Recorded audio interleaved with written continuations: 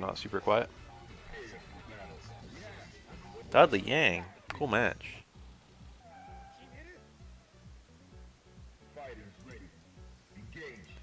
Mike is picking up. Game sound is picking up. Got hit crouching. I don't know if that means it was punish or what. I think it does. On the lightning recovery, that is. Actually, I don't know. Really cool DP. Wake up low short to catch the shimmy. EXDP to show no respect. Cool jump parries in ATR. That's very interesting. I don't do that. Probably not a bad option against Dudley's tiny jump, honestly. If he hits a button, you parry it. If he doesn't hit a button, what happens? I guess it's just a jump in scenario. You just flip it, so it's like you're jumping in on him. That was a good chase. This can't kill, can it? Oh, it was close. That really chipped out. Damn, that did a lot. I guess it was Yang health. Even with the... That was like the optimal thing he could have gone for to juggle there. If that didn't work, I don't think anything would have. Nice. Ghost crouching hit. Ooh. Oh my god. That was low strong by Dudley. That can be parried in either direction. Yang went for parry and it worked. Because it was going to work no matter what. Gotta be mindful of that with your low punches. So they kind of, it's kind of just a losing. Against parries, it's just losing. Depends on the timing, obviously. Nice walk in. About to say, how did he not get a DP? And then I remembered his DP is a kick. And then I remembered it's quarter circle. Ooh.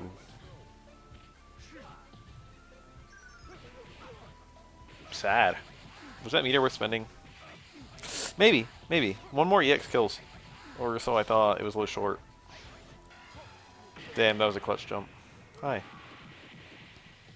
First time chat. When is Sagat video? Sad face. It's already made. It's on my YouTube. What? I can only imagine you asked that already knowing that it exists.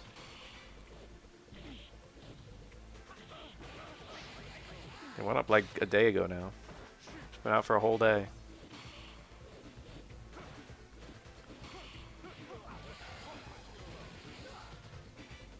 "24 continuous hours of bad balance I got." Did he just shimmy that grab? I guess so. I guess it was shimmy into command grab. It didn't look like the command grab was sooner than the regular grab. It seemed to come out alright. I think it could have been a bit better. Oh, it didn't juggle. That can work. Dudley has juggles into that sequence. But the DP has to hit very early. If the DP doesn't get like its first active frame, the juggle falls out, the opponent gets a reset. And whether the first active frame connects or not is a little bit based on where the opponent, what character the opponent's playing and how high they are. Oh, Yang for sure thought that was going to dizzy. The parry into throw was smart there. Should have been one block into red parry. Oh, never mind. The first hit of the super chipped. Never mind. Never mind, I'm high. That was a one frame parry window.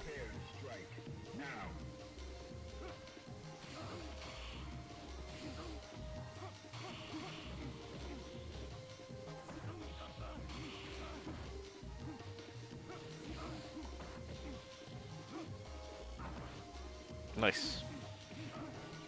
Oh, was that an accident? I think he wanted it. It was weird. It failed to chase. He could have spent the super to kill. That was greedy. Hope he doesn't regret that. Was that wake up DP? I guess that wasn't that risky, because he was just going to cancel the super.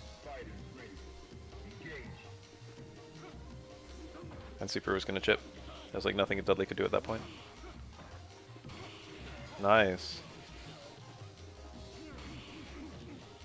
I think for Akuma versus Dudley, Light Tatsu hits Dudley even when he's crouching, and that makes this matchup kind of good. It's like they're still both really strong characters, so it's not like one-sided or anything. But Akuma doesn't have to care about whether Dudley's crouching or not.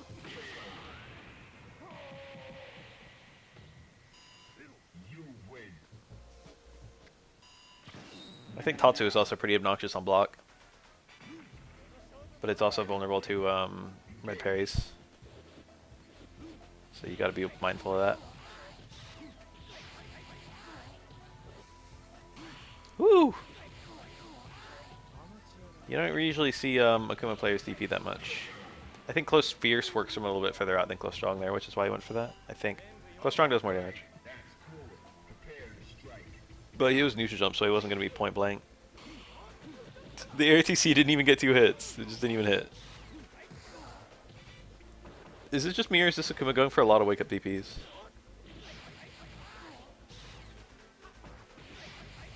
No.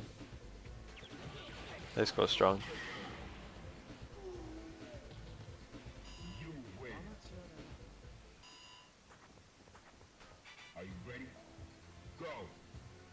Yun versus Yang.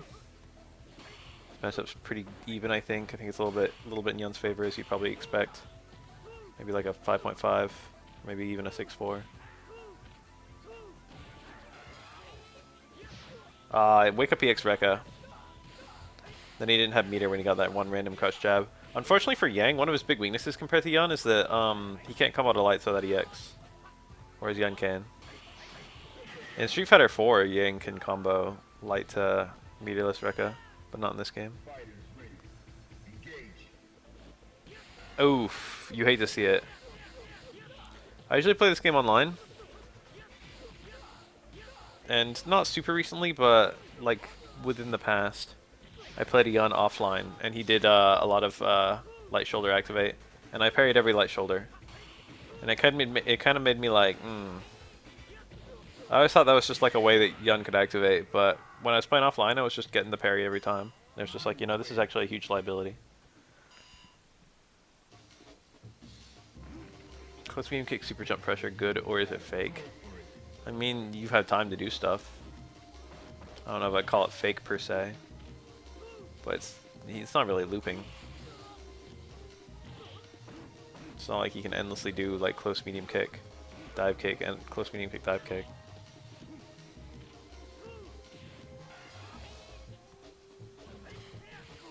That was unsafe. What should he have done there? Medium shoulder?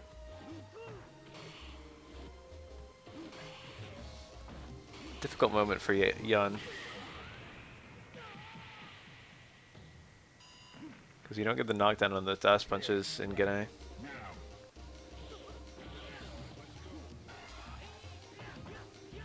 Nice towards Fierce the God. This should do a lot. Oh, fell out. He missed a lot of the meter he normally gets back. That was fucking smart! I've known that was possible, but that's one of the first times I've ever seen someone do it. You can duck a hit of Tatsu, and then when you stand back up, it's a blue parry instead of red parry. If your character can duck Tatsus, that's better than... Like, a lot of the time people will just let the Tatsu zoom over their head, and they'll hit a button that hits the Tatsu, like a Ryu Crouch Fierce or something like that. Like a low strong. But if you stand into the Tatsu and parry it, you get a bigger punish. Because you hit him while he's grounded. That is very technical.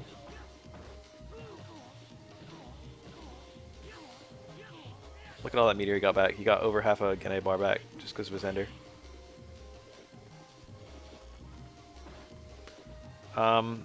There's no way to react to any throw in Street Fighter. Command grabs are like near instant. And regular grabs as well. You have to know they're coming. KKZ? How do you even churn that out? I'm like actually mystified that he managed to get out like a reversal KKZ. Yeah, it was just... Most of Yun's attacks have very little recovery in Gene, so like KKZ it's very slow, it's very desperate. He would have won on the spot if it hit. That actually would have just killed Yun from the health he was at, I think. KKZ does a massive fucking amount of damage. Opposed to them adding 200 new characters. I think 100% they should add new characters to an update to this game. It would be very hard to sell just a balance patch for Third Strike. No one would buy it, and it would divide the community. But if you had a fourth version with new characters, it would be palatable to everyone. Just throw in some new guys. Just put in like fucking Poison and Colleen. They're already there. Make them playable.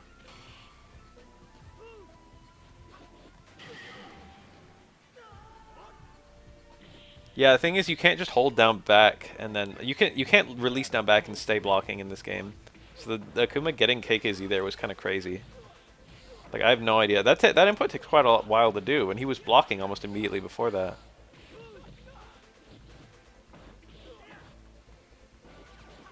Miracle of the Universe, he managed to get that out. Didn't even work though. Oh, there's reaction juggles out of that. He didn't get it in time. Cool. Then he didn't even get a punish. He like jumped with that parry with that like read, and he wasn't even ready. Very slow shimmy. Nice. That whole little sequence was cheap. By getting blocked. Yeah, it's like I've seen a few dive kicks in my time. High connect dive kick into re-jump into empty jump low. That was grimy. Oh, that's probably gonna work, yeah. Cool. That is an invincible super.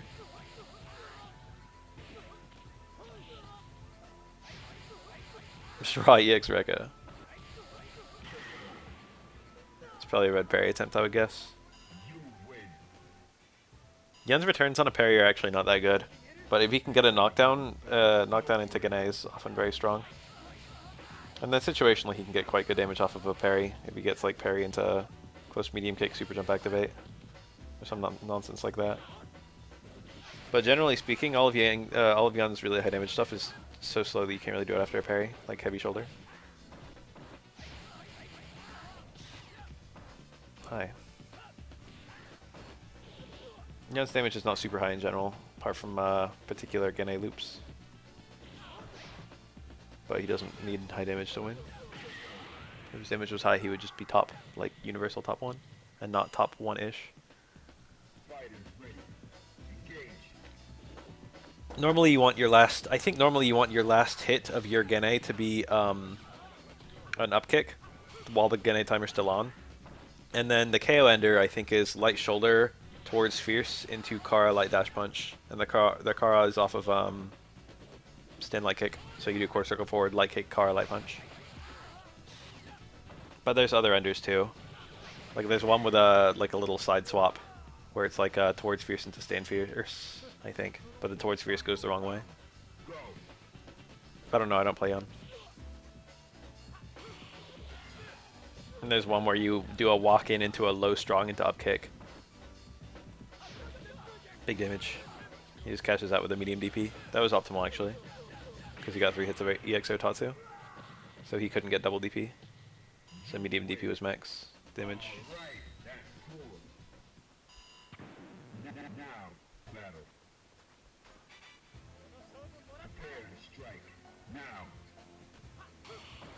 Ah, tried to hit the landing recovery. Really good punish. Towards Fierce micro, close medium kick. Close medium kick, micro walk forward, another close medium kick. Bad supers tourney? What the fuck are we talking about? Is this like a third strike event? Does everyone have to pick their character's worst super? I'd probably do pretty well in that. I have a lot of practice with Aura Super 1. It's not good though. But if everyone's got bad supers. What character would dominate in bad supers? Probably Yan. Yan doesn't have a bad super.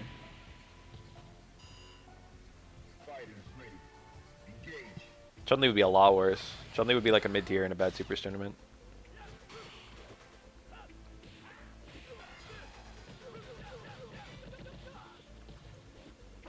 I'll probably watch it in post.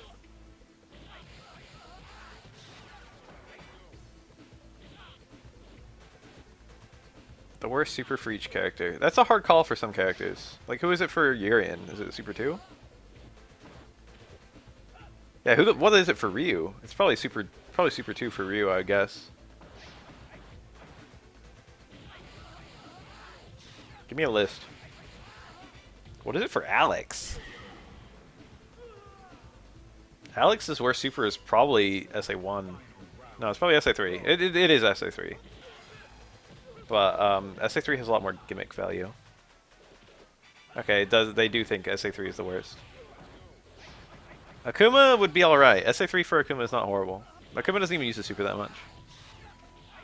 Any of Akuma's supers are workable. SA1 is just the best.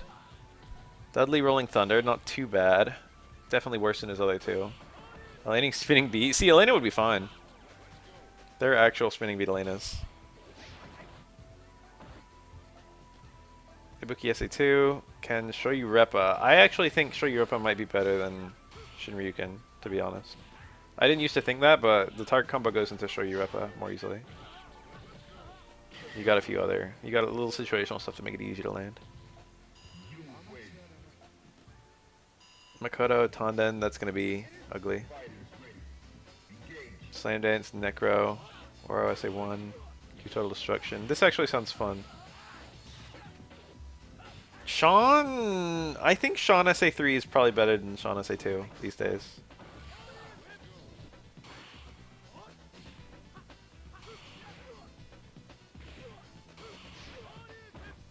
Makoto's SA3 is not, it's got a lot of gimmick value. It's workable. She's not the worst off character. Makoto's decent without a super. I could like make a tier list for like those supers. For like who would be best in that format.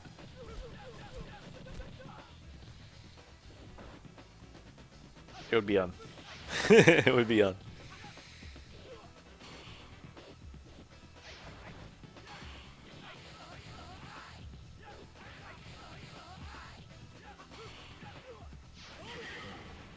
The only super I'm kind of like questioning is Sean SA3. Every other one I would agree that's their worst super.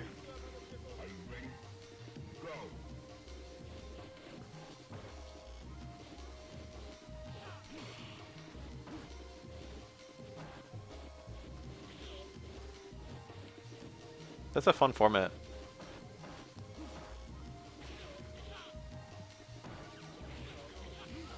Ah, that was sick. Yeah, that's why Akuma would still be strong. Akuma just loses some chip out stuff, and actually his punish damage goes up.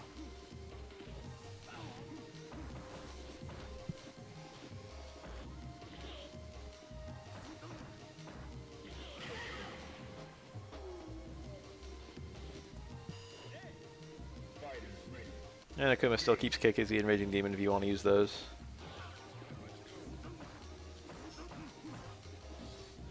Block string of the Hodoken. Traditionally they say not to do that in this game. That was so far. Wake up Demon, not point blank though.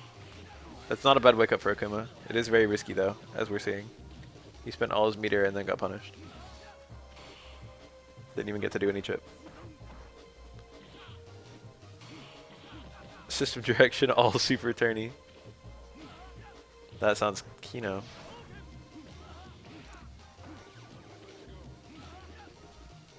Sean supers are all about as good as each other. So that's kind of fair.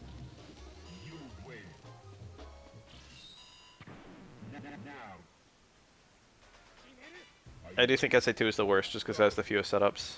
It's kind of the hardest to land. Even if you get like a random, like any parry can go into SA1 or SA3, but only some parries can go into SA2. I think that's a big count against it for Sean SA2. It also technically has the fewest setups, although he doesn't really have a whole lot of setups with any of them.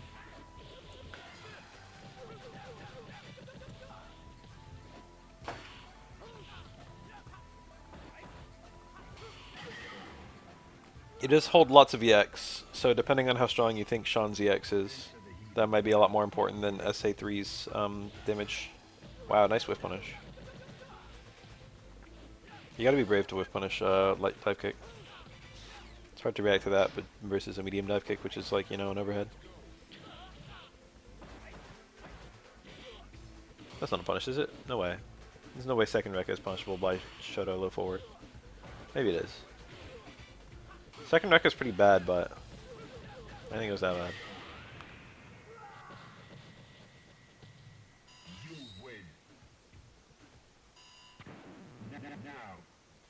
Ken Shoto low forward is kind of fast. It's faster than Muse.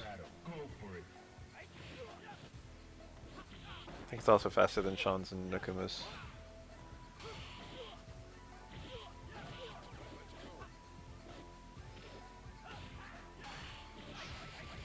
I think in SF4, Ryu and Akuma have a 5-frame low forward. And Ken's is 4. Ooh. Nice.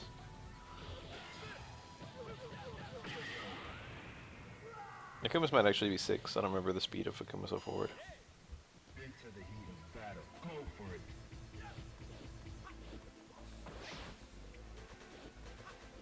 Imagine a 4-frame. Imagine Ken's SF4 low forward in SF5. Imagine like a mid-screen 4-frame medium.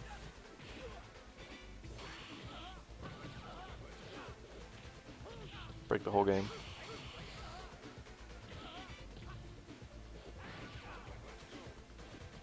Kuma's 5.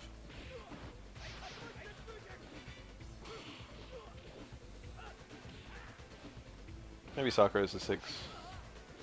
Maybe Sakura is still 5. I think Sakura can do low jab into low forward, but she can do stand jab low forward, which makes me think it would be like 6. Because I think her low jab is only plus like, I don't know, 5? I might be making that up, I don't know any of these numbers.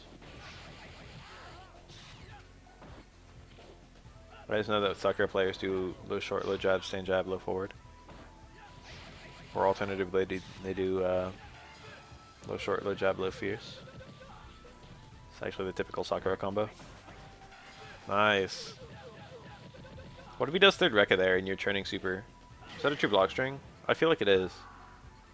I think third Rekka is a true block string. So would that just hit Ken if he was turning super? Or does he turn super between second and third Rekka and then hold back and then still mesh kicks? And that way it blocks or uses super. That probably works. That's hard to do though. Car throw. See that? Parry into walk in.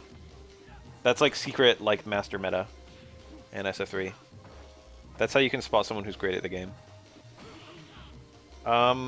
They're kind of like all safe. Like as long as you don't do the 5th one. I don't know the actual frames. I think the first Rekka is plus, and second Rekka is like -1. And then it goes down to like 4th Rekka is only, it's not that bad. It's only like -4 or something like that. I don't remember. I don't know Yang's frame data. You can do quite a lot of EX Rekkas and get away with it, I know that. Ah, yeah. And that was probably going to cancel into Tatsu or something. I'd have gone for that low parry, honestly. It's a very obvious sequence from Akuma. I probably would have died, but I would have gone for it. That looked really far away for a grab. It's like it looked like he got a micro walk there, or possibly a car, but Ken's car throw is really hard to do. But this gold Ken is a god, so maybe he got it.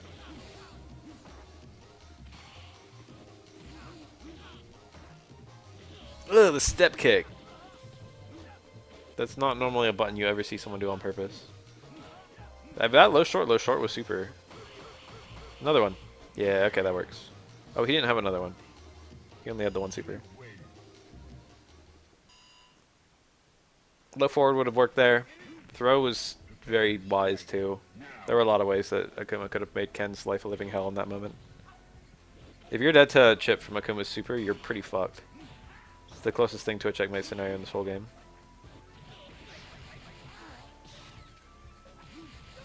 Wake up DP didn't even get the reversal.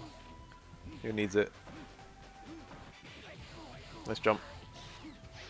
Oh, that's Dizzy? No. He missed the first hit. There's Dizzy. You can tech the throw. Teching the throw works. The problem is you have to, once you tech the throw, you have to like parry again instantly, and it's very strange. I'm not even sure if it's always possible. You might be forced to block in that moment. So you might have to do at least one block and then go to red parry. I haven't taken that to the lab in a really long time.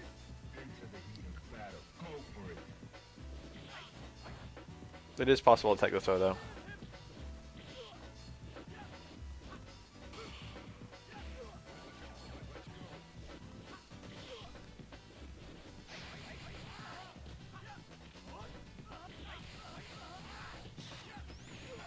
Nice.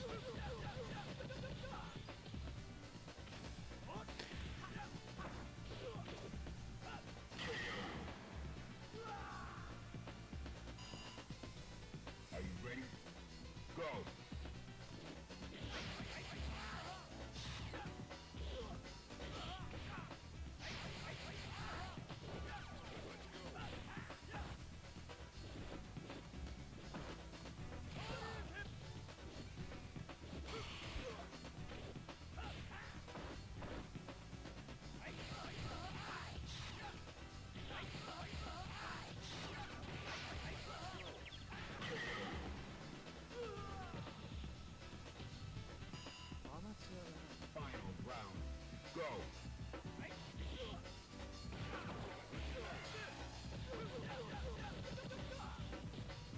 I didn't just miss anything. I responded to a message. There's probably some super badass thing happened in the last 2 seconds. Ugh! Why do Ken players do that? They're just like, I think I will low forward and then DP.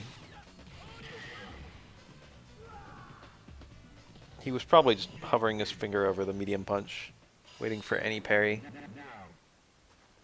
Going for that low forward single hit confirm. And of course it's hard as shit, so he missed it. You can confirm, you can react quite easily if it's a parry. Nice.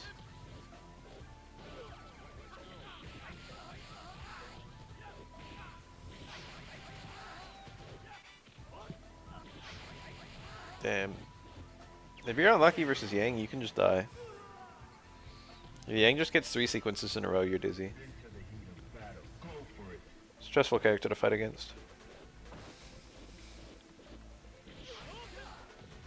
His mix is decent too. You got the command grab. You got the dive kick. That's kind of it, but that's all you need. His overhead presence basically doesn't exist. Towards medium kick is there, but it's not scary. It's quite easy to block on reaction, doesn't lead to anything. Universal overhead works. Depending on what character you play, that can be a little scary. But the thing is, in order to have a universal overhead, you can combo out of it, has to hit deep. In order for it to hit deep, it has to hit on its final frames, which means you have more time to react to it. Nice. Oro can dash to chase that. That's what I always do. Oro's dash is really good. Yang's is not quite so good.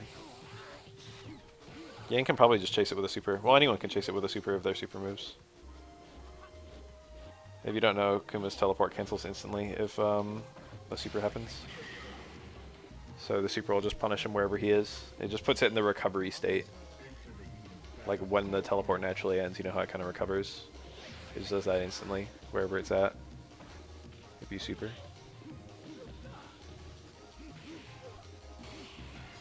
It's kind of scary for Akuma to go for the overhead. It's like, yeah, technically speaking, it's unthrowable, and it's an overhead, and it's really fast too. It's like 15 frames, or 13 or something like that. It's very quick. But if you get parried, you die. There's no way to make it safe from a parry. It doesn't lead to that much damage. So even though it's like a good option, most Akuma players don't really pull it out that much. Yeah, Ibuki, like, they're like, with Ibuki, they're like, oh yeah, she's got like command dash, so you know you're fine. You've got a regular dash if you need one. But one, her light command dash isn't even that fast, and two, she takes double damage if you hit her out of it.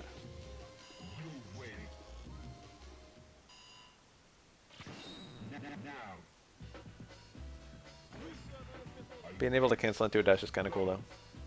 The way they did her dashes in SF5 is so much better. I like that a lot with the 3 different, you know, command dashes, and then the regular dash is decent. That's one of my favorite things about her in SF5 is the heavy command dash. It's fun.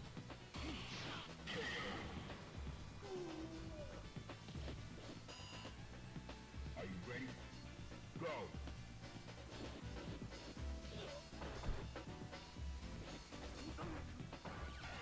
Wow. Ken's just like, oh, that's Akuma stand medium kick. I can super that. That's a red parry attempt. If you get that red parry, you get a much bigger opportunity to punish. He missed it, but he still got a punish.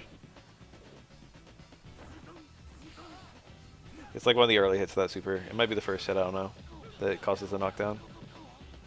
So if you go for the red parry and you miss it, you know, it's actually still punishable.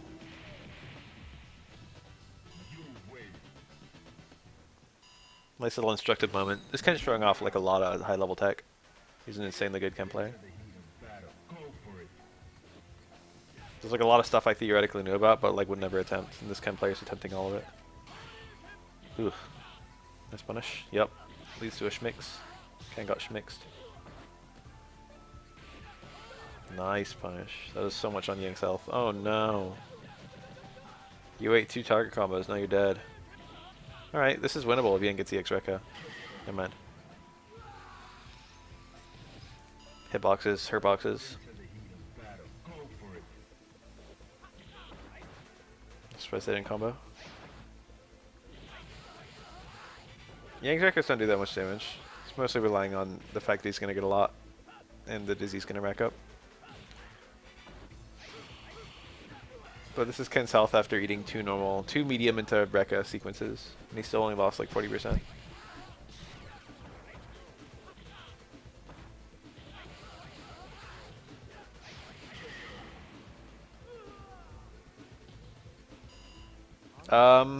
Maybe just to throw your opponent off, because once you get to a certain level in this game, people basically quick rise every single knockdown.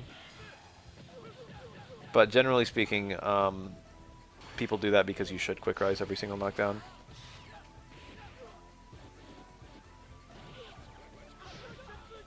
You're vulnerable to a lot more stuff if you don't quick rise, especially in some matchups.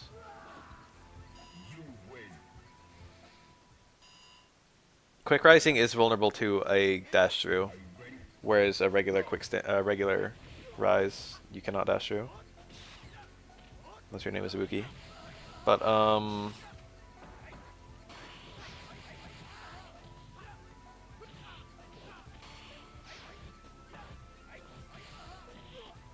maybe if you didn't want to deal with that, but all the dashes are reactable. They're only not reactable in the sense that like people usually don't go for them. They're only unreactable in the sense that they're like surprising. But if you know it's an option for your opponent.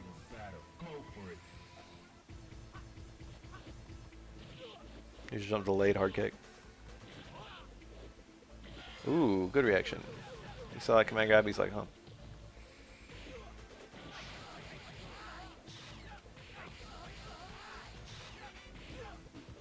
Someone said who this Ken was. I forgot who it was though. Was it Roku? Is this Roku?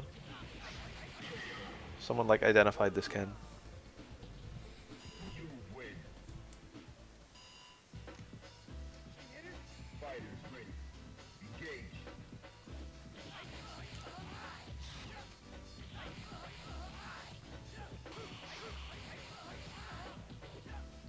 Crookie's here and Spab's here, but we're not doing a randomizer.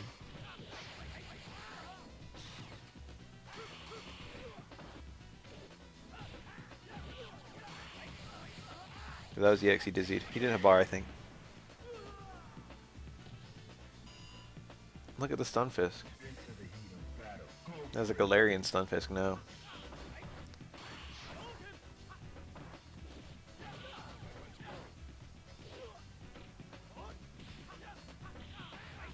I finally used both monitors. I've had two monitors forever, and I'm ignoring one of them. Nice. You can do a 5th Rekka after kill. You can't do special moves after you kill the opponent, but for Yang, like during the post-KO screen, but for Yang you can actually keep doing Rekkas.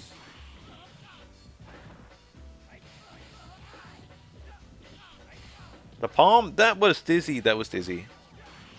He had Dizzy off of that palm.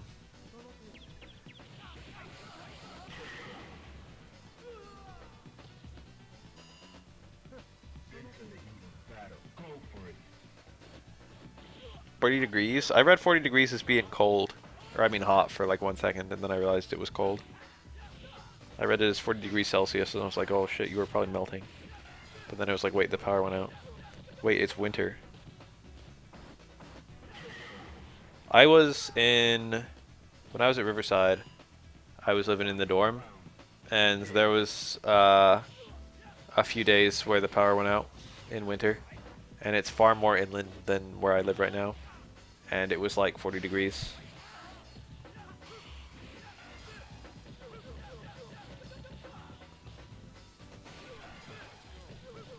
It was cold. I remember it. I was like lying underneath my blanket like, holy shit, I'm gonna die. It was also dark. So my heart goes out. Wow, nice. Canceled the low forward. Hoping Ken would dash into it, which he did. It's been kinda warm lately over here. I think it was like 70.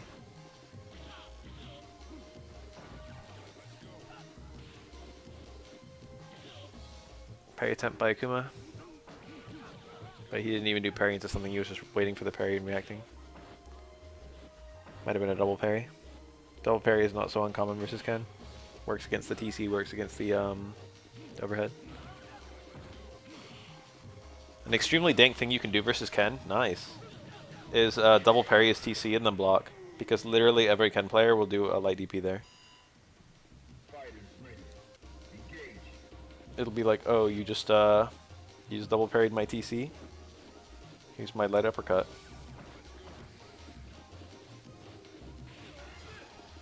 You can parry that too if you want. But it's, you know, it's a little scary. You can also just block.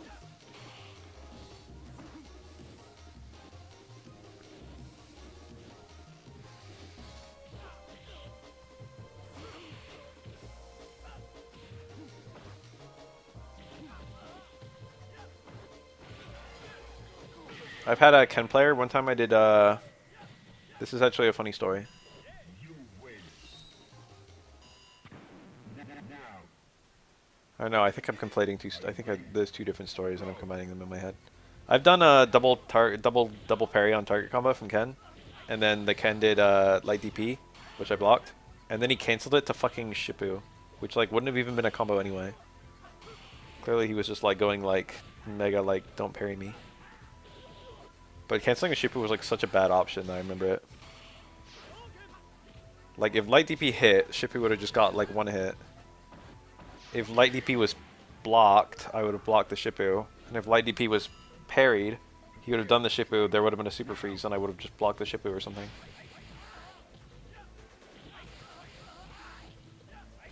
There's nothing forcing you to keep parrying if you're already parrying. You can just see a super and be like, I don't think I'll parry that.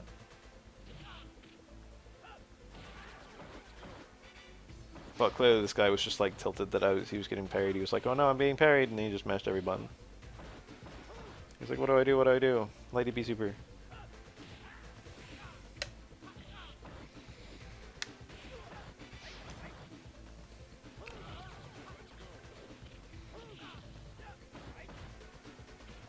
Empty jump in your face and then throw is so obnoxious. It's scary to anti the empty jump because it could be dive kick. Final round. Go.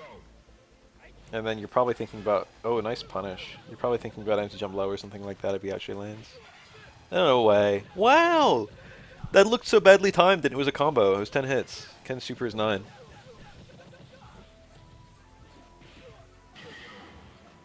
That did not look like a good enough overhead to link super. Ken's super is way too fast. Probably Ken has better frame dead on his overhead than Aura does. You don't have the same, there's non-universal plus frames on universal overheads. And I think Aura's is not that good.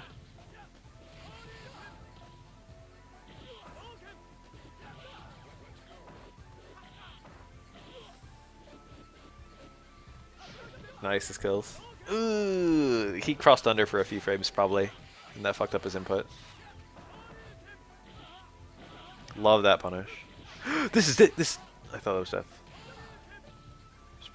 I'm surprised Yang would go for that parry and then not go for the. I mean, go for that jump and not go for that parry. Now. The repeated low shorts from Ken was pretty smart. Most Ken players would probably go for low short into uppercut, which Yang probably tried to parry.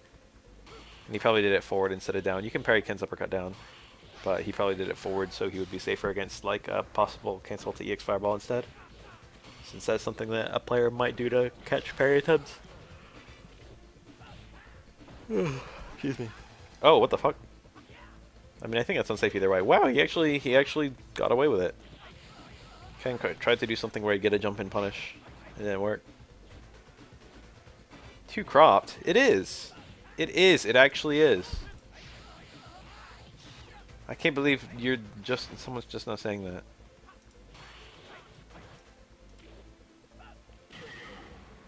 Please hold. You win. I looked at it and looked good, and then I, like, you know. Alright. This time with slightly less cropped. Find a new rival. It's kind of too big now, isn't it?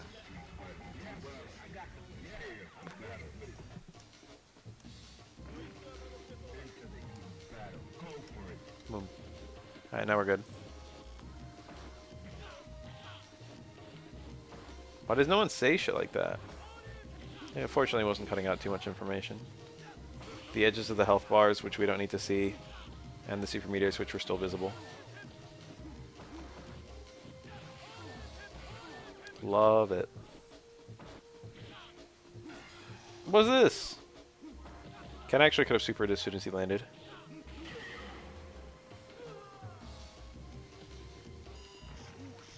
Into the heat of battle. Go for it. I should add like a fucking VHS snow filter.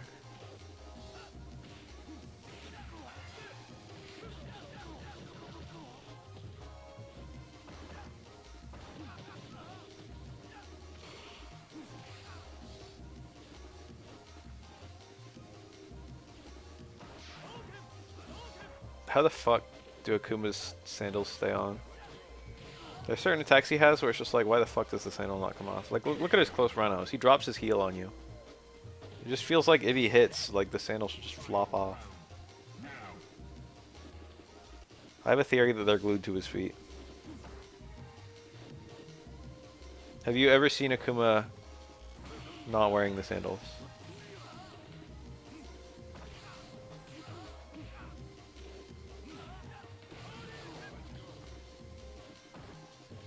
I don't see an ankle strap. No, when he crouches, there's no ankle strap.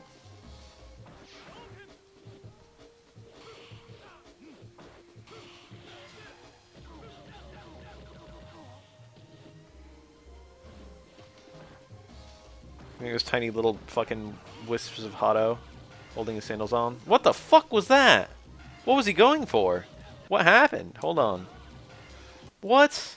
Was that really just supposed to be hard DP super?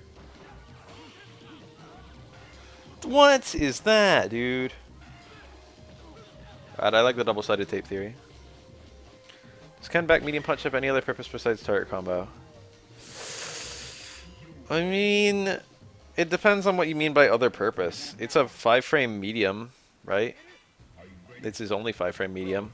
So that's kind of good. You can use that for frame traps. You can do +2 into back medium punch and get a 3-frame trap.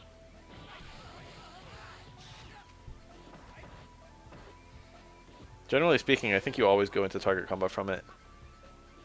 Since, like, the damage is decent and you can just react.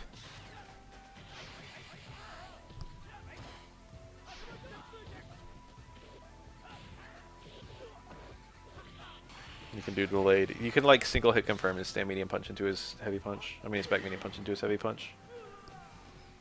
I think.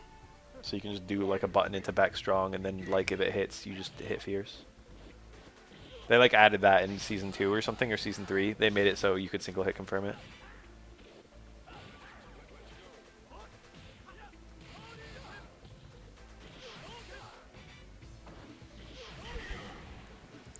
Look at all those dang emotes. It's a jamboree of extremely cursed Marios. Yeah. You wish Ken had like something into like low fierce. I don't know.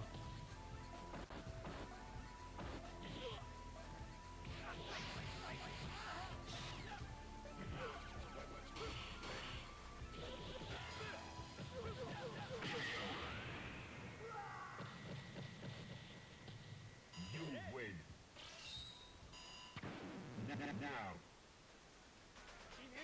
Into the heat of battle. Go for it.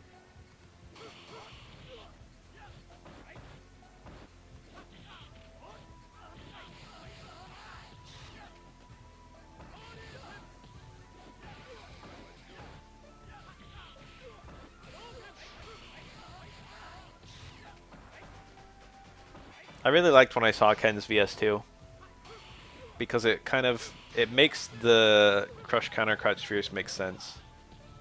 I thought that was really neat. Previously, Ken had crush counter crouch fierce into Hadoken into like dash super, and that was like the only route with crush counter crouch fierce that was halfway decent. And it was just like, why is this crush counter like this? It's just really strange. You would never do it because it's unsafe. You wouldn't do crush counter crouch fierce as your crush counter punish because it's not the strongest route. And you wouldn't use it in neutral because it's horrible. Yeah, Roundhouse was better. And Stand Fierce as well. Ken's rolling in crush counter punishes. Now, It's Stand Fierce, isn't it? Yeah. prepare to strike. VS2 is one, it's like a reference to the fucking wheel kick thing that Ken has in CBS2 or whatever. And Sean has in this game. And two, it's quite a good V skill. So in my opinion, it gets a pass on both counts. Reference to characters' past attack and useful.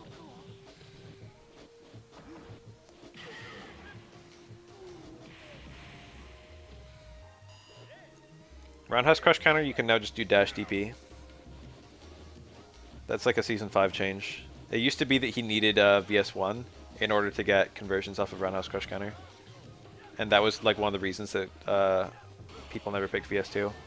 But now you keep the crush counter combos either way. So now it's easier to pick VS2 as Ken. But there aren't that many Ken players, and the Ken players that do exist often pick the VS1 anyway.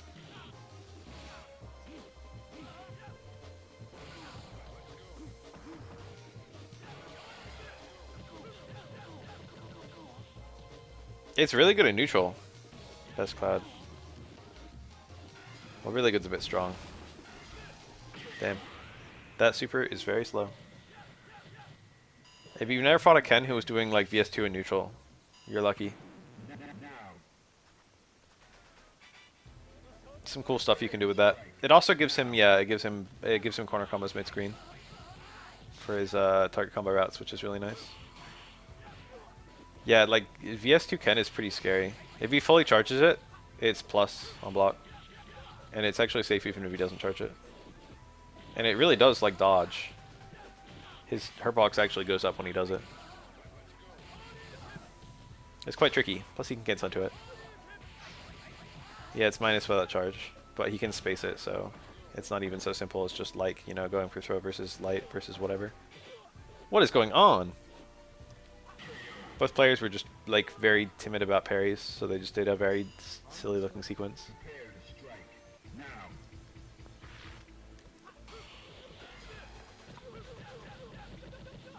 Jab Z KKZ is really hard to do. You can't cancel into KKZ, I think. Like cancels into it just don't work. So what you have to do is you have to do the jab reset at the highest point, which is not too hard. And then you have to KKZ at the earliest possible frame, which is 1 frame. It might be a little bit easier on certain characters, but I think it's often 1 frame. It's very difficult to do. Even harder to do reliably.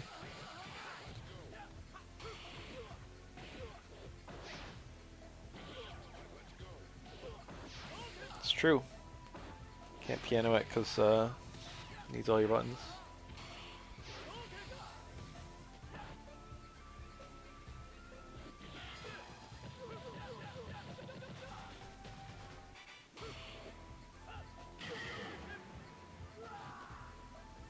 you win. If you try to anti-air Ken as he's charging it and he releases a little bit early, then he might hit your anti-air attempt. It's like -2. But it's not so simple that it's just a catch-all punish. Unless you just, you know, do like an invincible anti-air. Like a Shoto heavy DP or something like that. Or even a Shoto medium DP, I guess. Nice.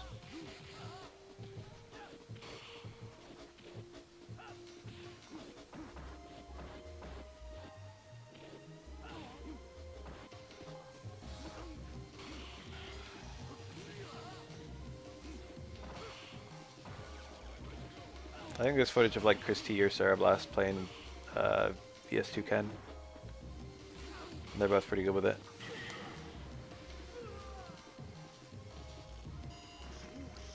Prepare to strike. Now, I don't remember if it punishes fireballs. I want to say yes, but I don't remember. Maybe no. I think I labbed whether it did that for the video, my VS2 video for it, and I don't remember what the answer was. I don't remember for Hazanshu either for Chun-Li. I think Chun-Li's Hazanshu actually did go through fireballs, but it's like slow enough that you have to like predict the fireball for it to be a punish. which sucks because it's unsafe. Hazanchu is almost an impossible fucking V skill to fix. Right now, in my opinion, it's like the only truly badly designed V skill. There's a lot of like nearly useless V skills, which is, in my opinion, kind of bad design, but you know. Cool, glad you liked it. But Chun-Li's is just like, I don't know. It's like really hard to think of a scenario where Chun-Li's VS2 could possibly be seen as better than her VS1 in any capacity. The one thing I will say for her VS2 is that if you space it, it can be hard to punish. And it's easier to build V meter with VS2 than VS1. Like in neutral. Hazanchu plus on block would like make her insane because she would just do like, well, I don't know. Maybe it'd be alright. Because it's kind of slow. So she couldn't just do like button into Hazanchu cancel. It would make it insane though. Even 0 on block, probably be a little bit insane.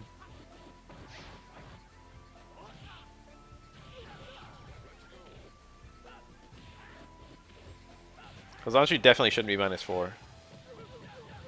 -2 would be 100 times better.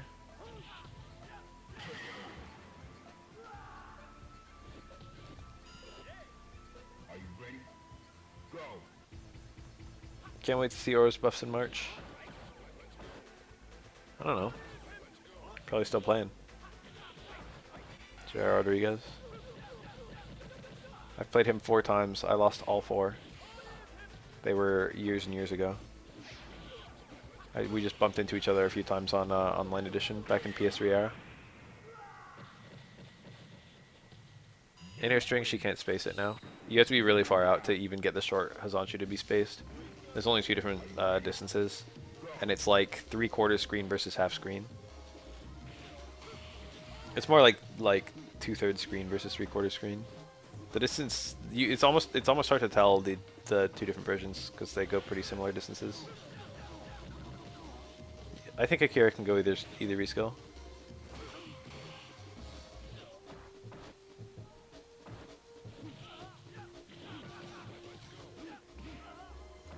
I think it's like guaranteed that Aura's gonna get buffs, but some the buffs might be like nonsensical and not what anyone's asking for.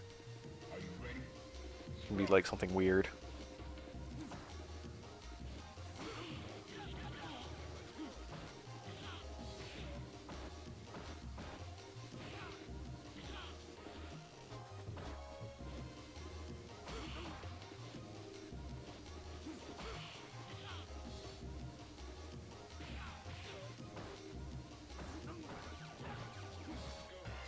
Oh, bad timing. The last like, I don't think I played at SF3 for at least a month. I hopped on ranked for a little while, but not ranked, casual, a while ago. I was labbing some, I was grinding some more stuff. Into the heat of battle. Go for it. But it's been a little while since then. I think that's the last time I played. I don't think I've opened it up to lab anything.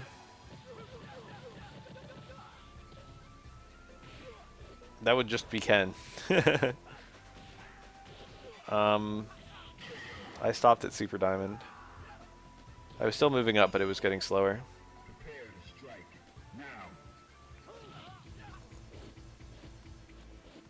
Now. I play fighting games usually like twice a month. But when I do play, I usually play for like hours and hours. I usually like hardcore binge it. It'll usually be like 8 straight hours. It's been like that forever for me. It's always how I enjoy my fighting games. It's very briefly, in giant spurts.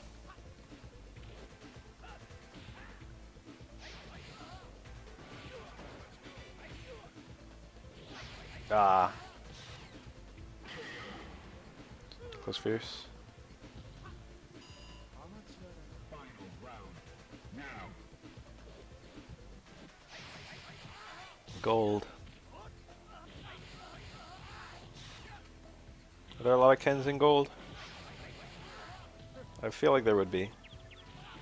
I feel like gold is like where all the Kens are. You don't really have that many Kens in Diamond Up. Not a very popular character. Prepare to strike. Now. But then you look at like the usage rankings, and he's like the second most popular character in the game after Ryu. It's like 9% Ryu, 6% Ken, right? It's literally like 15% are playing those two characters. And it's kind of funny because it's like Ryu exists in Diamond.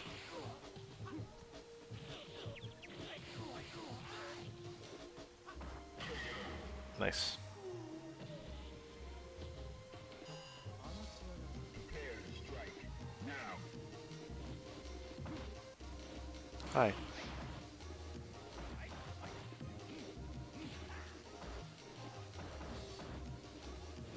Ah, that dive kick.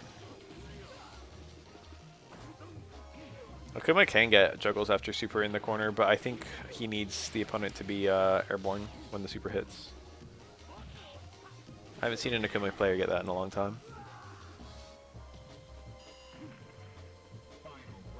I think he can actually get super into super in the corner. But I can't remember the last time I saw that.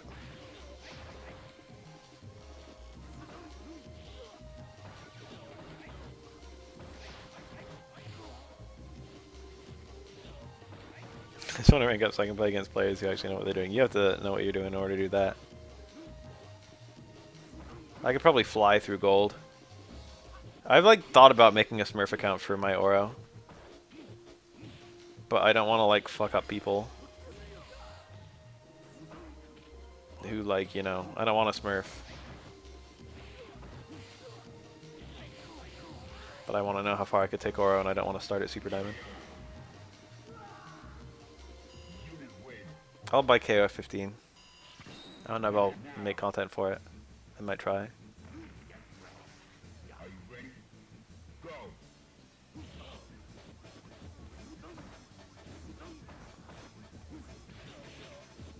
I don't know if I can fly through gold. I think I would. Instinct says yes. But maybe those gold players have got some weird bullshit. Gold is a decently high percentile just because like there's a jillion accounts in Rookie to Silver. There's a really bizarre statistic, but I don't remember what it is. It's like platinum and up is like the top 1% or something.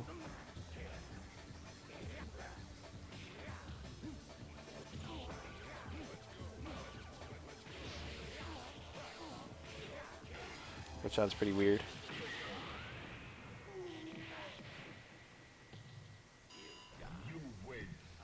I guess I flew through gold the first time. And gold was probably more competitive back then. Now it's probably like actual golds. But back when the beginning, the launch, it was like, you know, a lot of people were underrepresented because everyone was just building up. So a lot of people were playing like diamonds but chilling in gold.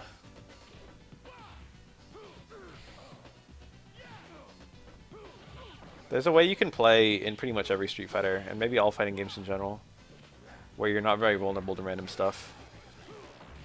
Uh-oh.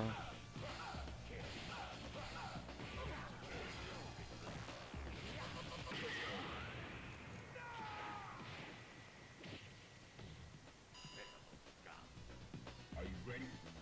Go. It's like playing patient, basically. There's a juggle there. That was deliberate by the Alex player. When you get that, not here. The first hit of EX/elbow is what he wants, and he got it. And then from here you can get stand strong, but he just missed it. But that actually juggles, even though you only get one hit of EX/elbow. Super cool looking, does a lot of dizzy too. And then from that stand strong you can actually get EX knee. It's a really fucking cool Alex combo. You never see that kind of stuff. So it's cool, this guy just went for it. Alex is hype. Final round. Go for it.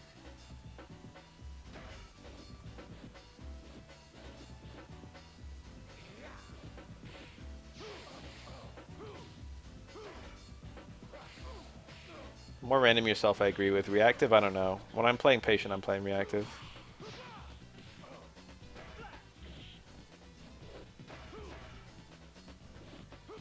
Okay, if you don't know a lot of stuff, that would, yeah.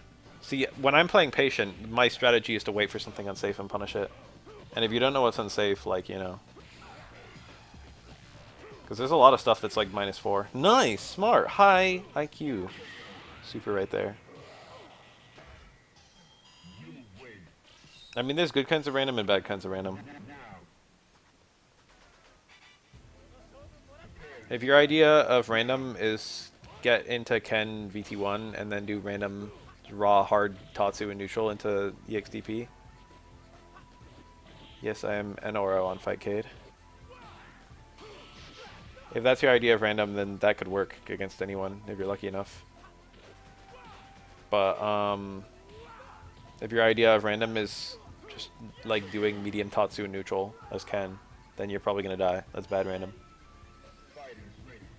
Engage. Did you win?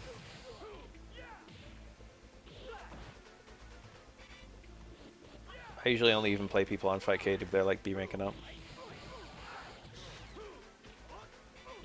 I don't think I've lost to a B rank in a while, but every now and then I lose to an A rank.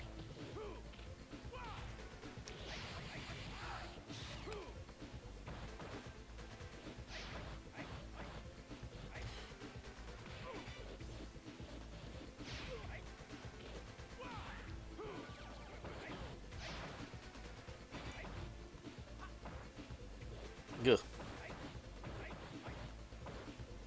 Stand short. Interesting button. Oh! You win.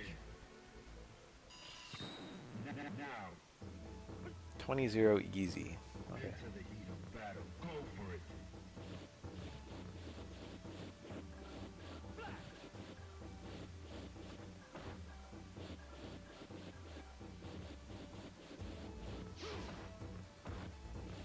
You must be, Issei. I think he's the only person who's done that to me. Have I ever seen a DDT in real life, in this game? Alex back hard punch is a lot of dizzy, so if you're like one hit away from, if you're almost dizzy the opponent, sometimes you want to go for it. As like a punish and stuff like that, just to get like a lot at once. And it's also unparryable, so if someone's going for a high parry, and you back fierce, it will just snatch them anyway. That being said, it's duckable, so if they go for a low parry, it might whiff. Go for it. Depends on their timing, depends on your timing.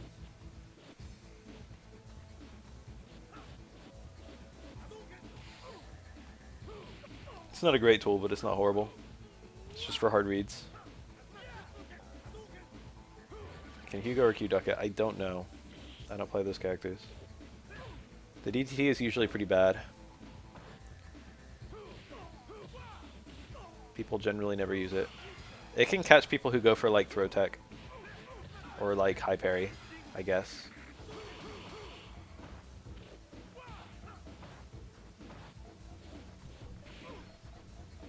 There are other ways of punishing that stuff though.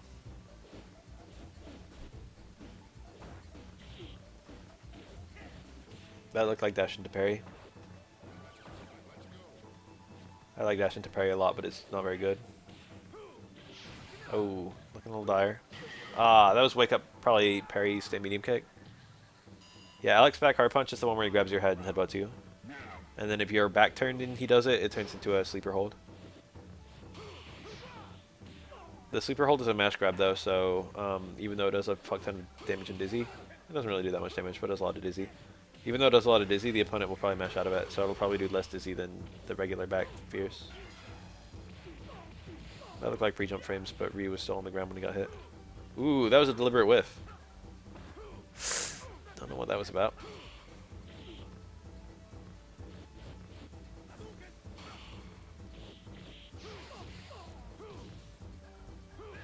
That was a back fierce attempt and Ryu just crouched it. It's just medium or heavy chop. Same way Alex back turns every other character. Or same way he gets all of his back turn stuff. Chop the opponent. now, Am I playing? I guess I could. I didn't plan to. ready. Engage.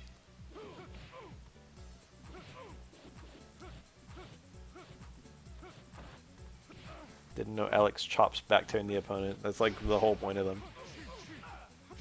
Not the light one. The light one's the only good one because it's the only one you can combo to.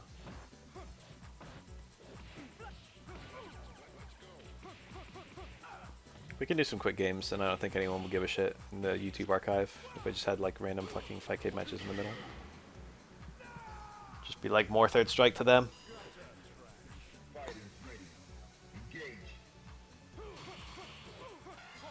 Interesting. Oh, he didn't even hit airborne. Damn, I think that hit before an EX/elbow.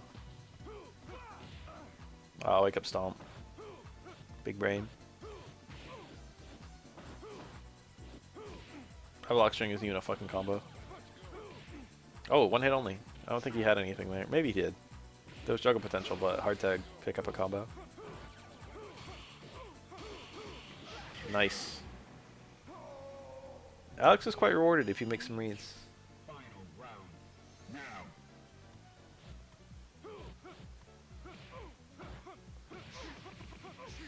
You don't get to see Alex that much. Why the dart shot? He juggled into dart shot?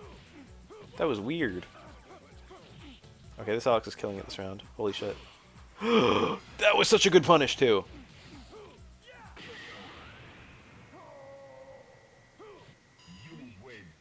Damn. He dashed, so he would be point blank with Dudley. Because Alex doesn't have like a good long range cancel. Stand strong goes nowhere, and close forward is close only.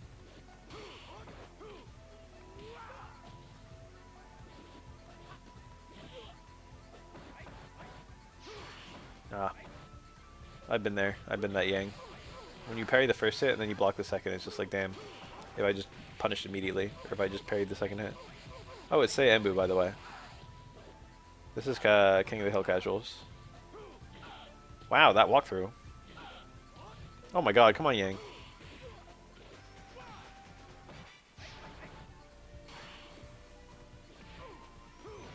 Oh, didn't get the juggle.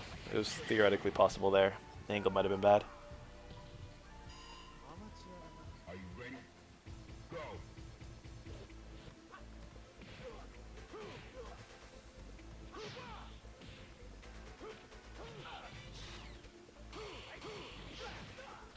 Nice. Very common read versus Yang players to do. Oh, he went for some shenanigans. I think. I think that was a failed meaty towards Fierce. Towards Fierce also inflicts a back turn, but you need meaty frames in order to be able to combo out of it. Alright, I'll hop on after this round. And we'll do a few. Probably not a whole lot. Just a few. Probably like a first to 5 or something.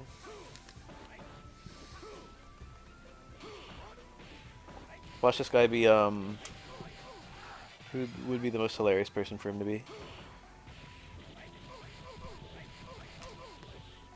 It's, Kuroda. SF6 news. Last SF6... Oh, no. I didn't see any SF6 news. I read that as SF5 because my brain doesn't work.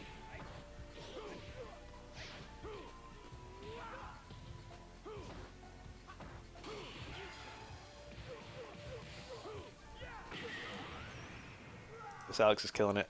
Alright, hold on a sec while I play some Fightcade.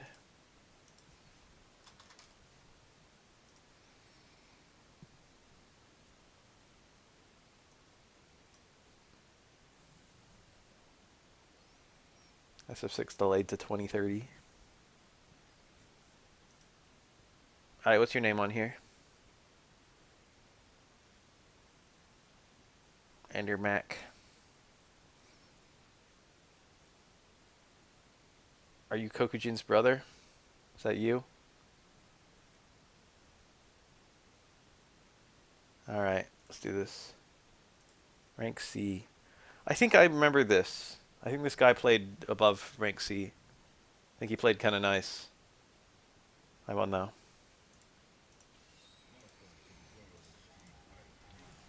But I think he played a lot of characters and he played them all pretty well.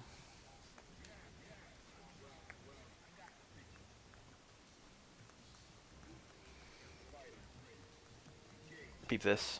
Easy reads. Never mind. Oh. Come on, I got the close one. Could have been worse. Whoa. That was a bit bad.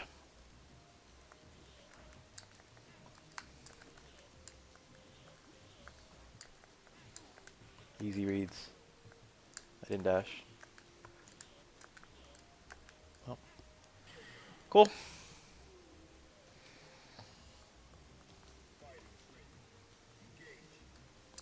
Oh, I hit medium kick.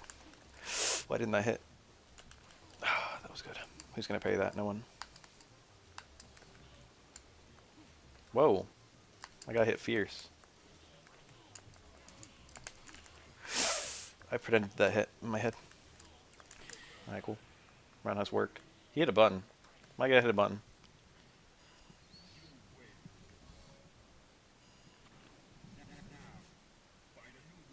It was not a good button.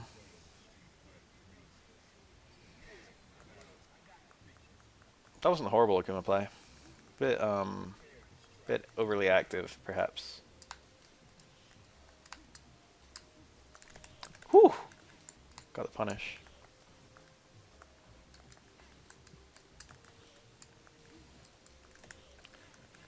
Not a good DP. Not a good jump combo. Hit my button early when I landed. Beep this. Never mind. Ooh, that was kind of nice.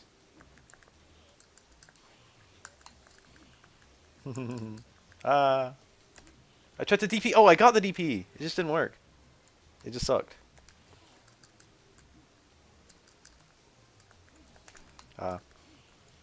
Damn, he's playing kind of nice. Uh-oh. Good round.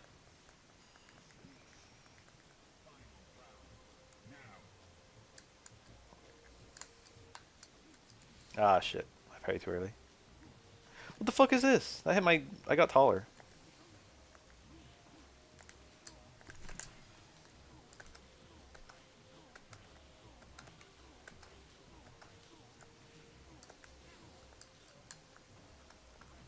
Parries?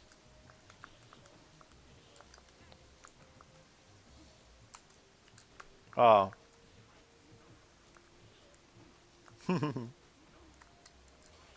Oh.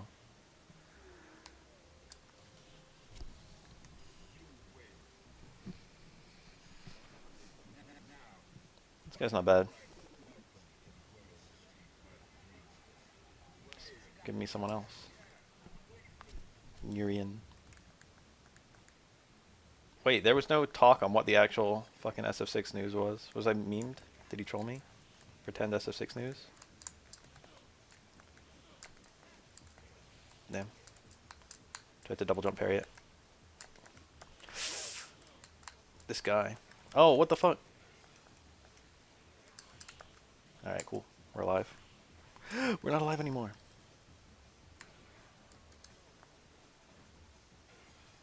Oh, you burned the meter. Could be worse. Not a great round by me. Alright, let's try to win in neutral instead of doing whatever the fuck I just did.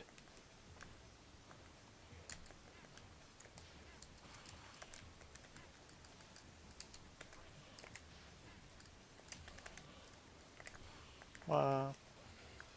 My airborne frames. Damn, of course, they always overhead.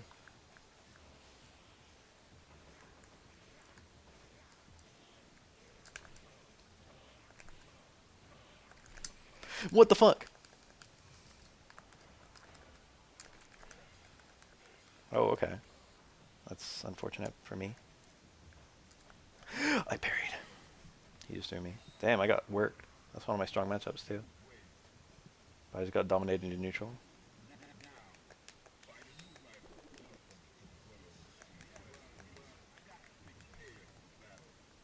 Alright, let me fix my face. Not lose to random stuff. I ate some stuff that was like, if you eat it, you lose instantly. I tech that throw, what went wrong?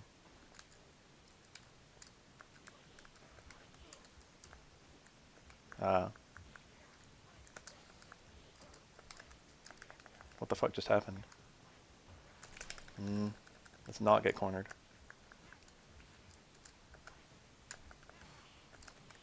That just worked. What the fuck? This dude's a god.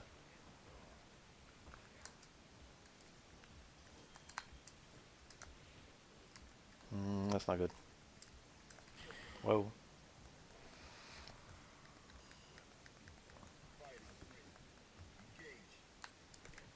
My roundhouse didn't even win. Meaty low fierce.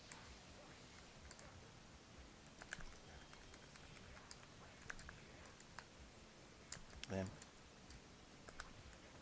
Why is everything losing?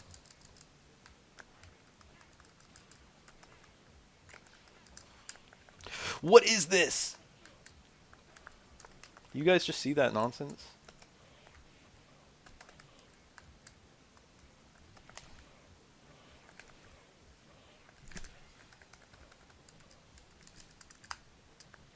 Didn't even get it. Double jump versus Akuma. I mean, not Akuma, Urian. That setup is too hard versus him.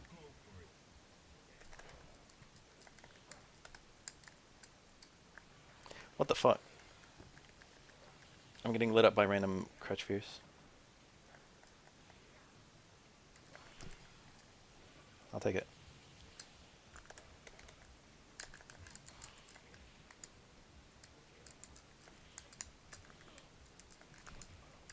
Yeah.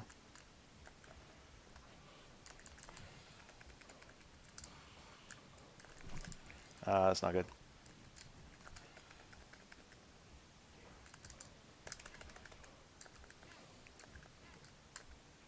Ah, I teched that. I teched it. I teched it. I did a parry. Alright. Cool. That was scary. That was the worst tackle of all time.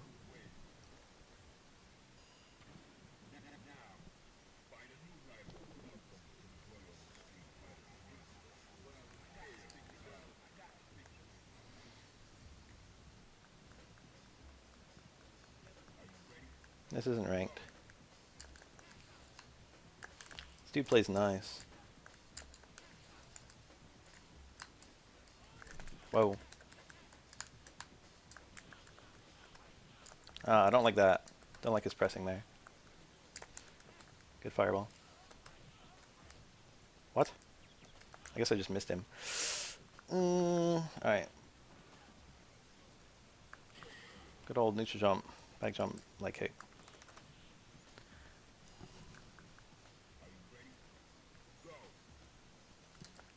I got a fireball. Let's parry into stand strong. I tried to cancel it. It was a nice parry, anyway.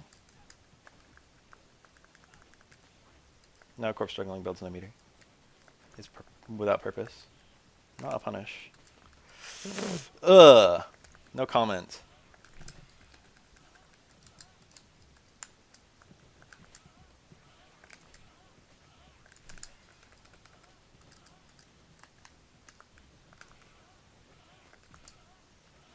Whew.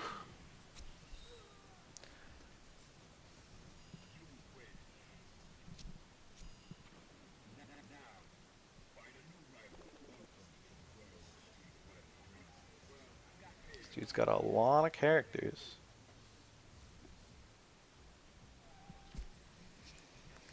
Plays way above a C. Probably a high B. Maybe an A. A lot of randomness, though. There's definitely good shit here. Whew.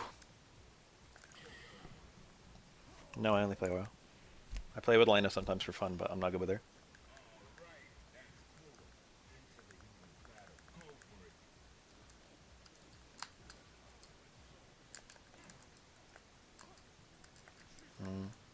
The throw. I did parry. Car throw. Would have been nice. Oh, he knew. He was certain.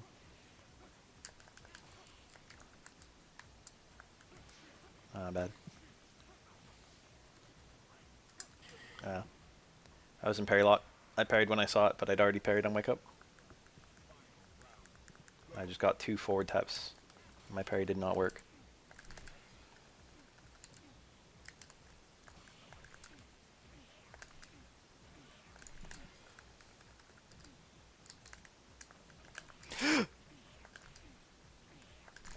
Okay. Didn't dizzy him?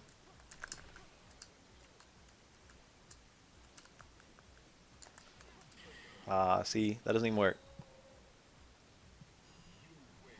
I did that with that in mind.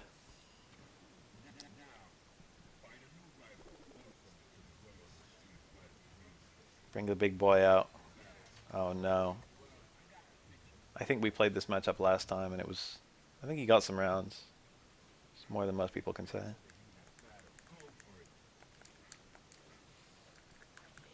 That's parries. Bit awkward. Ooh, there's a nice command grab though. Oh, he knew. I went for parry there. Alright, this is a little dire. I'm dead. Got a little bit blendered there.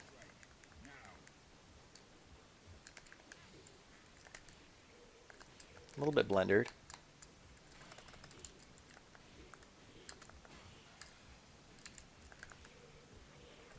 Oh, it didn't even kill him. Okay, it's fine.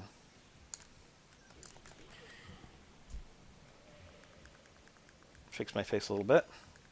I also baited out a super.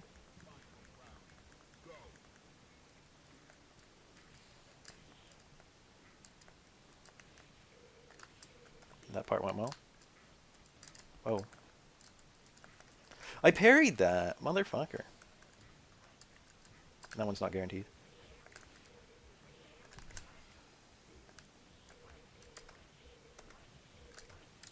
Well, I got a lot more hits than I wanted.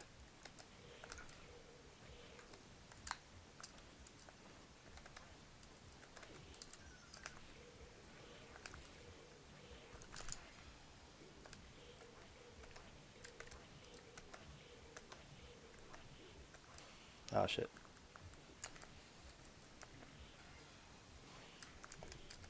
Where's my cancel? God damn, 2 dizzies around. I wanted super. No, B-Tran's here. He's gonna roast me for that very, very shitty play in an A2 matchup.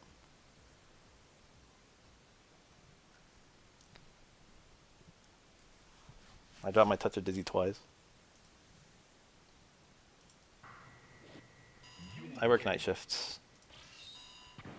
Are you ready? Go.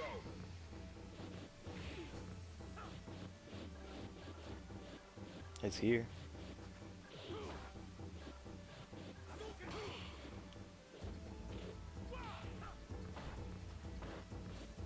I used to watch Gamers Vision, and then I went through like a massive, what's it? East versus West.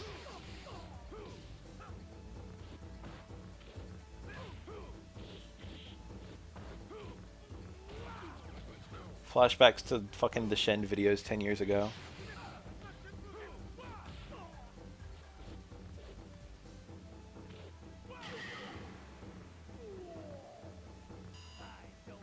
Are you ready? Go.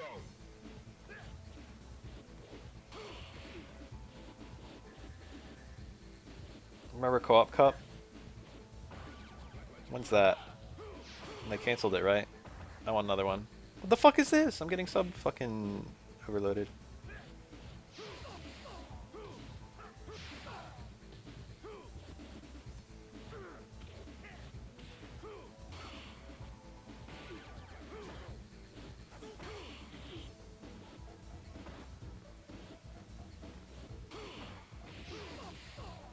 I just want to watch some fucking good old 5-12 teams. Second lot of first to 10s. Oh, that happened, didn't it? That was like the thing that happened in place of Co-op Cup? Or something? I don't remember. Oh my god.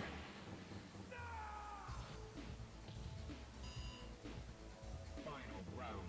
Engage. 3S tier list that I posted in your Discord. No, I never opened my Discord. This looks kind of nice. Oh, that's not nice. Oh, it worked? It's gonna fall out. Not nice anymore. Okay, that's a bad dension though. Yeah, that's a punish.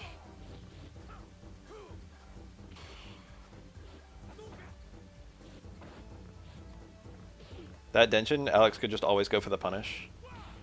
And if Ryu released immediately to stop the punish pre-dension, then Alex got a punish post-dension because it wasn't enough to stun. So Alex had just like a dead OS there. Not like a DDoS, like just a regular, he just had no S. SBO, I remember those. I got so hyped for the SBO when Crota played Oro, and then Crota literally lost every single match. Into the heat of battle. And his team still won, that's the funniest part. Crota literally lost every single match and won anyway.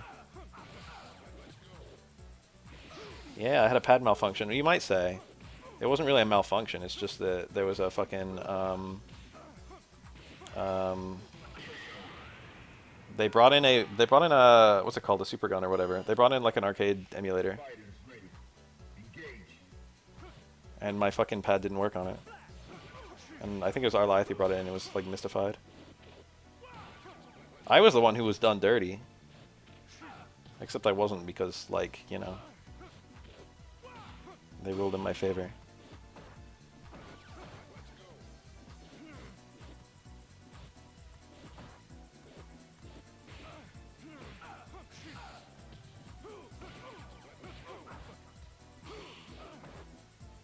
I just showed up trying to play.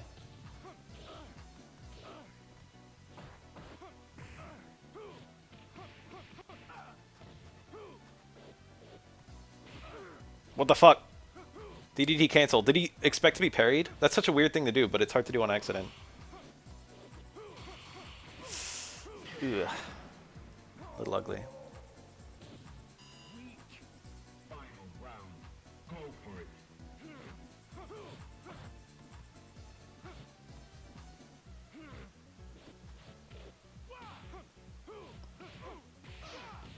Cancel the stomp? That's hard to even do.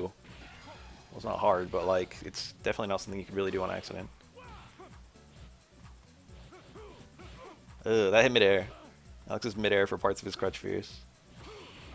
Ooh, it's gotta be X or it won't combo. Did he expect to be parried? Is that all Alex gets? He can probably just raw super there. Maybe not. Alex super's kind of bad. It might have fallen out for distance or some bullshit. Ugh. Oh. Ugh, my god! He hit Dudley before Dudley landed. I was enjoying that Alex too. Are you ready? That was a nice parry on the EXDP. He needed that. It was like kind of an obvious EXDP, but like, you know. Just the fact that you don't know when the EXDP is coming means there's just a high chance of dying. But Alex got it right. He was ready. And then he wasn't ready for the punish. Dudley's EXDP has a lot of forward movement, so he crosses you up on block. And he's actually not even that close, so you have to like kind of follow him backward, which is different if you block it versus if you parry it. Prepare to strike. Now. I'm not oddly, well, I guess I am oddly secretive. It's not, it's not a good pad. It's not like a pad that you would want to use. A lot of people ask me what it is because they want to buy one. It's like, it could be anything. Play on whatever makes you comfortable. I don't endorse my pad though.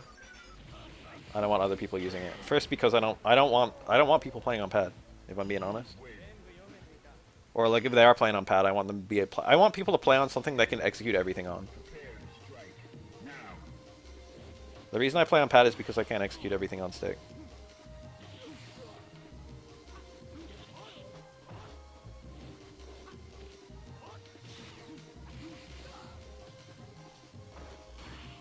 No, it's not a Horify commander. I have one of those though. Pretty nice. It's just like just a generic USB like pad.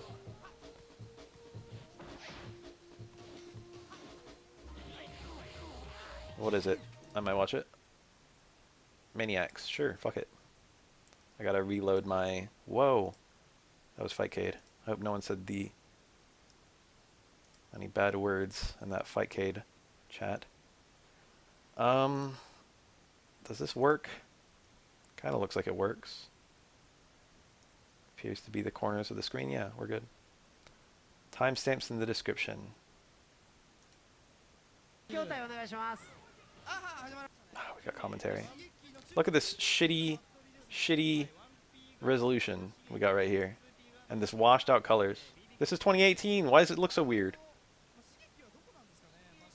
Also, I clicked on the timestamp and I'm midway through the round.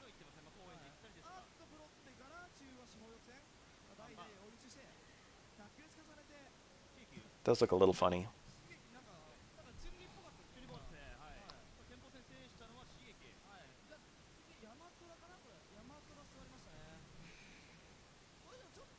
Alright, give me that good shit. Makoto versus Chun-Li. This is a nice tournament match right here. This is what happens when you're playing for money in this game. You get matchups like this. You get Yun, Chun-Li, Makoto, Ken, maybe Dudley and Akuma. Yang. I think Yang's on the up and up a little bit. I mean, I don't think he's. I don't know. Yeah, you see Arian. I kind of feel like Yang's kind of good. I used to think Yang was just like the low end of mid tier. I mean the low end of high tier.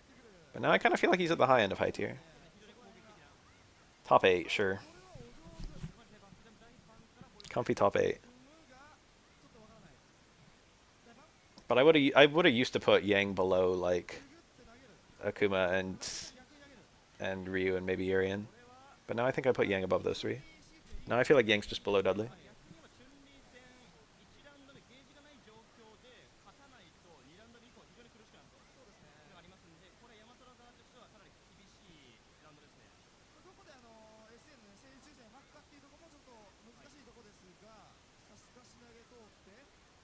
Okay. Dash punch. EX is good, I think. Yep. EX, this is almost dizzy. Oh, it is dizzy. It's comfortably dizzy. Can't interpret the dizzy bars, everything's too narrow.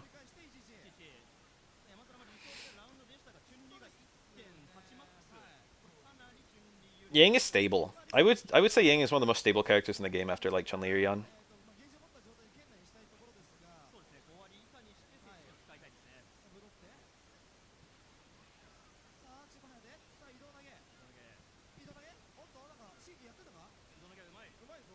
Your win rate's going to be pretty reliable with Yang, I feel like. Crush jab. I don't like a normal. This is towards jab into neutral jab. You don't really see Makoto's use jab that much. Oh, that's a punish. Nice.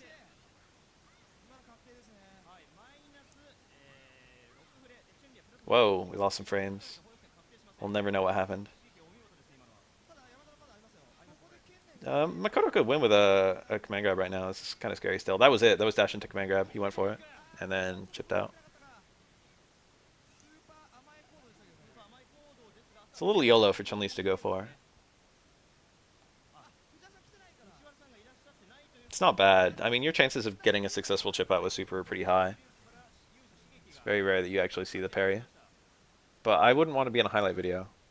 You know? They could at least like do a block low forward into super. I guess that introduces the possibility of your low forward getting parried.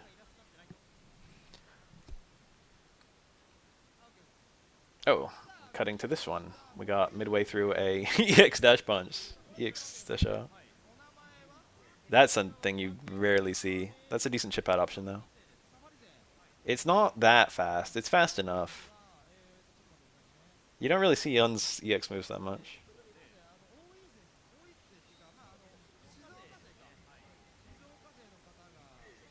But that's like exactly the scenario where you see them. EX shoulder for chip, EX dash punch for chip, or EX up kick if you need like a lot of damage, like a lot of burst damage. And that's actually all three of his EX moves, I suppose. Ooh, nice parry, nice punish. What? He had dash punch to complete that. He didn't react. Okay, okay, okay. This is good. Really nice. Mega reset is this kill? No. Good. He's trying for like a. I think he did the wrong direction on a dive kick, maybe. Because you have to do the new direction after you cross up, right? I don't know. I think he went under sooner than he thought he was going to, or something. Another too low shorts into no confirm. That's kind of scary. That's the thing about Yanis. He's kind of scary. Like sometimes I see young players, they just do like close strong into far short, and they just don't cancel it. And it's just like, I get it. If you have a dash punch get blocked, you can just die as Yun. You're a low health character. It's really unsafe.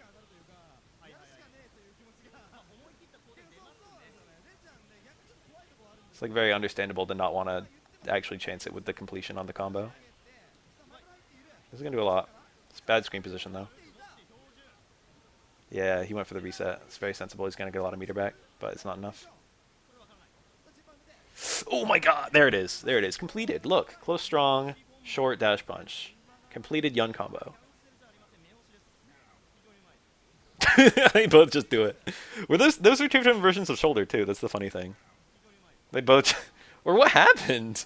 One of them was like a cross up shoulder and the other one hit on the front. Some nonsense.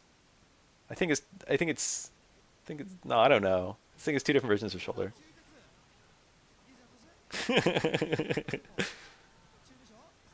Probably light versus medium, yeah. Because one of them just launched. Oh, that's a whiff punish. That was nice. That's the nice little thing about activation supers, particularly Yun, since that's like the main one.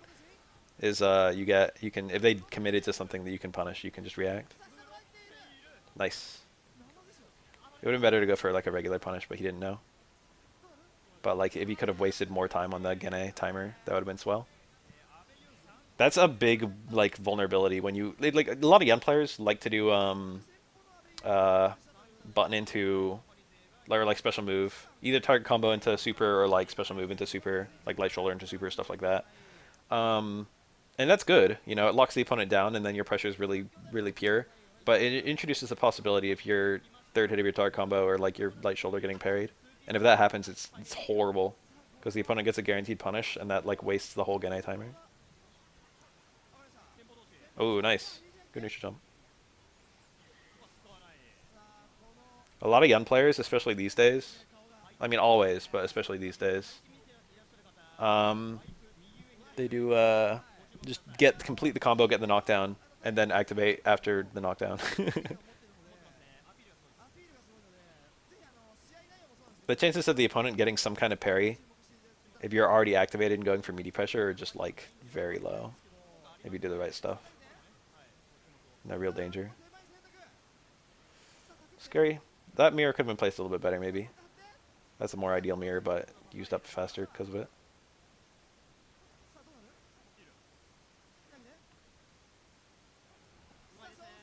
Taiha versus Shibuya K. Dudley. So it claims.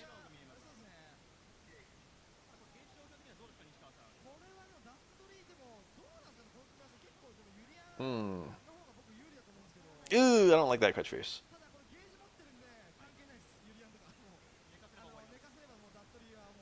That was a parry attempt by the Dudley, I think, but it was a low. He parried high. That was decent. It's not great. He didn't get that much meter back. He didn't. This Dudley's got a good defense on the mirror so far, but it's kind of iffy, Oh, that was great. That was a great jump in.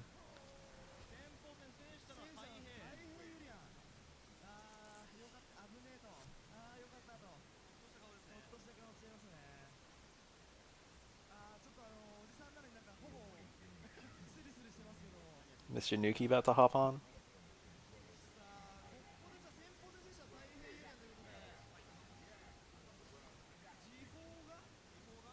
Oh.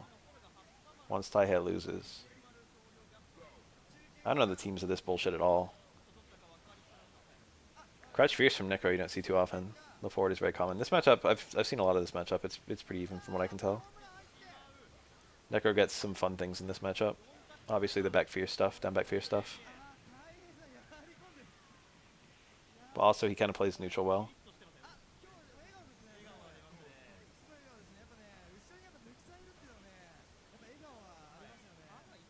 Ew, I don't like that jump. I thought he was going to drill.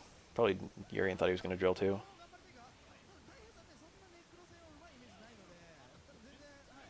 I wonder if he could have back strong anti-air into... Oh, where's the super confirm? He did that like he was going to land super and then he didn't cancel.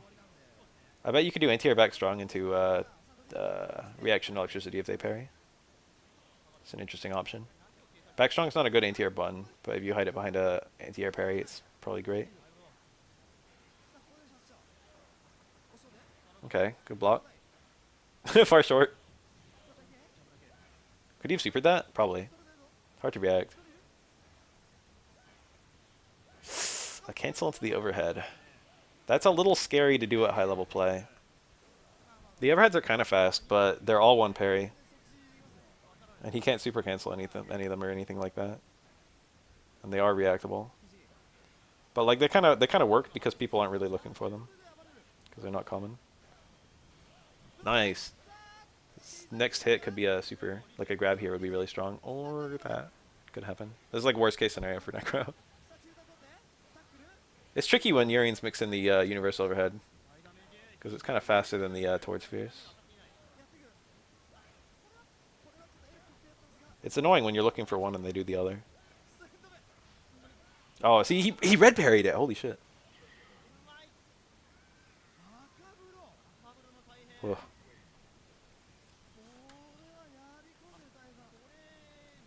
Yeah, there's the vulnerability with that kind of attack. There's no risk to the going for that red parry. It's just the best play.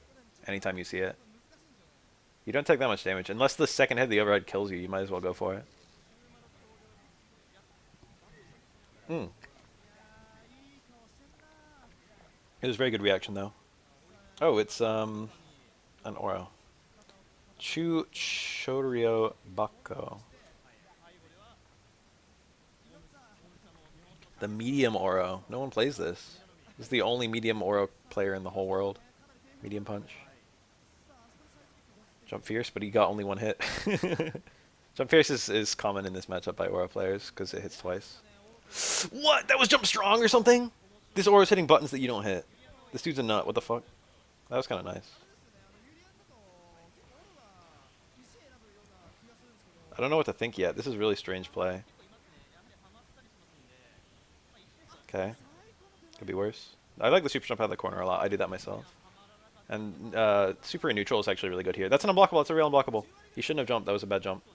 But that was smart. He can get an unblockable here if he wants one. He didn't. There's always the possibility Urian jumps out. The Aura's playing nice. What's with the jump strong? What's with that? Why is he doing that? There's like there's no advantage of that over like jump roundhouse. I don't know. They're the same animation. It's from the sound. I thought it was jump strong, but I can't hear it super clearly. It looks like it's doing jump. It looks like it's doing medium, like hit sparks or whatever. Jump jab would be kind of interesting because it would have very short hit stun, so you'd get a reset as soon as you landed. I don't really like that though. I don't know. If you're doing something like that, I think you'd rather have an early jump medium kick for the better hitbox.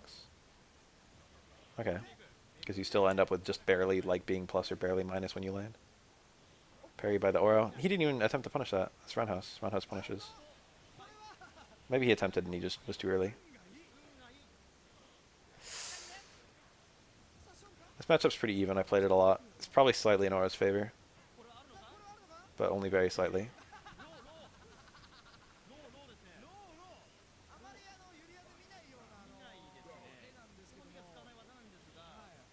Oh, what did that hit? Oro's so short. It must have hit an extended hurt box. Super cancel would have been really strong there. Why is he super jumping for that? That's bad, I feel. He had juggle.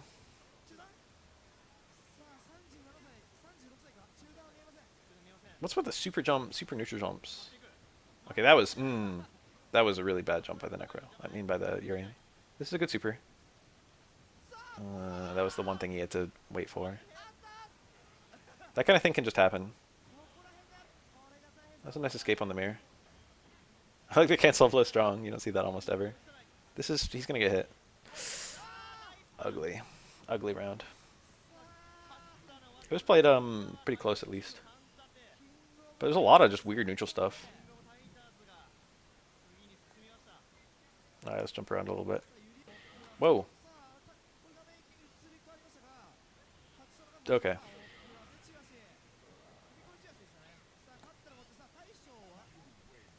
Cut to Chun-Li winning something with super. Mochi. So it is. All Chun players are cheap. Dr. Uematsu. Name I've never seen in my life. Rao, Mochi, Shimono. I know all three of those players. Know of. Versus Ku, Imai, Dr. Uematsu. None of which I know. Alex Chun. This one's pretty bad, I think. I think this is like a 7-3.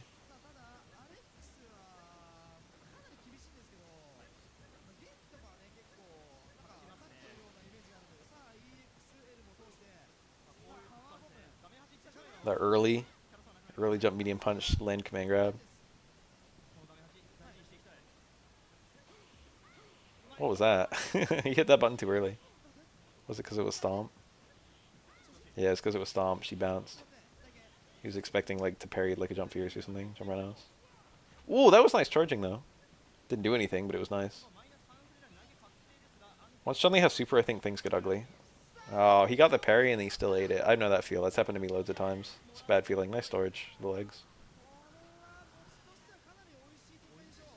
It just like deflates you in an instant. You parry Chun-Li low forward and then you eat the super.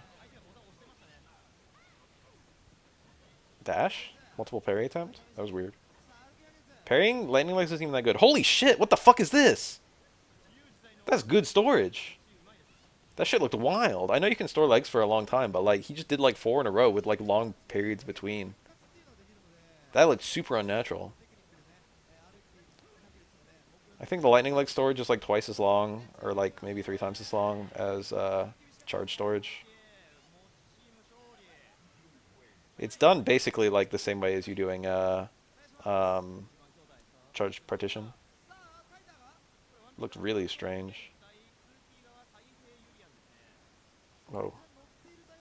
Are we back to Taiha? Sound like he said it, but there's no names on the screen.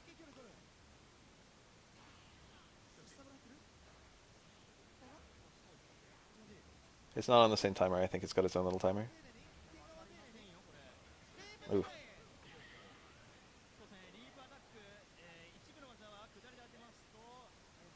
Sato and Taihe.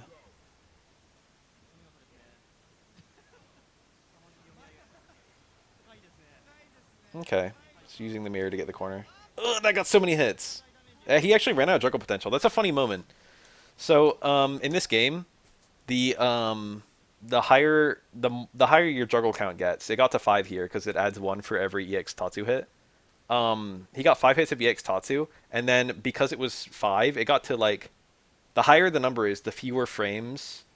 Oh yeah, that's me when I eat a Kenny EX Tatsu. The higher it is, the fewer frames you can still juggle before the opponent becomes invincible. And here, Urian actually falls. He gets to 5, which is quite high, and he actually falls so far that the juggle potential runs out before this DP can hit.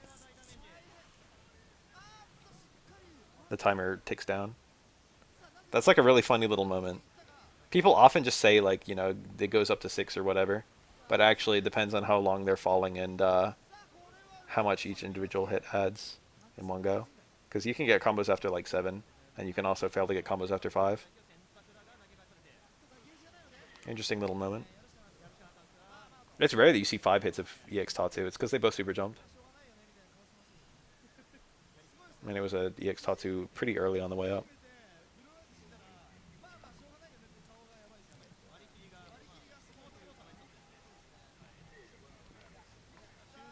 EX Tatsu is horrible against Doro on the ground, but on the air it's like a win button. Against grounded Oro, it just whiffs against him like 80% of the time. It just doesn't hit. If he's crouching, it whiffs like 100% of the time. But you don't usually want to crouch against a jumping opponent.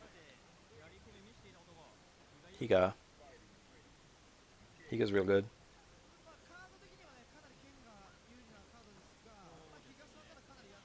It's 2018, so it is old, but not that old.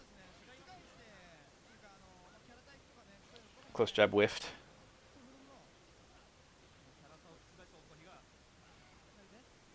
Does a grip on Ibuki. Does that require... I feel like that requires a car on Ibuki. I think we just saw something fancy, unless I'm mistaken.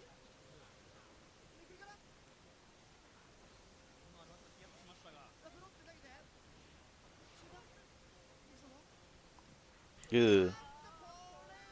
Nice jump. He was probably anticipating a super. I thought she was one of the characters you needed Kara DP on in the corner.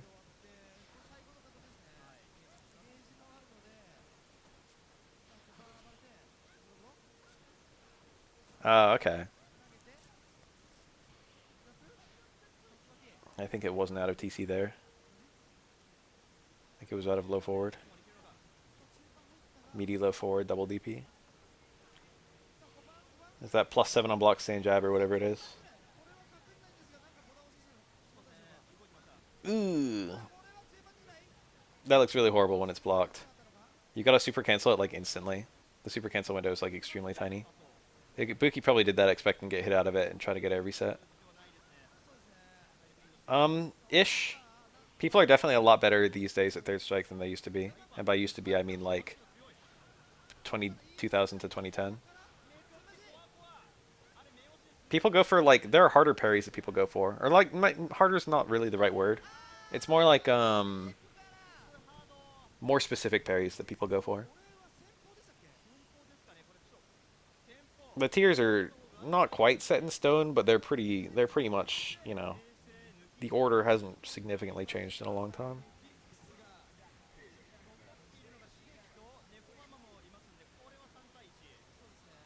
But the kinds of things people look for change a little bit.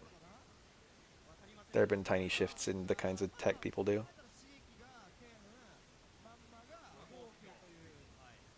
I swear I see a lot of jump instant air parry than I used to. Okay, here we go. Nice standard tournament match. Nuki. Oh! Low forward spinning bird. A lot of Chun-Li players don't really fuck around with that, but it's max damage. Double DP. Requires Kara on Chun-Li. Okay, well.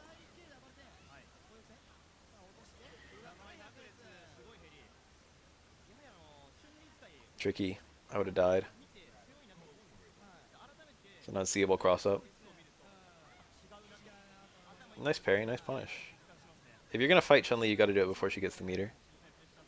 Now's a great time to be aggressive. Holy shit! Crouching opponent, far roundhouse super confirm. Nuki's on another level. He's got no meter, though. It's almost kind of bad to spend the meter. You know what I mean? Like, it's not. Like, if you get a confirm, you should super.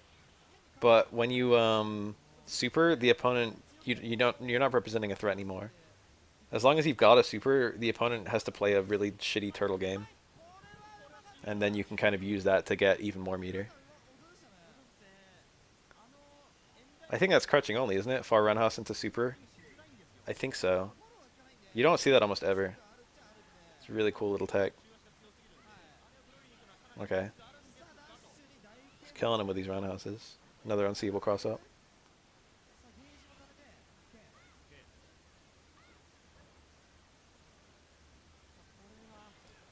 Okay. One frame length doesn't mean too much in this game. Oh my god. He's getting sauced by the wake-up stem roundhouse. This is winnable, but it's going to be really hard. Chun-Li's decent. When you're one hit from death, Chun-Li's like very good. Even if she doesn't have meter, it doesn't matter.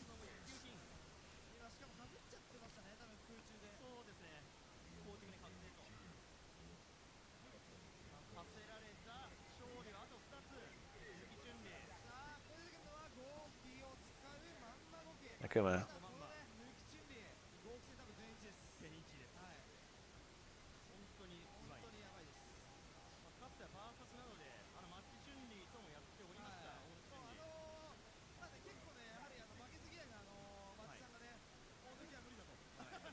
Hmm. Okay. Ew.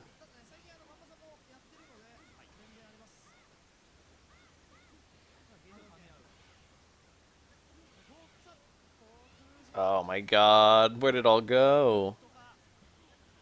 Feels like Akuma's only got hit like 4 times this round. He's dead. The fuck, was that a teleport cancel? This dude's on some other shit. Wow, he could win this round. Coming back, holy shit. Okay, never mind. Cancels the Demon Flipper, I think, kind of obnoxious on Chun-Li, but, you know, that's always an option. It's parry. Chun-Li usually relies on jumping for her anti-airs. Or like, just walk back, low forward, stuff like that. But her grounded anti-air buttons are not very good at all.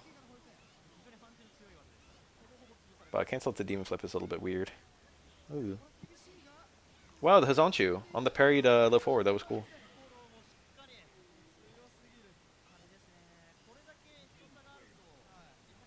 You can just do that. That's annoying. Just every low forward, just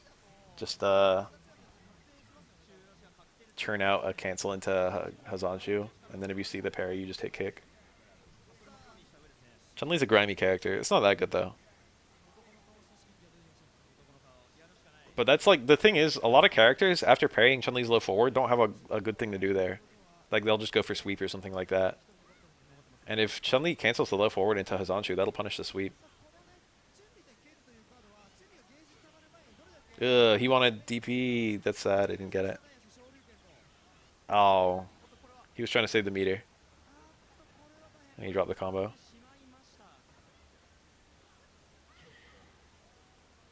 What's Chun-Li's punish on? She must have had a kill there. On the block Shippu. It's probably like stand strong spinning bird or something like that. I don't know. I think crouch first might be too slow to punish Shippu, or it's like close. It's a hard punish. Oh, okay. This is like very dire because this is a mix into another one. Yeah, he didn't get it. He got the confirm, but he didn't get it.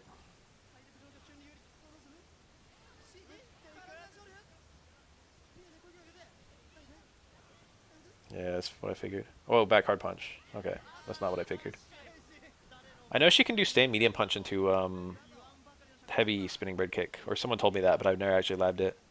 And if you do back hard punch, I think you can only do medium spinning bird kick. But I would think that back hard punch would do more damage anyway. Back hard punch into spinning bird is kind of annoying to do.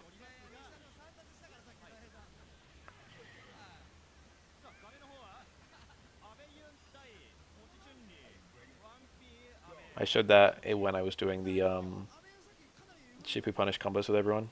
The red parry Shippu punish combos. Chun-Li parries first 3 hits, then jumps, and then gets neutral jump hard kick, back fierce, medium bird, I think, was optimal without super. With super, it's probably just neutral jump hard kick, close hard kick, super, or something like that. She could have supered there, right? I don't know.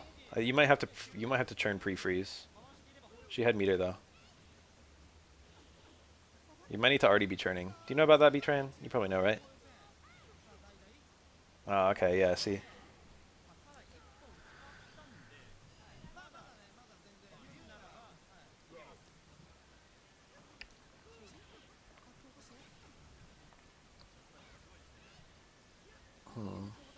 Whoa, it was whiffed.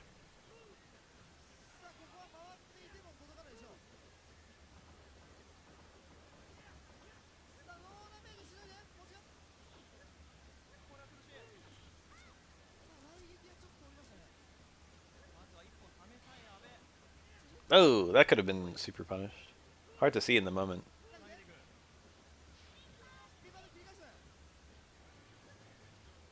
Chun-Li with super is so scary. It's like even. Look at the health bars, but it's like even. Alright, maybe now it's not even anymore. Oh, she's dead. Crouching hit. It's over. That link is not even hard on crouching hit, I think.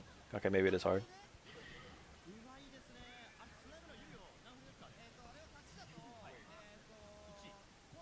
Hmm.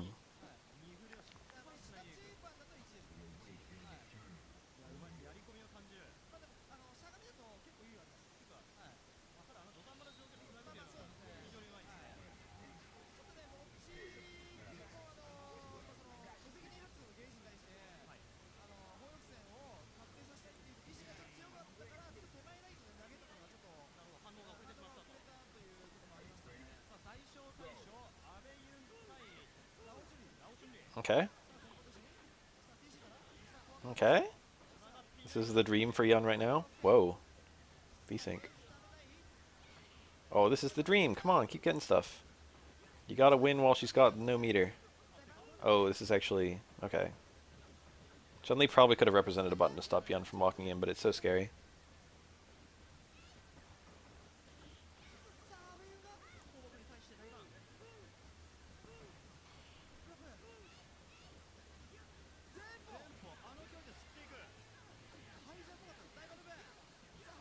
It's not kill.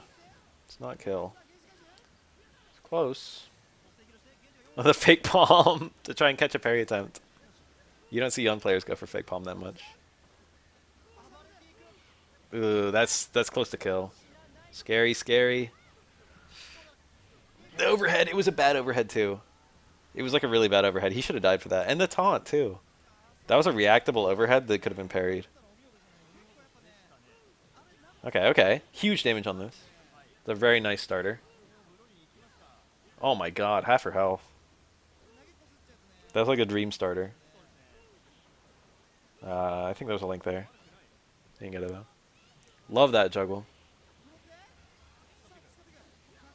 Okay. He wanted to kill as slow as possible, but it was just not feasible. A really slow kill, he could have got some meter back if he killed with like the post activate combo, but he would have had to drop Chun-Li there. He had to start with something weaker. He had to do like a medium fucking. He had to do like a dash punch juggle.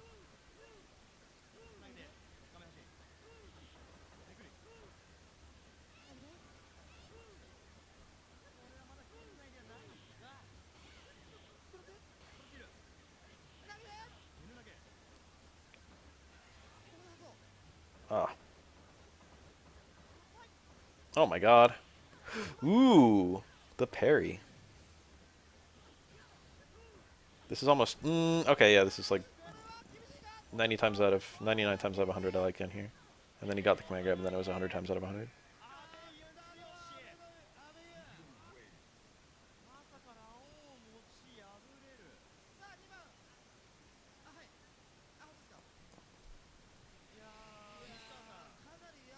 Alright, where's that next shit? No, I broke it.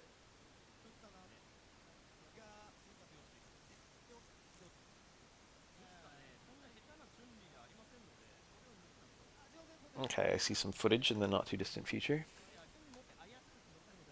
What might have been a Ryu. No, never mind.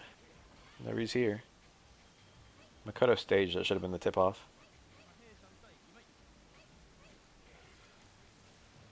Ooh. Still possible for Makoto to win, but really difficult. Got terrible screen position and no prior dizzy, and Urian's a long dizzy bar character.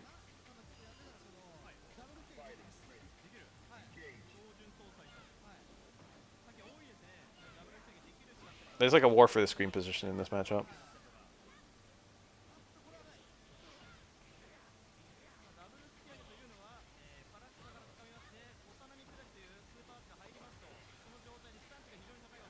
Oh, it stood blocked right then. That was fancy. He did the backdash tackle. It's not too hard, but, you know. It's cool looking. That's like the easiest partition in the game.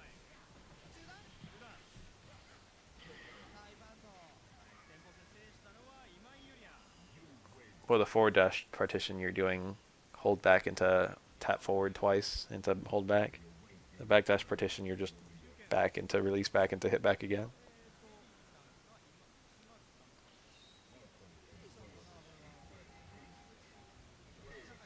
There's a Ryu. Maybe that's the Ryu I saw.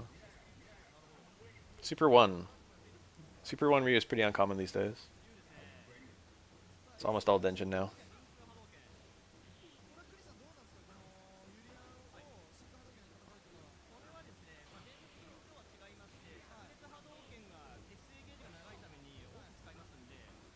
This is Tominaga's hat.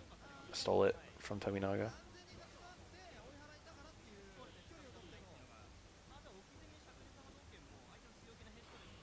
Damn, Ryu's dash is fast. Ooh, nice punish.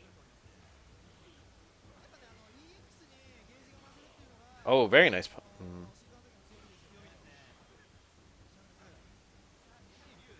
EX fireballs. That's one of the things. Oh, I like to just coward copters out of the corner. He's like, I don't want. He saw he was in the corner. He saw Urian had a bar. He was just like, eh. Don't like where I am. This is not an ideal mirror, but Yurian could easily get another one. Oh, that was perfect. Ryu's playing the positioning part of this match well. This is apparently Perry.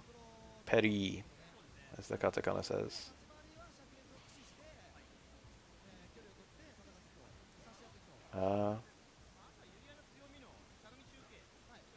Yurian can EX tackle that, I think.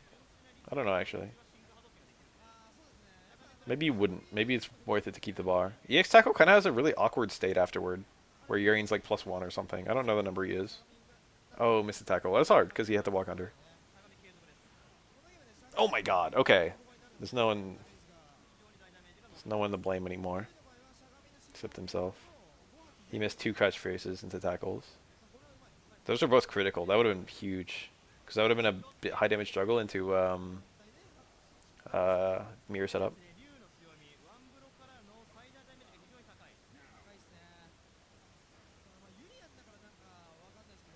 Dash into parry into nothing. It's funny. Funny little moment.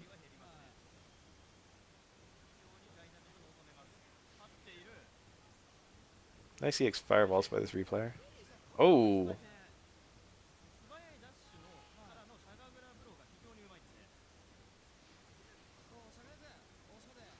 EX donkey kick combos are some of the tightest fucking combos to hit. Those feel really good. Ew.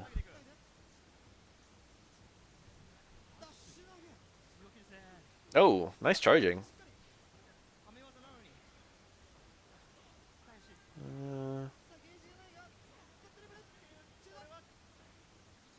If Yuri can get another mirror, it's over. Oh, another raw super chip out, super chip out. Yes, yes, beautiful. That's something you can only do with Ryu Super One.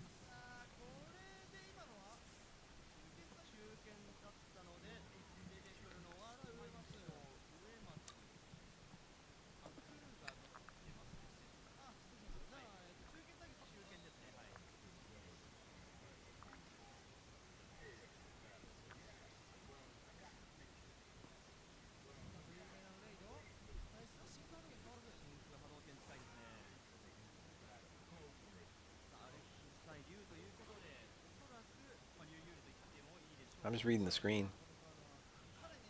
Maybe it's so. Maybe they got the wrong name. I don't know fucking either player. Good close fierce. SF5 would teach you that Alex down fierce is a good attack, but in this game it's a pretty awful attack.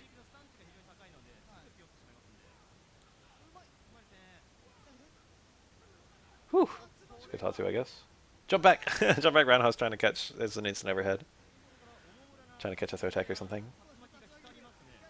But Alex jumped 2 and it whiffed.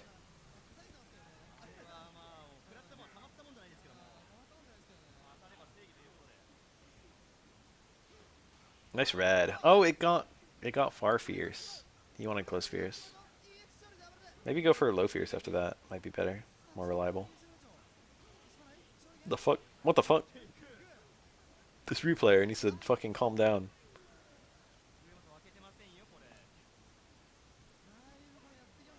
Reversal DP from Ryu is not very common. It's not very good. Okay. Wake up stomp. That was a good... He got a... Oh, I didn't even all combo. Okay. The way this Alex is playing, I don't really like. He's just jumping over and over. That was nice.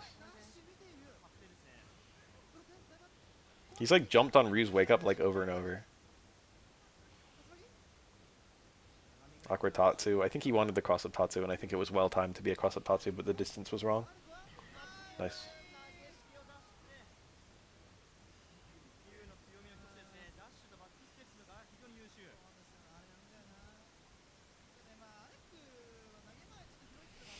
Lariat's a move that you would probably think is good if you played SF5. Lariat's pretty garbage in this game. Towards Fierce. Oh, the classic. Oh, it goes to Denjin versus Ken. The fuck is this? What about Ken would make you change? I guess he's got a shorter Dizzy bar than Alex, right?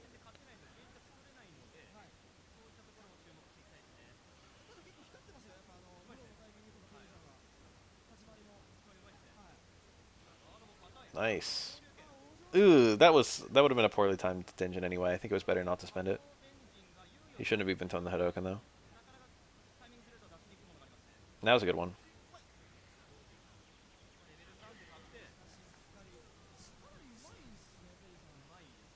Yeah, yeah. I don't know though. I didn't really like the screen position either.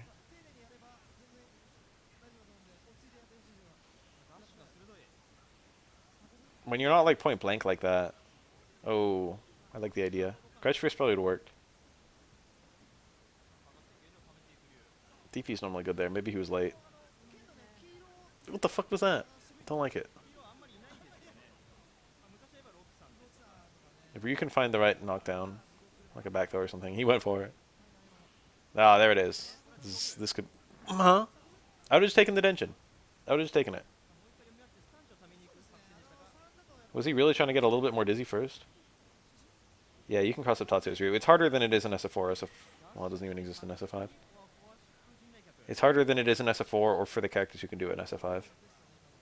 Um, but it's a little bit more rewarding than SF5 cross-up Tatsus. It's definitely nowhere near as good as SF4 cross-up Tatsu, which was insanely good.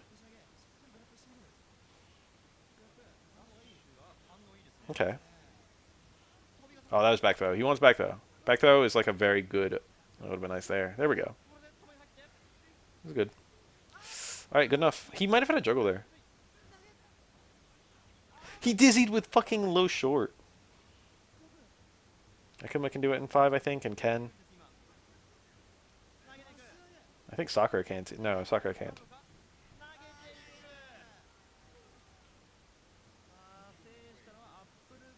They took it off of Ryu, and then like the other shadows still get it. It's like whatever.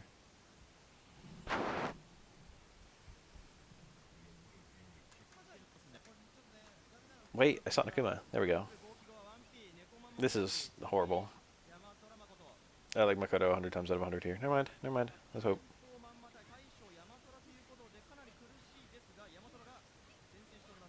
Just got that full meter. There it is. Boom.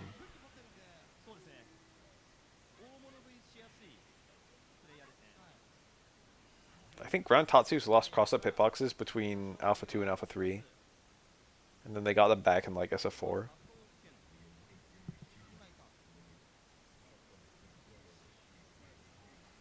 I don't remember when Alpha 3 came out. I think it was before SF3. It was like 1998, I think. No. SF3 was 1997.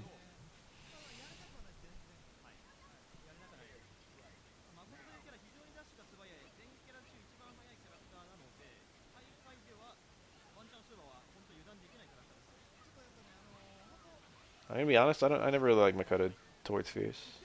That was a failed Kara. Cool parry.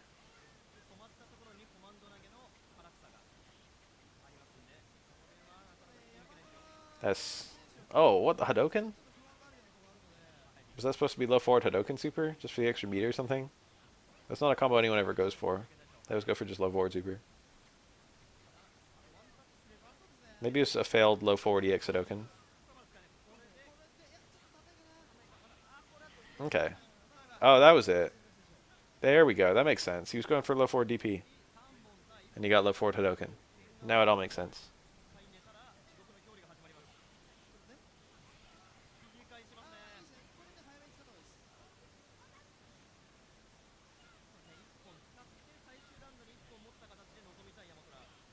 Didn't even occur to me that Hadoken was an accident.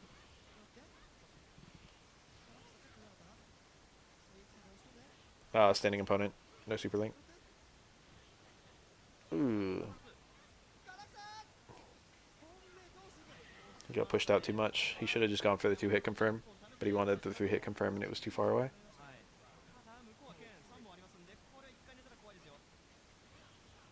Oh. You can react to the parry there, but it's a little scary because Makoto can actually cancel that to super. But you can actually do parry into wait a little bit and then punish. Because it's so unsafe once you parry it that like if you just wait past the super cancel window, you still get a punish. But that's like a lot to have to kind of do in the middle of a match, you know what I mean? It's kind of scary. Makoto's non-EX chop is horrible because you can just reaction parry it.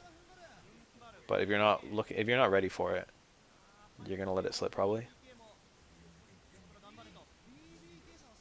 I think I usually get that one. Makoto's one of my stronger matchups, but there's the danger of like the super cancel.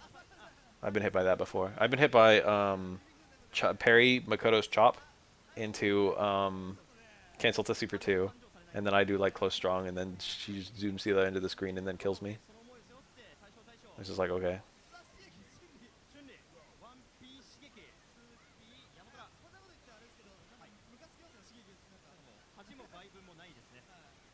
That's a whiff punish. Think.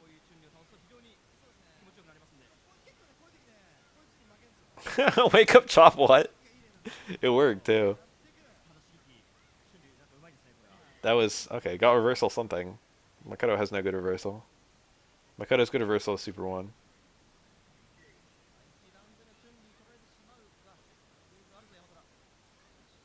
Okay.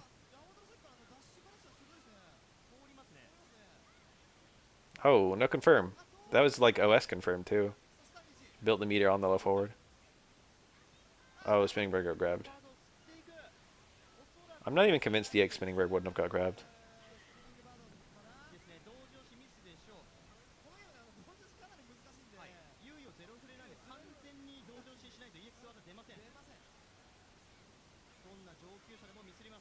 Okay.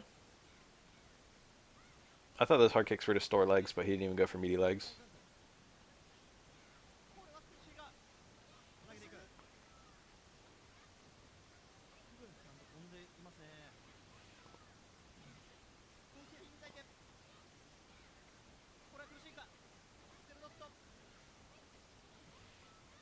Oh, this is almost kill. It's close. EX is on shoe. It was a YOLO play.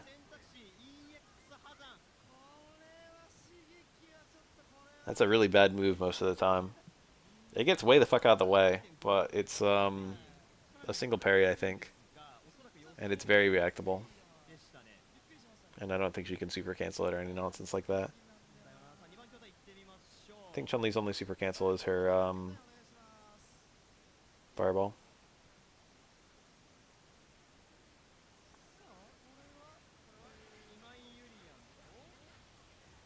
Oh, he wanted to cross up knee drop. Unfortunate.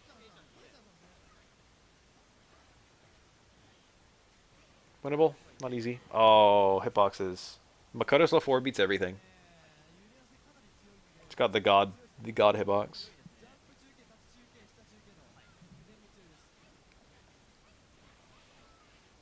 Yuri and Stand Fierce might be able to beat it.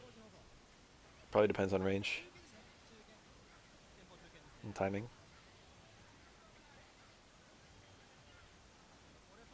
Position's good for Yuri, and he needs more meter though. He's giving up too much ground, I feel.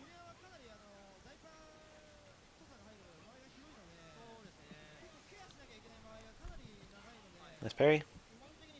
He played it real safe. Should land grab. I like the way he's playing right now. It's very safe. He's just trying not to die. He hasn't made any sort of decision that like could endanger him. It's a very nice Urian play right now, and now this is probably over. Yeah, just regular jump over. Fuck it. And then he grabbed. That was smart too. Because if Makoto's best play there was to parry and then try and grab Urian, and by grabbing himself, Urian guaranteed that he wouldn't get thrown and Makoto wouldn't escape the mirror. So if they had like a throw tech there, Makoto would have been popped back into the mirror, I think.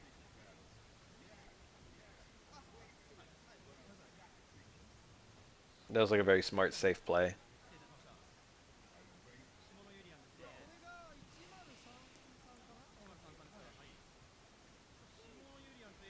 Okay, good block. Young players who actually command dash in neutral, or not command, you know, Zesho Ho. Young players who actually do that in neutral are the fucking scariest thing. It's insanely unsafe, but you have to play so timid versus a Yun who shows that they're willing to do the dash punch. Because you can't react to it, especially if it's like the light one from close. It just makes you really timid to hit puns. It's like, oh, I need to block so I can punish it. And then that just opens up like a million doors for Yun.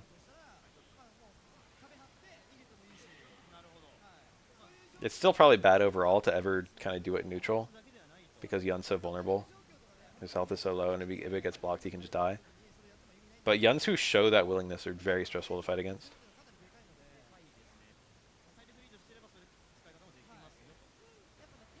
Oh, that was a great red. What went wrong? What went wrong? It was the greatest red of all time, and grab was the play, but it just didn't grab. It didn't grab. Did he have to micro walk and then grab?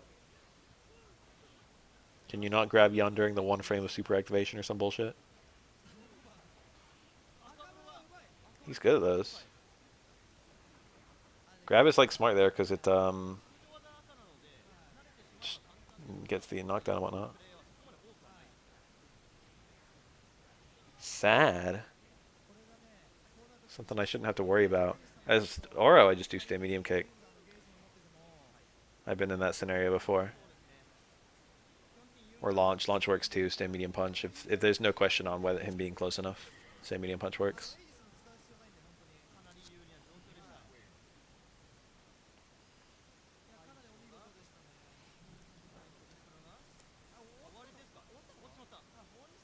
I've had that happen to me, and it's like amazing. It's the dream. Is Yun does like shoulder or TC into activate, shoulder into activate, and I parry the shoulder. He activates, and then I get stand strong into like Tengu Stone, and I just get the whole Gane goes away, and I get like 70% of Yun's health.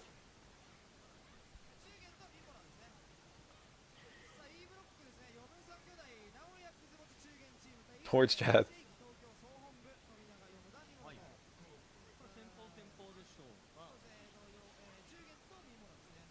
Mimara. Oh, nice. You don't see that very often. Change the parry direction. Very tricky. Using Fukiage well is very difficult. Do you have a super link there? Oh, he's down around. Super would have been horrible.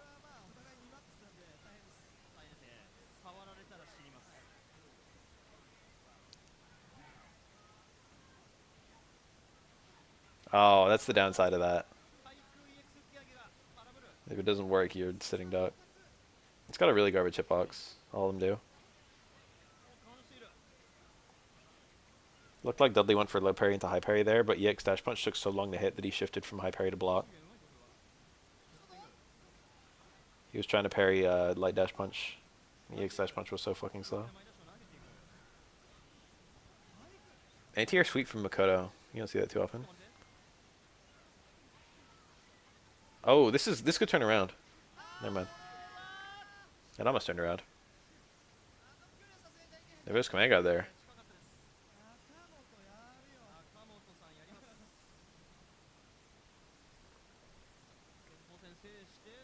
It was dizzy.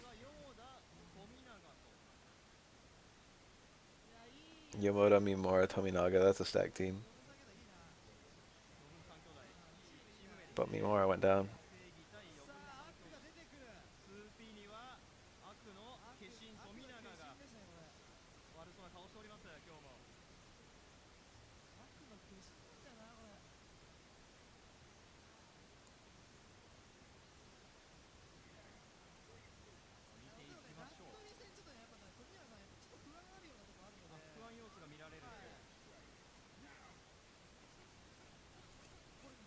Oh yeah, back up with flow forward.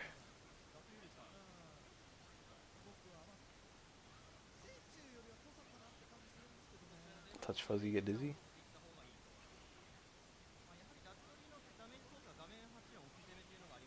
What's the meaning? The neutral jump axe kick. He's getting schmixed on the neutral jumps.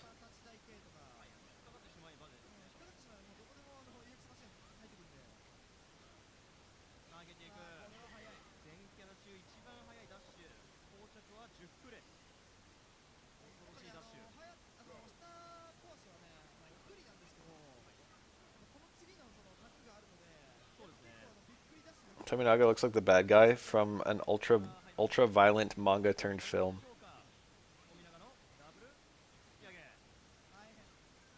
Jump right off, stand for your super. Tominaga doing his old Tominaga thing.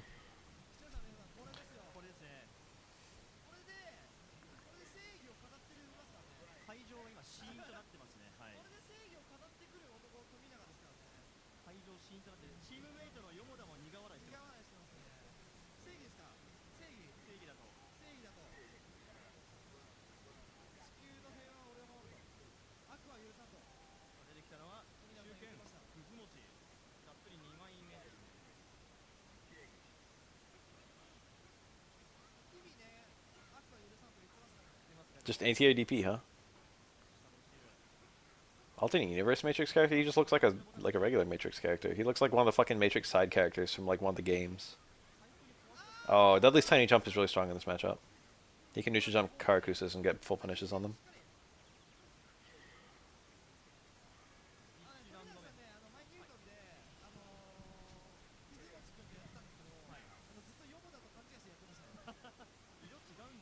Oh, that whiff punish didn't run out. That's hilarious. Ooh. Dudley probably could have done a high connect neutral jump run out there, and then supered on landing.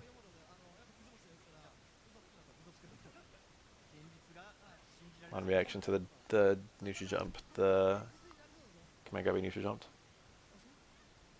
Oh, he jumped when it was low short EX overhead, and then he blocked when it was command grab. That can happen versus Makoto. You can just be wrong, and then you die. Pretty nice. No dash punch. Whoa, he tried to low strong and just whiffed. You didn't get the confirm on towards forward. Shit's not easy though.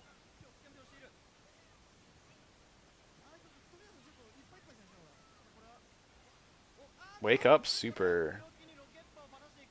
I mean, I guess. What the fuck? That looked like a machine gun blow. What went wrong? You got wake up machine gun blow. Do you go for another super? Do you go for EXDP? That was a bad drop.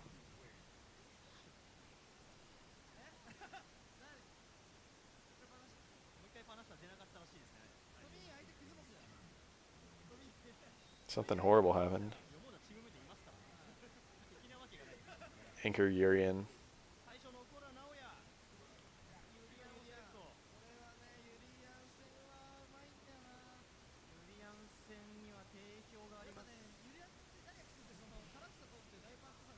I think this matchup's not too bad. At least. Probably in Makoto's favor a smidge, but not too bad. Ooh. Let's start short tackle. I think headbutt's really strong here. Oh no!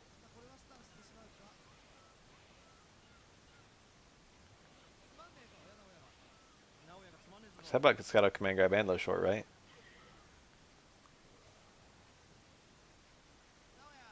But I don't know if it gets out of low short in a good way. Like, she might be able to still whiff punish him.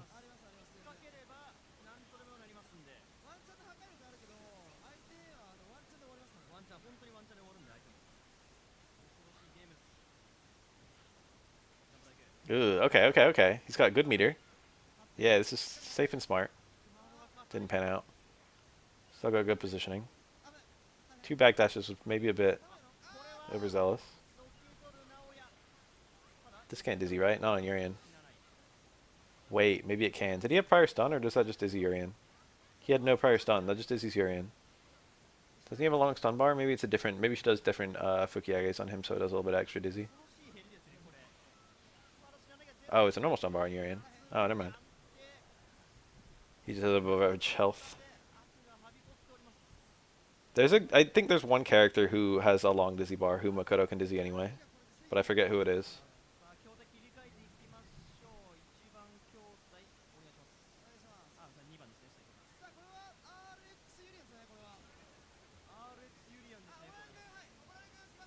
RX Urian? Oh, Meaty Universal Overhead Super. Oh, baby. How many hits is it? For light, it's like... I forget. He didn't even fully mash it. He just stopped. Yeah.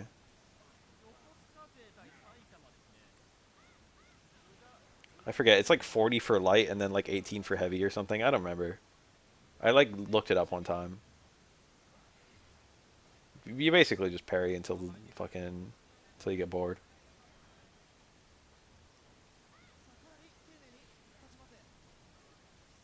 Parry until the Chun-Li stops kicking you.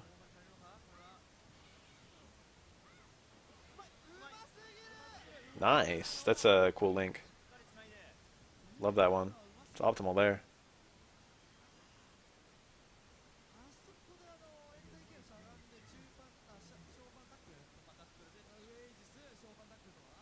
No offense to RX, but he's so unassuming.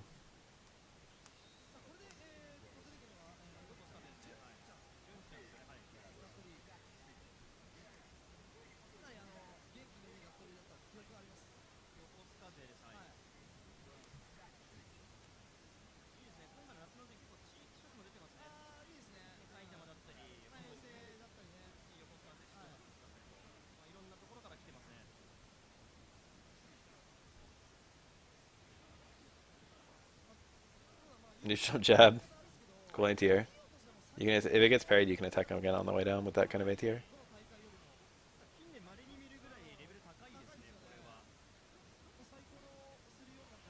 I don't know. Where is it? I gotta go open up Google Maps. I'll get smushed if it's on cab, but that's alright.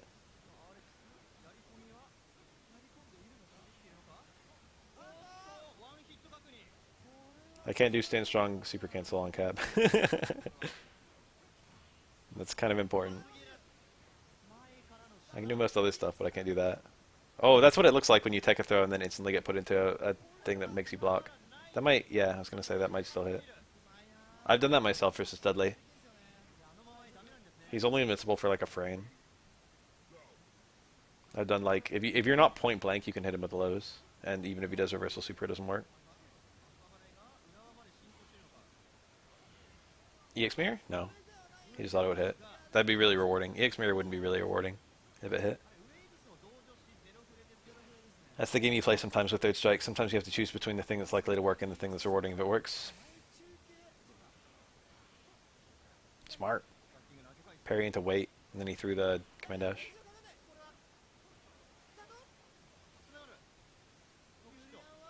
Headbutt, reversal headbutt. You gotta reset. Tricky. I do that myself. Oro has that same trick. That was a nice charge, but he just died.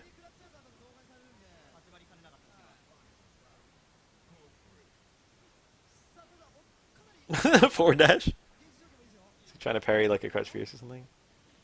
That was wild. Okay, this screen position is great. Mirror's great. Yup. That wasn't a punish? Okay. Screen position's great, mirror's great, everything's great. Okay, a little bit of damage. Smart.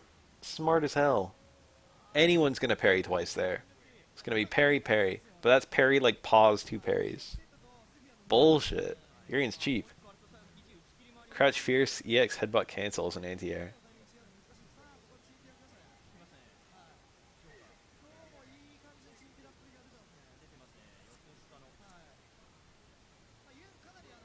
And they both led to kill combos. That's the worst part.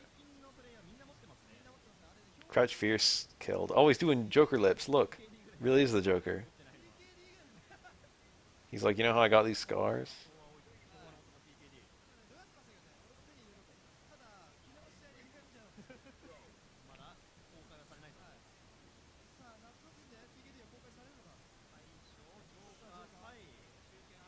Oh, decent punish. Urian probably can't do any better.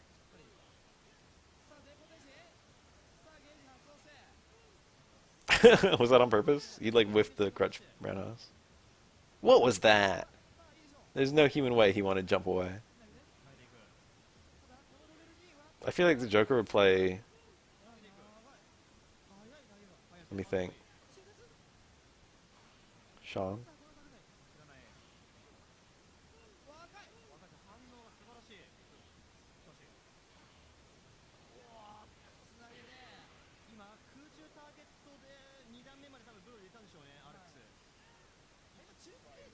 Q. Would Joker be a Q player?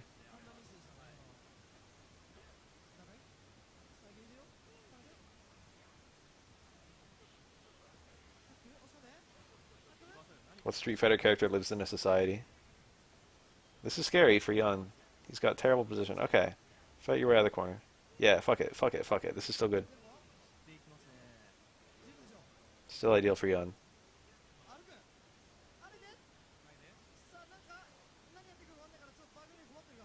Alex. Alex lives in a society. Joker would be an Alex player. He'd be stung on Alex.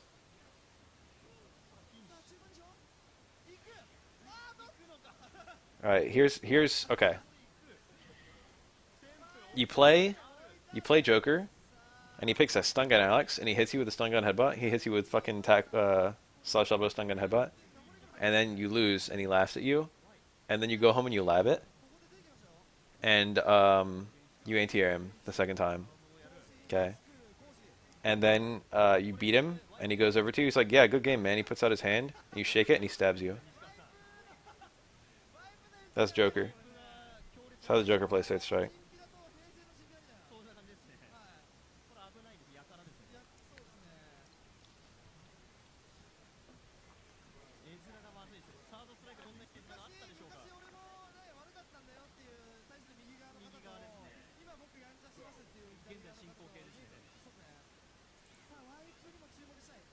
Now, Brazilian Arcade, you get stabbed for using stun gun headbutt.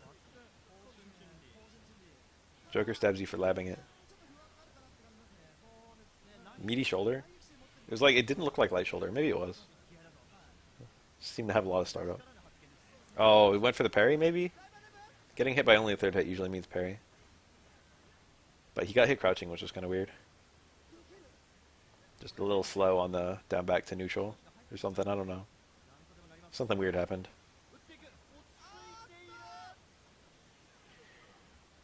Nice.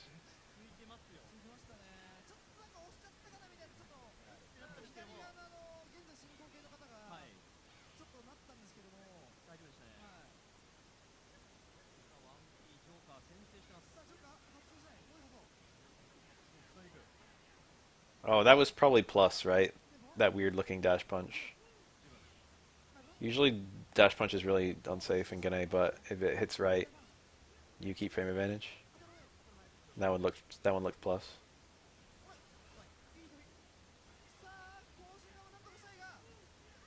Oh, got her. Huge damage starter too. Oh. That looked safe too. Careful, Arion. She's got the meter. He's going for a lot of dash punches in neutral. Scary. Watch out. If you get parried, you die.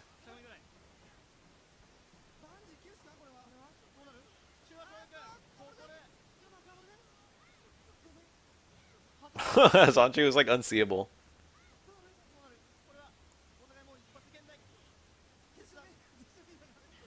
Ah, okay. That was tricky even if he parried it. Actually, no, it wasn't. I think he could just instantly hit a button and punish her.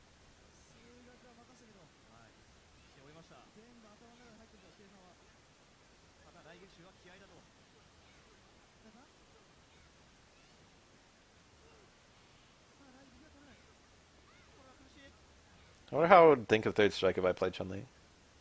If I just played like a really grimy character. Don't get me wrong, I was a really grimy character. But he's not really grimy when he's fighting these two. He's just like regular grimy. Ooh.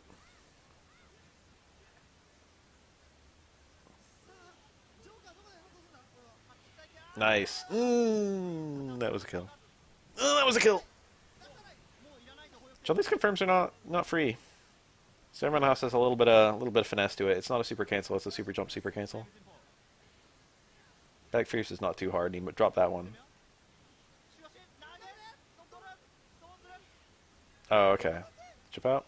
Yeah.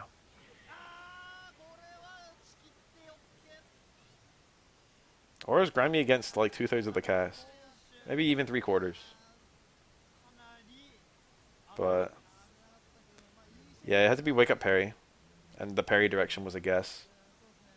The alternative was just down back and then red parry super, which is not easy.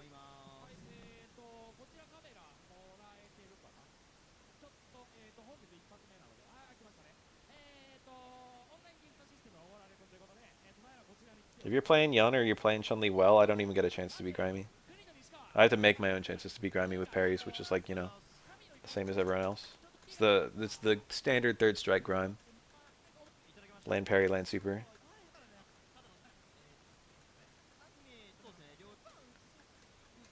Whoa, there's an aura right there. Put him on the screen. Okay.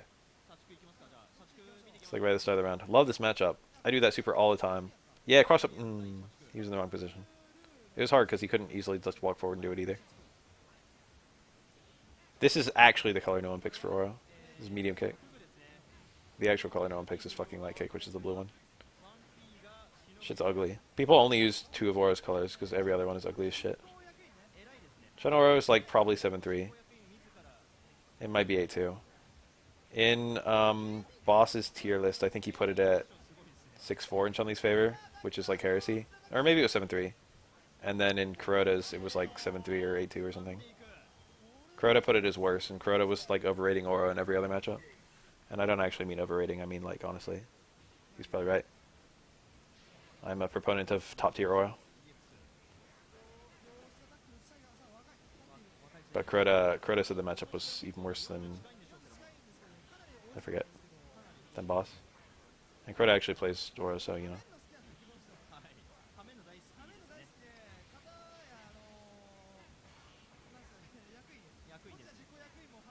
Sora plays playing this well.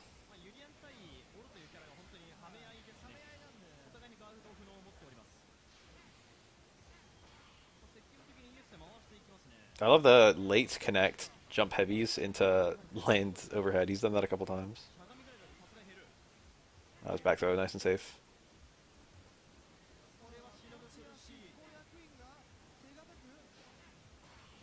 Oh, smart.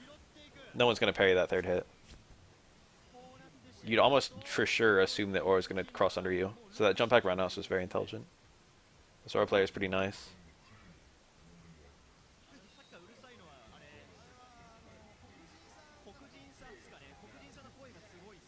That's like almost a real thing. That just is a real thing. It's possible to play a game versus Aura where you're simply never next to him. That's like the real strategy to fight Aura. I'm not even joking. Never be next to him. Low strong always beats Urian's low forward. Low forward is actually not that good of a normal in this matchup. As Urian. Very tempting to hit it.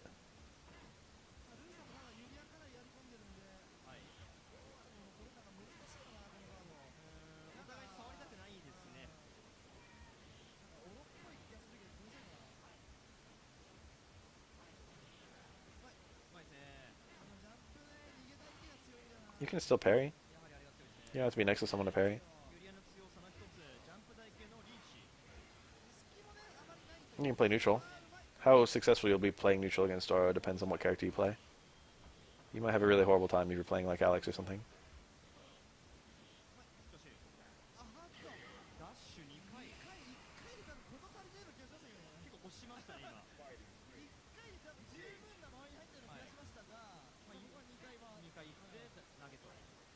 I like SA2 in this matchup. You can go either way.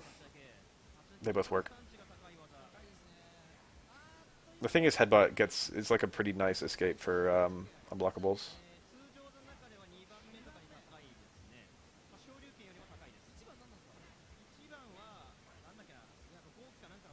Oh, that was bad. This is really bad. You can just push him to the corner, yeah. There, see? Headbutt. There was no loop there. There wasn't a blockable, but there was no loop. That's the strat. But SA2 is actually... You'd think that would make SA2 really bad, but it's good in neutral in this matchup too. So it ends up being pretty good anyway.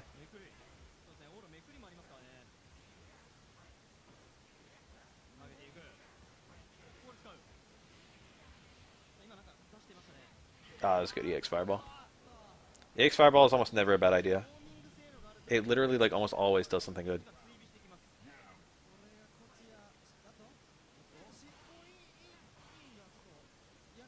The better the player I'm playing, like, the more EX Fireball is my only weapon. Nice parry. He would have, like, died on the spot if he missed that parry. Urian literally gets, like, a 50% combo off of that.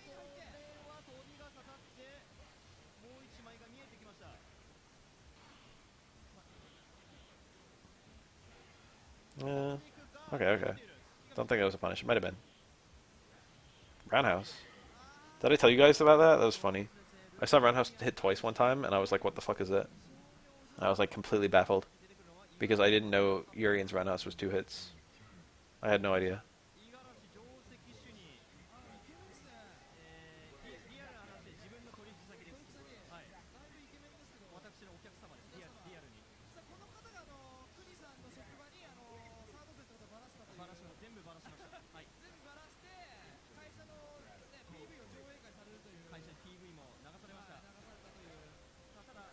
Spooky.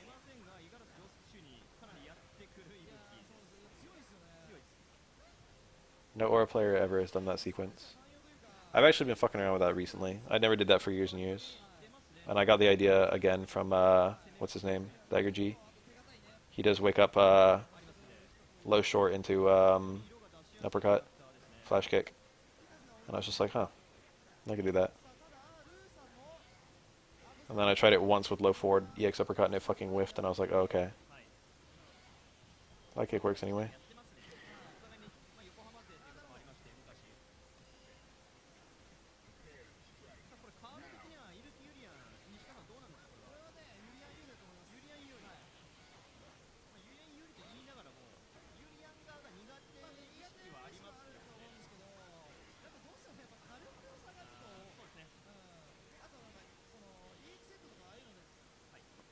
I don't know actually. No two auras play the same.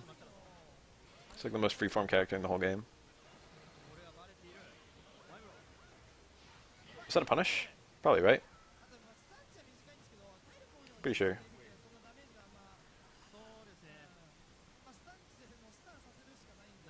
The low hit is... yeah. My character... I don't know what aura does against that. I've always just kind of let it slide. But I don't seem to have a good way to hit it.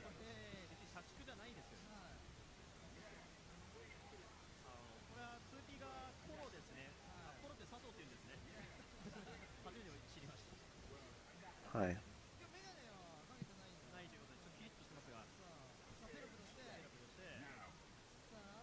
I've never lied that. I probably should. This is third Maniacs 2018. We're just vibing. You saying just parry it? Parry sweep? Okay, I guess.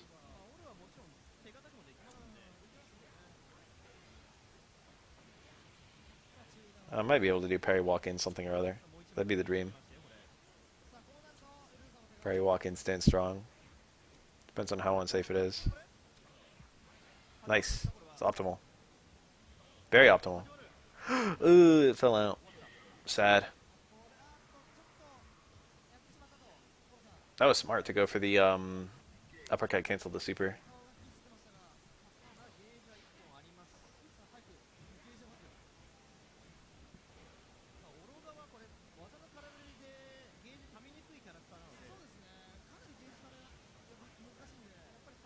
Rainbow Edition. Am I gonna randomly swap between characters as I play and shit like that?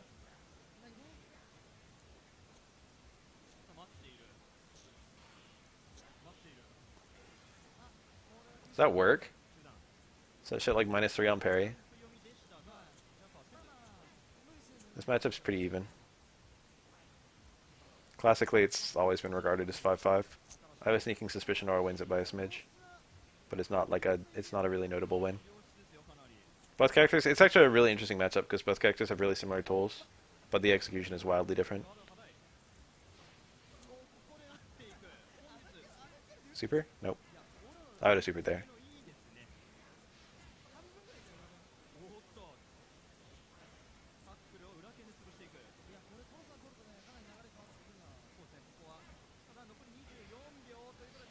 You already hit the button. Ooh, that jump was smart. Oh, he should have parried that. That was a free reaction parry. He jumped instead.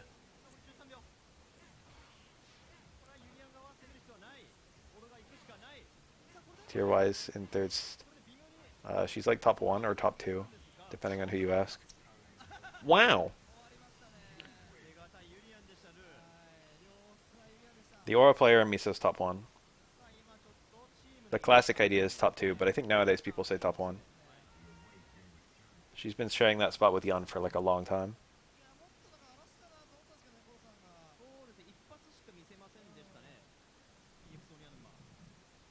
It's Yun.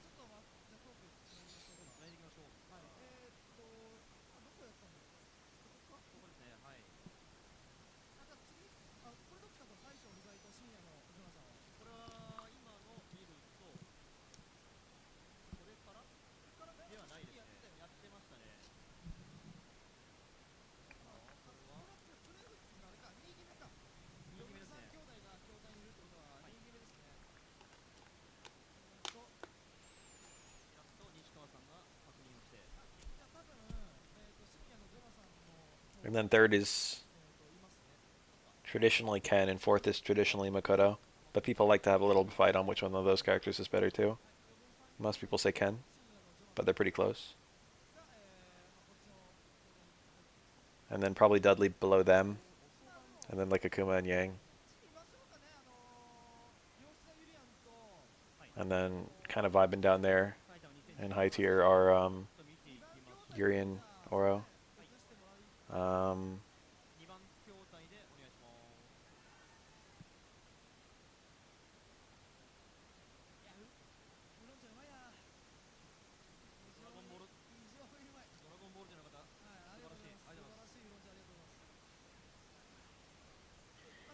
some standard third strike character to learn. Just play anyone. Whatever. Don't have the idea of learn the game. It's a toxic idea. Every character teaches you to play that character.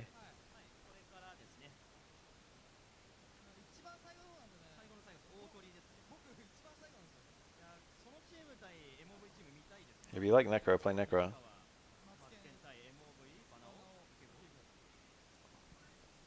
You can make Necro work. There have been tournament third strike Necro players. There's an SBO where a Necro Yang Urian team came like second. It was like Sugiyama, RX, Roshikari, something like that. It was like the fucking low tier hero team, even though none of those characters are even bad. But the thing about SBO is that SBO was only ever won by Chun-Li, Ken, Makoto, and Yun. Like, that's a really ridiculous thing. In like the 10-some years that SBO was happening, you had three people on a team, and all three people had to play different characters. So there had to be three separate characters on each team, and the winning team every year, there were only four characters represented for like a decade, and it was just the top four. And then I think Kuroda got it with Akuma once, and then Oro once, but the Oro one is kind of a air quotes Oro because he lost every single game. He did well with Akuma anyway.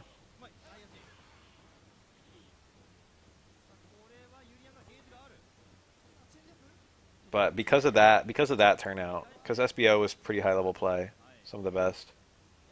Um,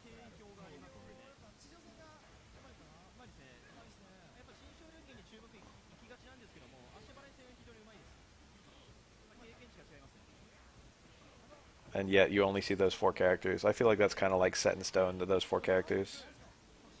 Oro's great, but his like worst three matchups are the best three characters in the game, who are also like the most common in tournaments. And that's the only reason he's not just like top tier himself.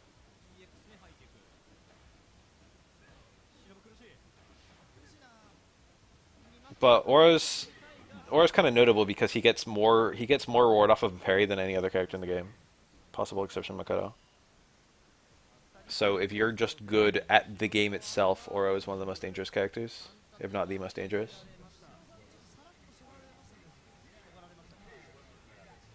But as you get to higher and higher levels, those parries become harder and harder to find. That's the strat with a lot of low tier heroes. A lot of the really high level Q players, really high level Hugo players, is just be really good at the game and look for those like hero parries.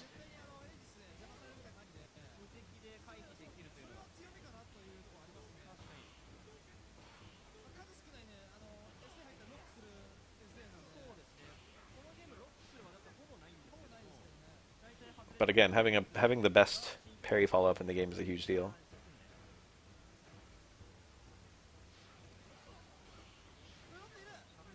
A lot of Ryu players just spend a shitload of EX anyway.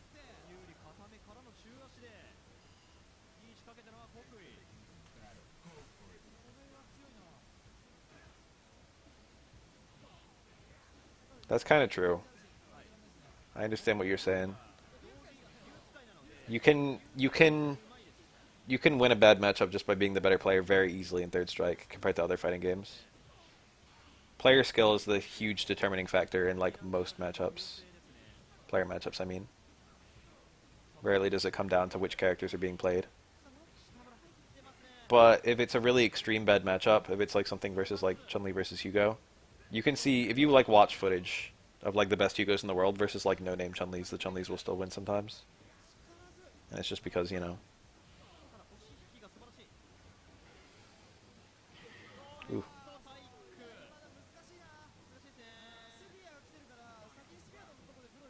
Compared to the other fighting games I played, Third Strike, if you're like a little better than someone, you'll streak them.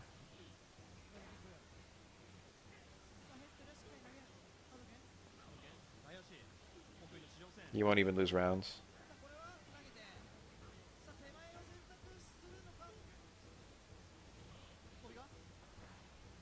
That's a punish.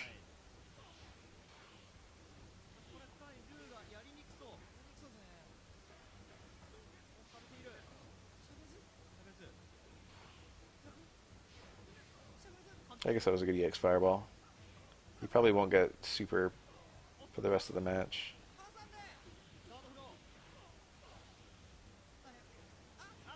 Ugh, it didn't combo. Was he slow with the cancel? This is hard to win now. Okay.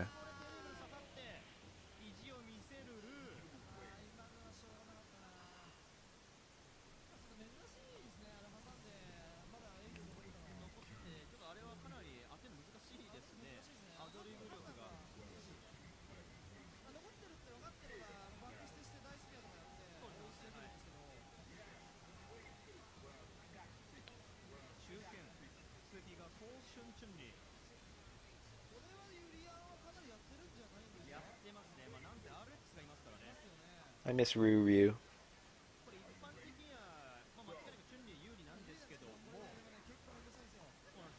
I don't think that's it. It depends on the game. If it's Tekken, I feel like you have a very similar set of tools with most characters. I think it's more that there's just universal counterplay. There's like system mechanic counterplay is the reason a lot of modern fighting games are so balanced. There's system mechanic counterplay in Third Strike too, but not as much. Or rather, it's harder. There's like as much, but it's harder. But like the counter to a tool won't necessarily be some character's own tool. The counter to a tool will be like an action that anyone can do, like a neutral jump or something like that.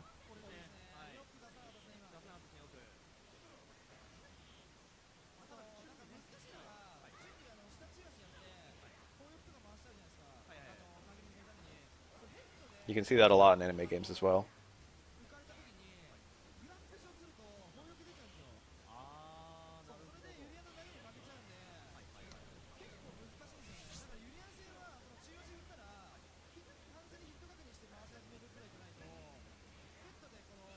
Like if you look at like wall dives from Vega and ST, whether a character has an answer to them or not is like purely dependent on what character you're playing. You know what I mean? If you've got like an old Ken DP or something like that, you know, it's like, oh, it's not so bad. But there's no mechanical counter to wall dives. It just purely depends on whether your character has an answer or not. That's old balance. That's why there was a lot of really bad matchups.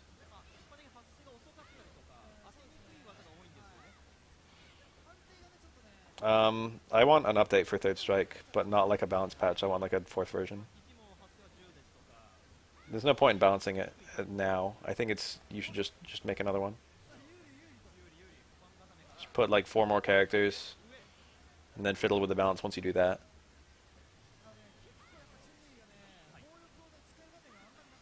Whoa. Like the forward dash first. That's funny because it's probably optimal.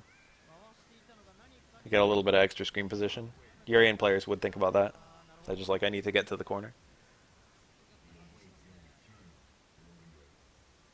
If they just made a balance patch, it would split the community. It would be like, some people would be like, I want to play Third Strike. Third Strike's a perfect game. Why would I play the fourth one? And some people would be like, Third Strike has terrible balance. I want to play the fucking new one.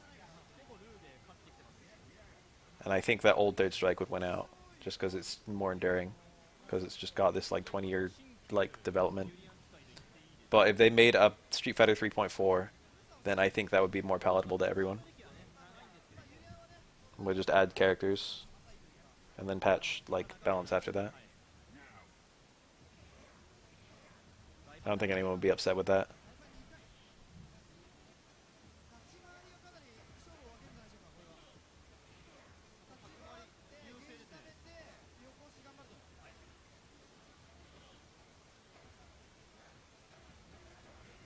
But if they took third strike and they put choline and poison in it, and we're like, hey, there's hot girls in this game,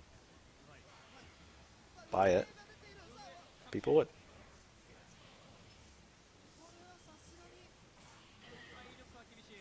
Realistically, though, I don't think that would. I don't think that. I don't know how much of a resurgence third strike could truly have. Kami, yeah, sure, add Kami.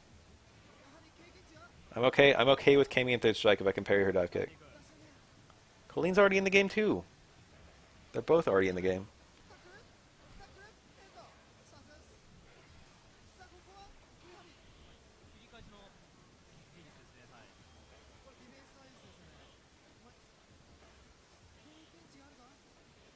Balance skill is already Arian. That actually, I don't know if I want balance skill. I don't know if I do. I know that was one of the characters in Arranged Edition. Viper, sure, fuck it. Put Viper in.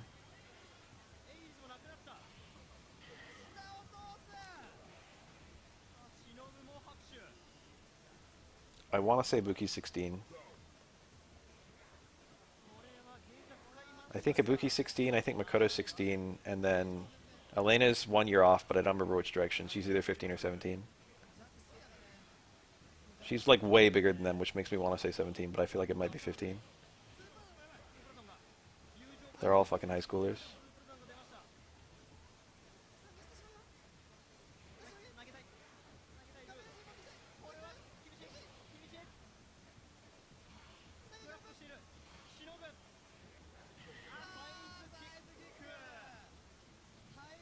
Sea Viper's already in the game, except in this game she's called 12. Something like that, V-Tran. Third Strike was like the last game where the games kind of just happen in the year that they're released.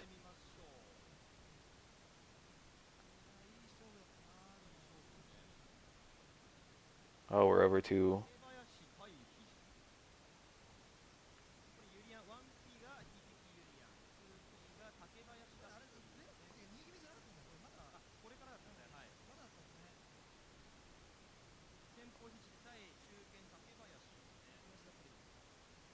Kemi was 16 in Alpha, I think.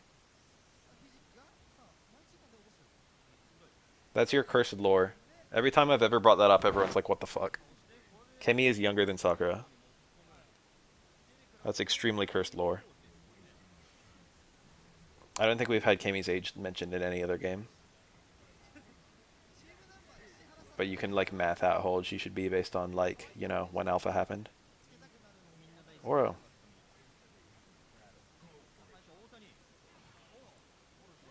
Times you jump low forward. I already like it.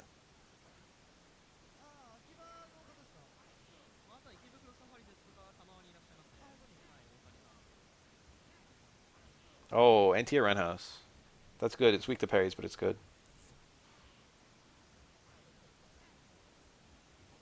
Some menacing aura on that post. I will make them.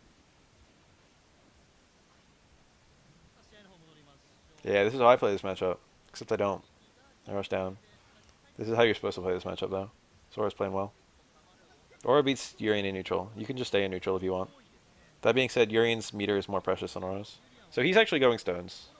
You can go either way. If you want to play stones in this matchup, you can. Parrying there is kind of asking for trouble.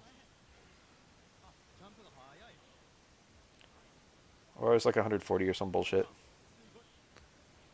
Oh. He went for the 2-hit stand strong, 1-hit stand strong super. Ugh, I don't like that. Just meaty stand strong.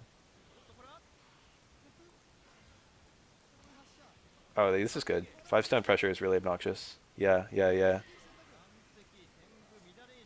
Normally you see 3-stone pressure, which is a little bit easier to get out of.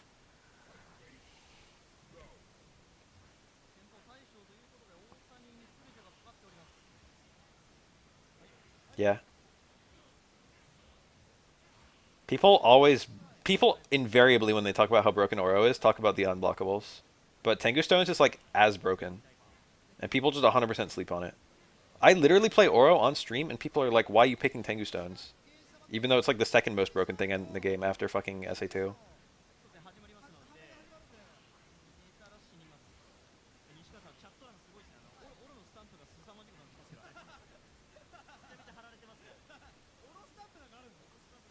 Oro literally, like, if he gets a knockdown and he activates super, he can just get like your full life bar in pressure.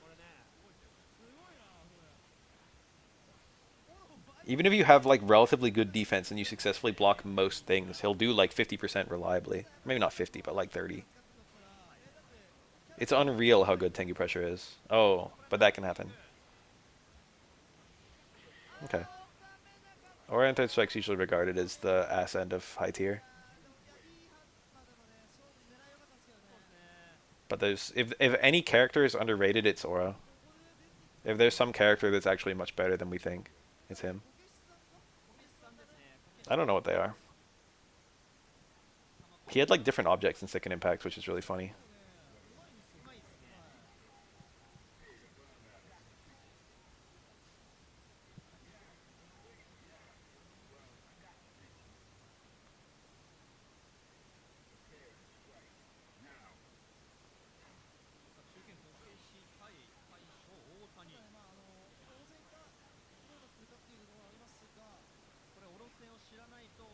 Aura's mad weird in Second Impact. I played him before. You can start chicken combo from midair stomps, but you can't stop. You can't start it from ground. And every character juggles like I think Third Strike Twins, or no, I think it's Third Strike Hugo.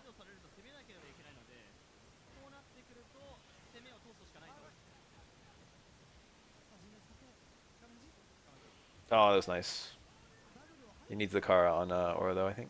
Okay. That's tricky to get out of. Double overhead. It never occurred to me to do that, but you can do that if you want to.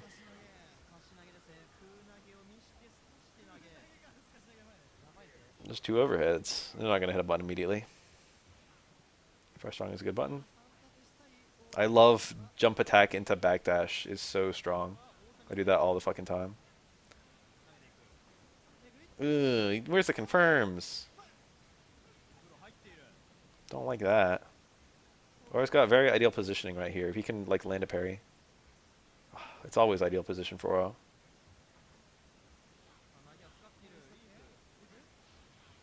Oro. There's two different types of stones Oro can pull. There's big stones and little stones. It's a 50% chance for each individual stone Oro pulls. There are like, I think 5 different animations for small stones and 3 different animations for big stones.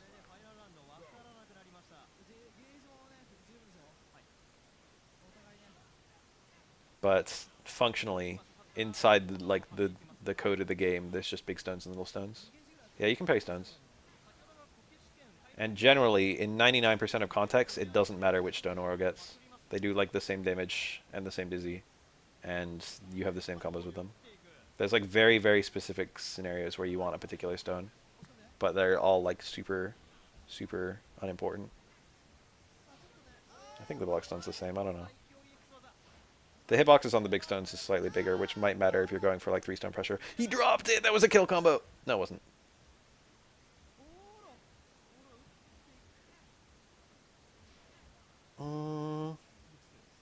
Do another one. Fuck it. More EX fireballs.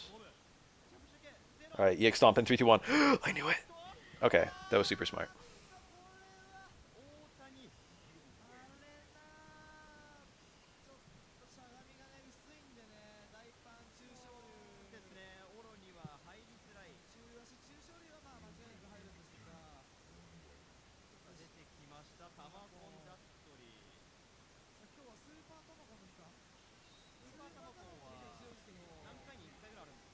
Wild. Or dead? I think Dudley actually wins in neutral when this matchup is played correctly, but it's one-touch kill because Dudley has no good escape from unblockables, and he's very easy to get the timings on. And you also require the least screen position of any character in the game. We do not know who between them is stronger, lore-wise. Tamakon.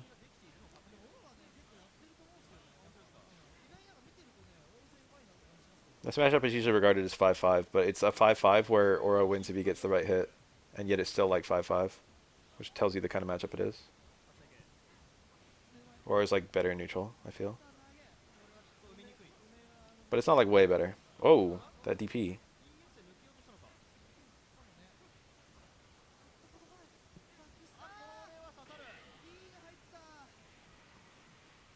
Yeah.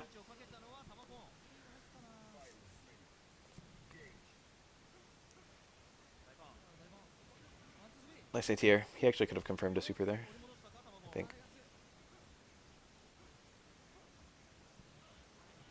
Oh, a lot of Dizzy. Those 2 hits. A lot of Dizzy. Racking up. Blame to the corner and booger him. Bucket. Ah. Roundhouse beat roundhouse. Ugh. Hard to win now. EXDP canceled the super. It's the play. Should have done it, Aura. EXDP super.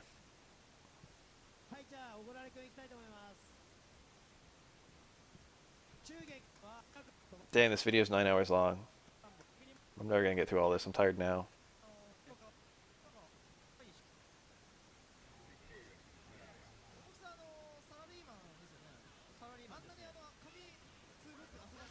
Ugh. That's not too risky versus Chun-Li before she has meter. You can take risks versus no super Chun-Li.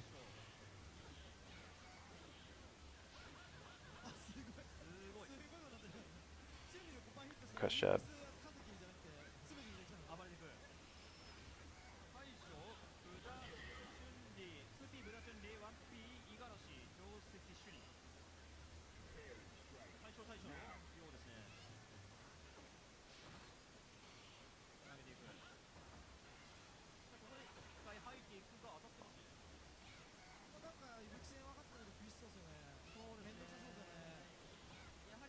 His load short. No super link there. Oh, he treated the parry as a confirm and it didn't even fucking hit. Nice punish. Ibuki gets fucking neutral jump on Chun-Li, that's nice. I found out that Young gets that too just recently.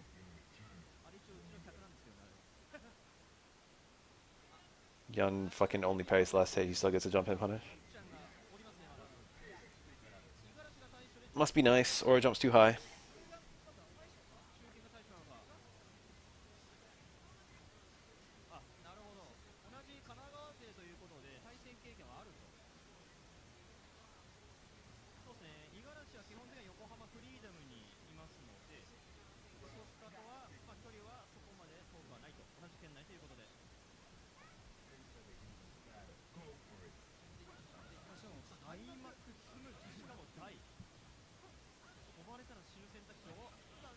The TC. I haven't played Exodus in a minute. That's not true. I played him one time in a minute. I used to play him, like, not regularly, but, like, here and there. Valiant effort. He's mad good. Versatile, too. He's got, like, 10 characters he can play better than me playing my best character. Maybe more. Hi.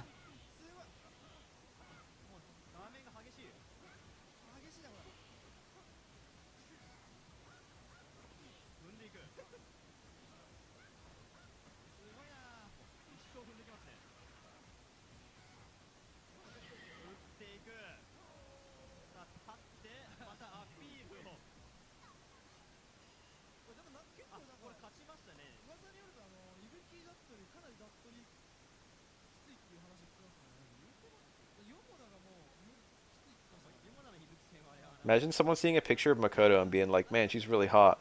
And then being like, I gotta find out how old she is so I know it's okay or not. Or Elena or Ibuki. Whatever your particular poison is.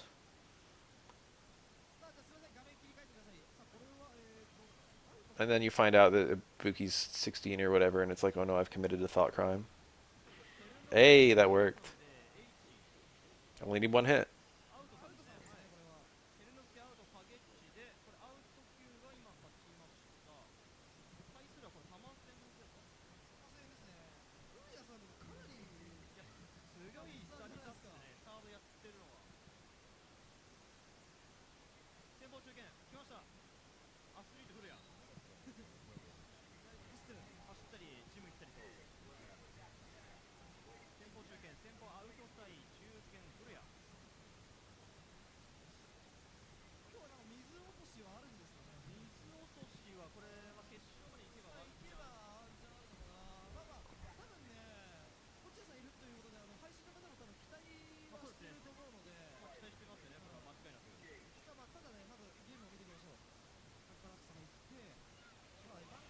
Q, huh?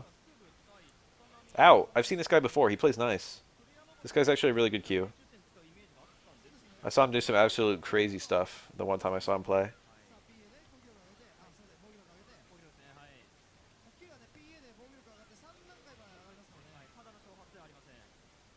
Elena's like an exchange student, but she's like a high school exchange student.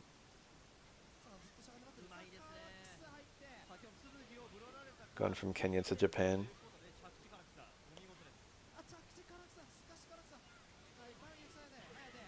Nice. That's probably fancy juggles versus Q as Makoto. You can probably do stand fierce there. I think you can do stand fierce versus Hugo. Generally speaking, if a juggle works on anyone, it works on Q. I get cool fancy juggles in this matchup. Lots of them. Urian's probably young as shit. Actually, I don't know. I don't think he was created. Well, I think he was like a test tube baby or something, but I don't think he was like... Probably jump around also would have done more damage, right? I don't know, actually. I don't think Urian was a recent test tube baby.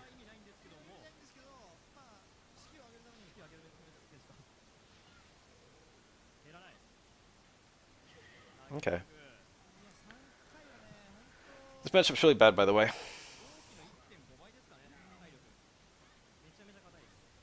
Very much in Makoto's favor. It's very hard to taunt is the thing. Ooh. But Q's damage is really high, so that helps. Those two taunts are guaranteed.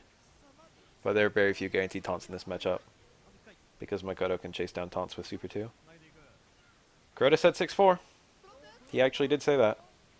Traditional tier lists put this as being absolutely horrible. And Kuroda's like, no, that's 6-4. And then Kuroda played Tominaga in that fucking first of 10 and smashed him. I don't think Kuroda's numbers are wrong. I just think that he's playing on a level where his numbers are right. And like there are very few other people up there with him. Probably is 6-4. Oh, he lost? Never mind, I forgot. Well, losing 8-10 isn't like an 8-2 matchup. I thought he won 10-8. I just forgot. Oops. I remember it wasn't like 8-2 levels of bad. That's all I remember.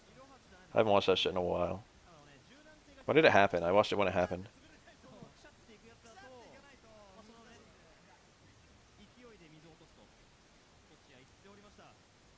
2015. Ooh, yeah, it has been a while, hasn't it? I might have watched it more recently than that. I don't think I watched it in 2015.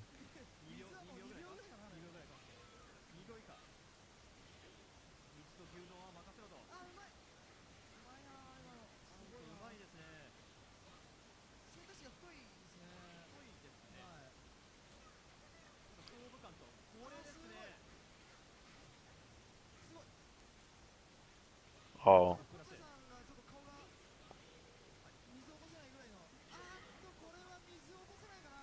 Gil and Urian just look like Olympians. They're not actually Greek, and they're not actually old. If you want a character who might genuinely be super old, look at Nikali or G. Who both seem to genuinely be old. Wake up super? Oro's old in the traditional old sense. So, I mean, he's older than traditional old. But he's not like centuries old. He's like a century old.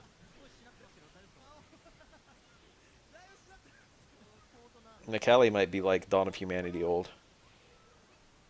G might be pre-humanity old. I don't know. Those characters.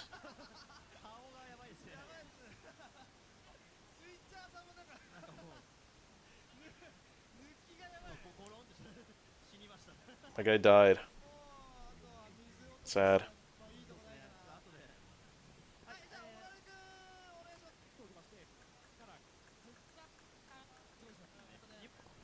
Whoa.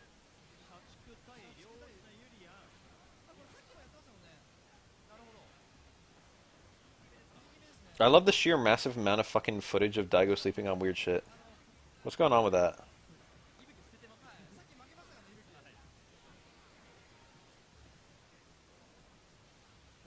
Interesting unblockable.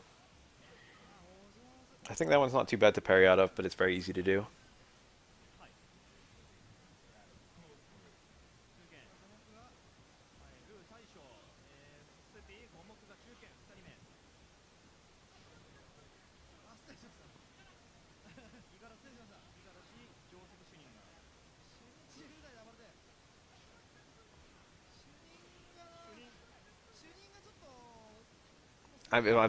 Excuse me.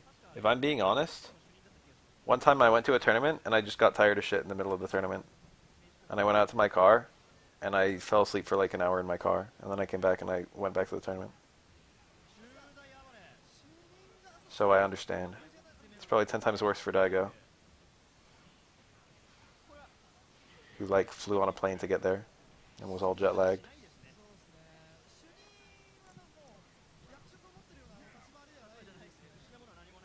And I'm gonna be honest, that was probably the worst sleep of my whole life.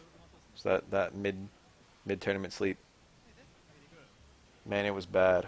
I was not comfortable. I do not have sleeping essentials in my car. I took off my sweater and I slept on my sweater. And that was my blanket. Or my sheets, I guess. I don't know.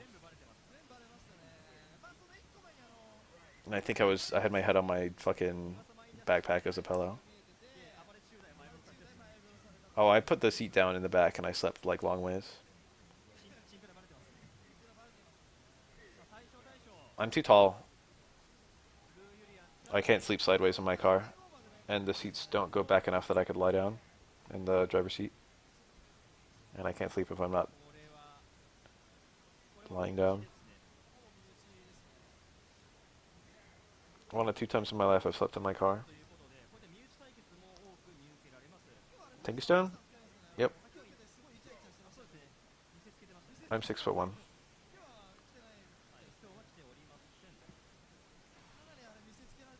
My car is not that big.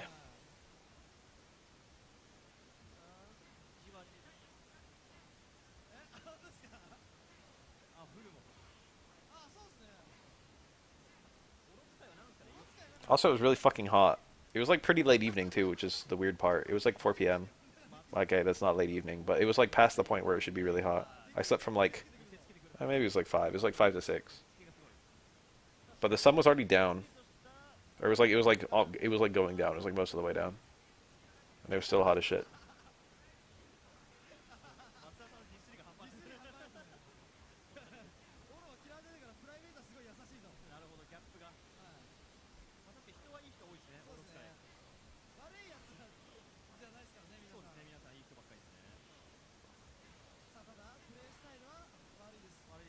Regularly? Whoa, yeah, regularly? Why are you sleeping in your car, Lackle?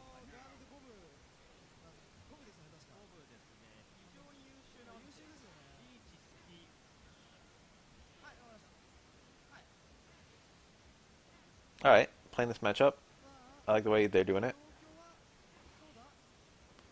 When I was in high school, the way that my high school worked was that you call in sick the first day you're sick, and then you call in sick the second day you're sick, and then they just assume that you're sick.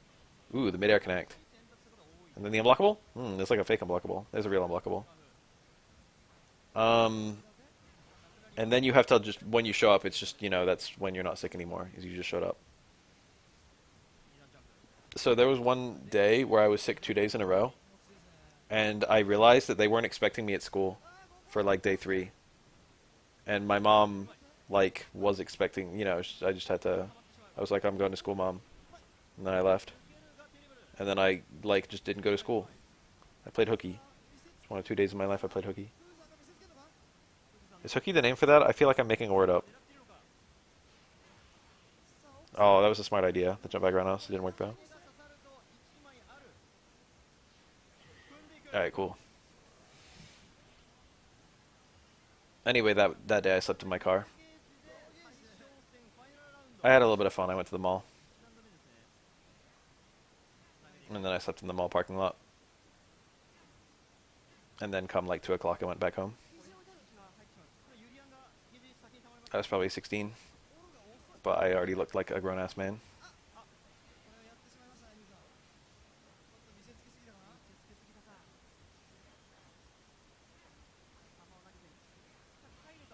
Air throw normally there. He did jump around house. Jump around house isn't bad. Air throw does more damage though. Ooh. He had all kinds of stuff he could have landed there. 5 stone on block. Okay, he's making it work. This is just... You gonna cash out? He's cashing out. Ugh. That's pretty easy to hit on Urian, so dropping it's kind of ugly.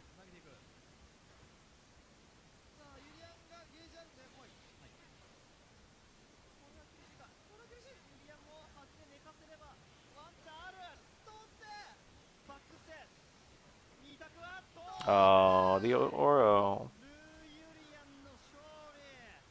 Sad.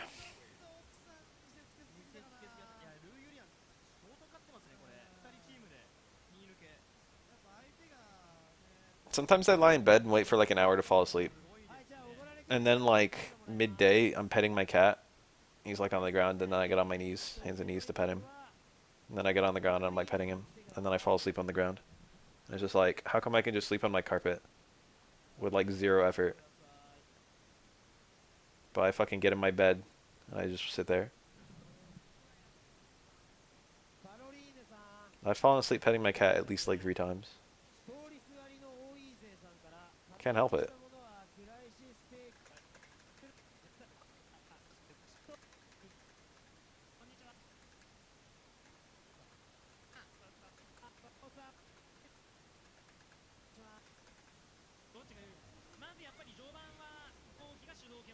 No, I definitely don't feel pressure to pass out. I'm not an insomniac. I don't usually have much trouble falling asleep, but I don't try very hard to fall asleep. I basically just like, and I'll fall asleep whenever I fall asleep. So like I'll just surf on my phone for like usually like an hour a day. My last hour awake. Whoa, cool parry punish.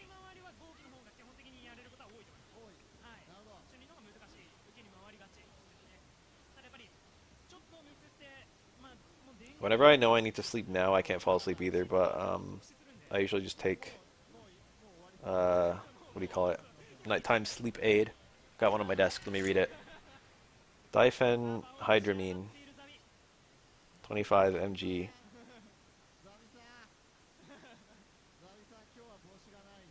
But I take that like once every, probably like 3 times a year at most. And that's only if I like need to be up for something. And I would prefer to have like, at least 6 hours sleep beforehand.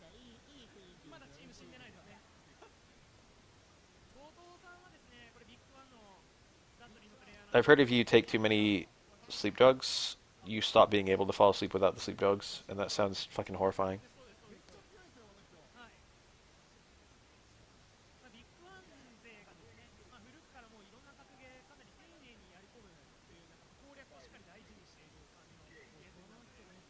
Oh, later.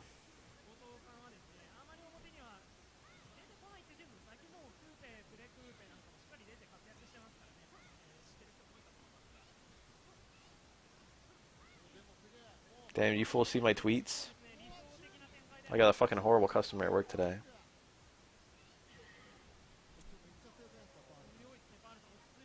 Shit was bad.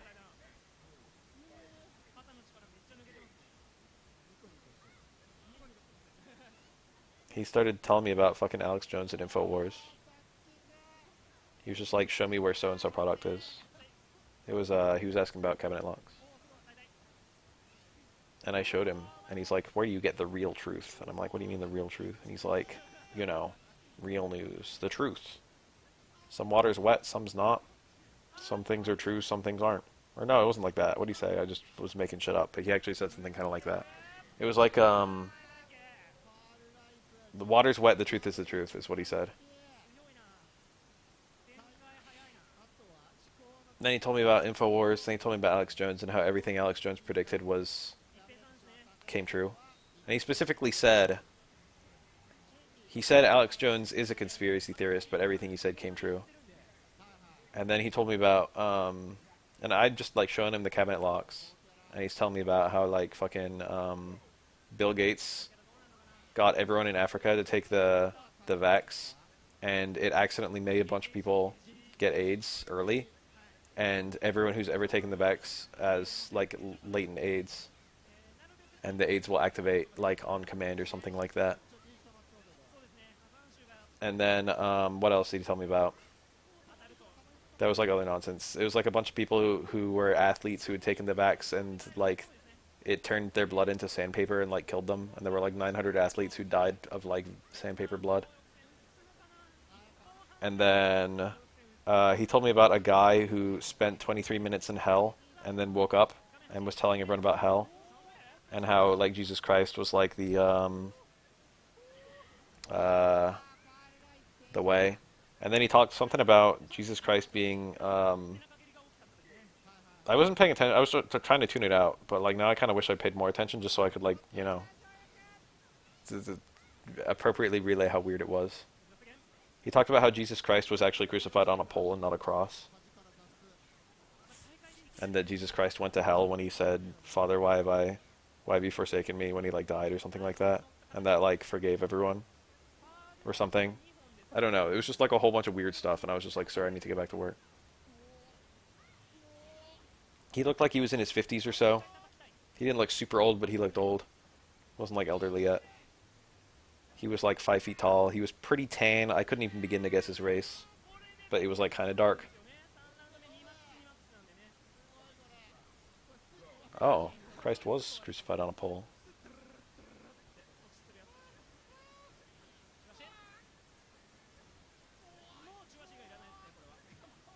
The thing is, I was a captive audience. Like, I couldn't tell him to leave. I couldn't tell him to fuck off. I had to pretend to care, which meant he could just talk for as long as he wanted about that. But I'm just thinking to myself, like, why are you telling just like a stranger about Alex Jones?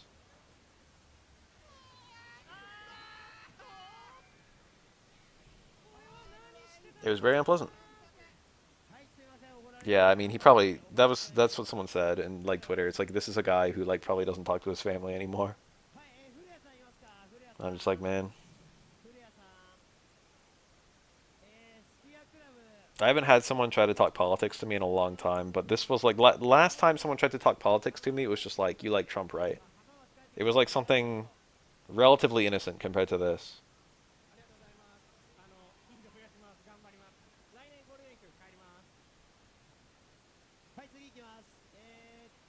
What do you even say to that? How do you like whatever I do whenever I'm at work? It's just like do not engage, regardless of what it is. Do not give them the impression that I agree or disagree. But there's not really a middle ground to do you like Trump. I guess I stay out of politics is the middle ground. Don't rightly know, sir. I thought Trump was funny. He's a pretty funny guy.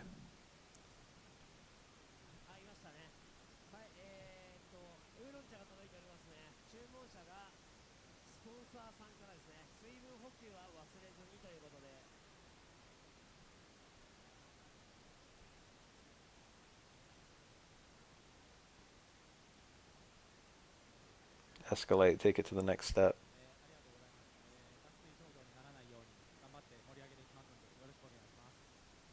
Just- what can I help you with, sir? I guess that would be it. What's your home improvement project?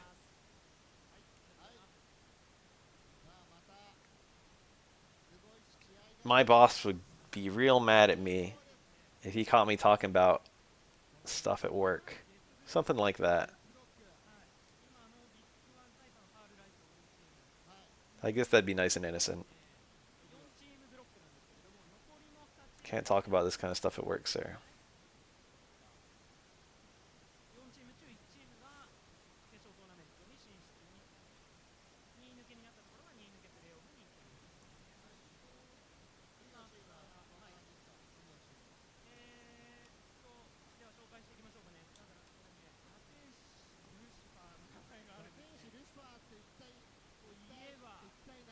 Why am I watching this stuff? It's not Third Strike. Two Yangs.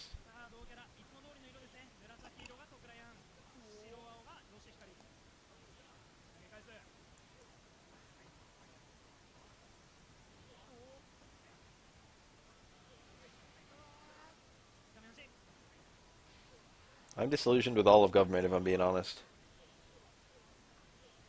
I think the whole thing's broken.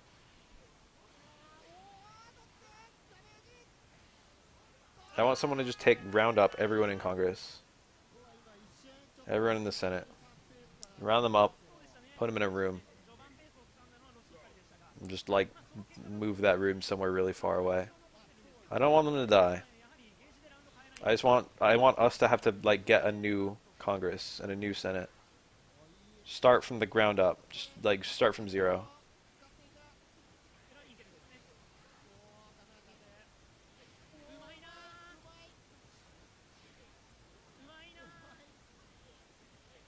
I want someone to come in and just forcefully retire everyone there.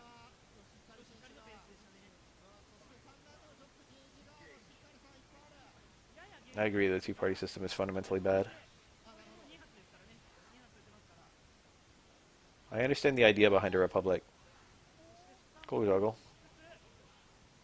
I understand the idea that you want someone who's good at understanding political issues. Excuse me, I tried to mute but I was too slow.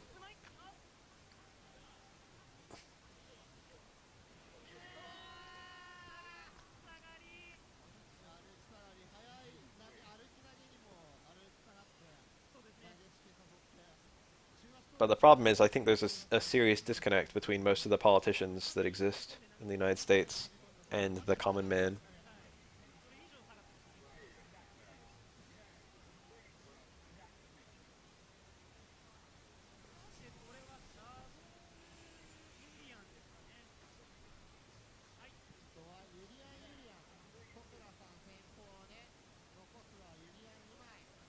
What was the thing about the average age in the Senate is like 70 some? Or like high 60s? I remember reading like a debate that got to like the Supreme Court about like some internet issue and thinking to myself like, do these guys even use the internet?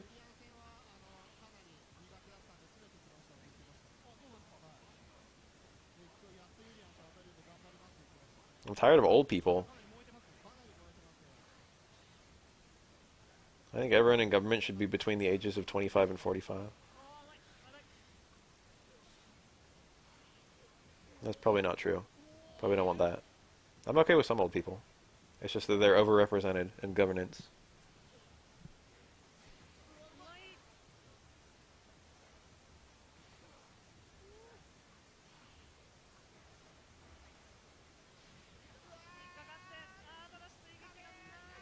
There's not like a single person in government that I would call a peer in the White House or like the fucking House of Congress. 25, 65, maybe.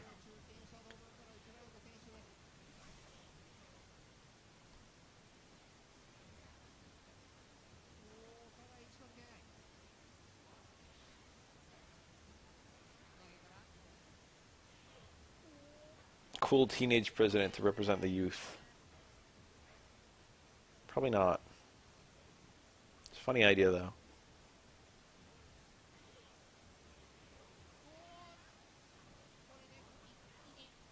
I think we would care more about the horrible state of the House and the fucking Senate.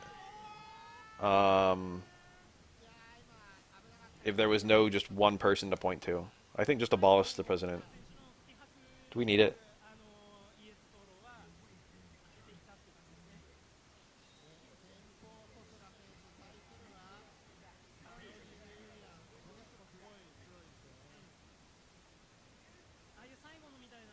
Imagine the fucking flex if we just had 10 presidents instead. 10 little presidents instead of one big president. And it's like, oh, we're meeting. It's like the fucking G20 summit or whatever. And then America shows up with like 10 people. It's like, yo, what up? You little posers with your fucking 1 liter bullshit. We got 10.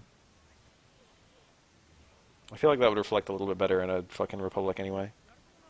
To have a bunch of leaders instead of one.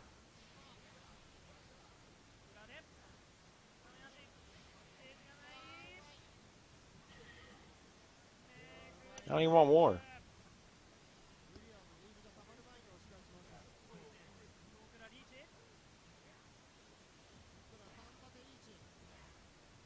Oh. And if I do want war, I want a bunch of people to have all agreed on it.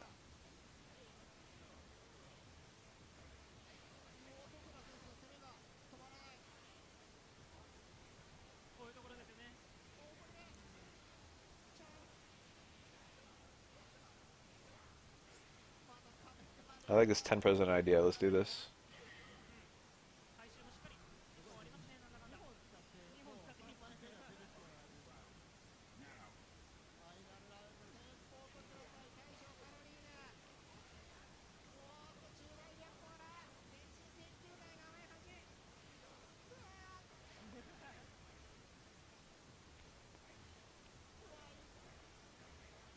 Oh, nice red. Love me a red. Akaburo, as they say in Japan.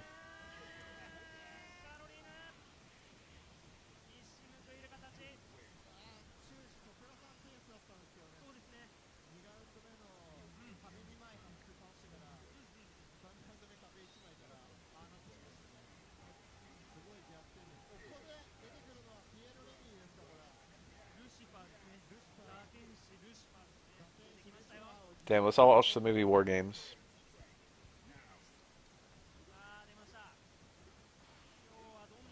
Fun matchup.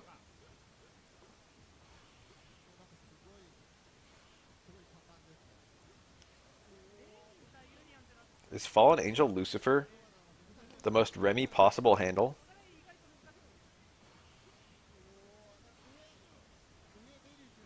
It's like how to make fun of Remy players. It's like Remy players are the kinds of players who have to handle Fallen Angel Lucifer.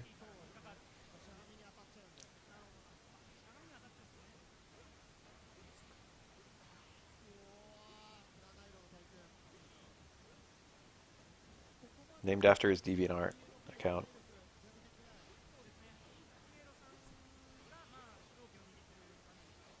Yeah, I know, I saw. One of them was Beelzebub, like King of Pigs with Beelzebub, some bullshit.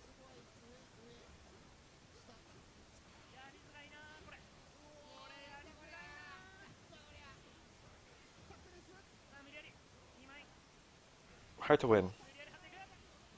I like that jump. Didn't pan out, but I like it. Oh, it was the right read. It was so obvious.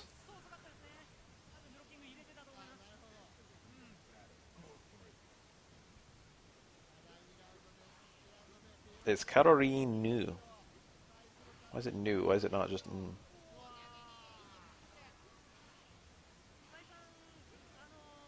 It's kind of weird to see the new character. You don't see that often in Japanese. And katakana or hiragana.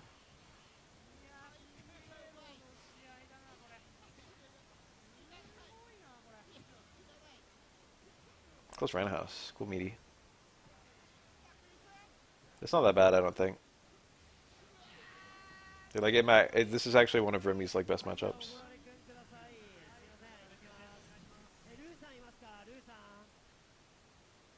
And then combine that with the fact that most Urian players probably don't know it nearly as well as Piero does. And that's what you get.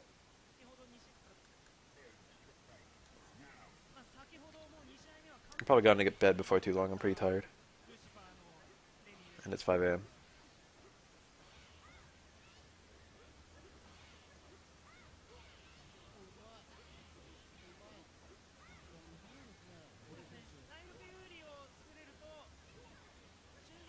Ugh.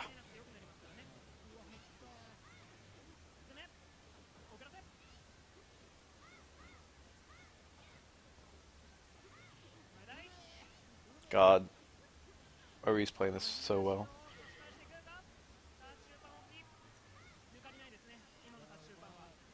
Are we gonna see the cool meme? Whoa, what happened? We missed it. He got hit mid-air too. Little baby punish. Nice.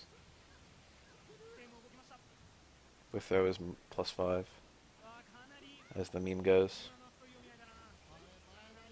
The meme is Light of Virtue turns super motion, and then if Chun-Li supers through your Light of Virtue, you super back. It's an extremely dank tech in this matchup. Nice.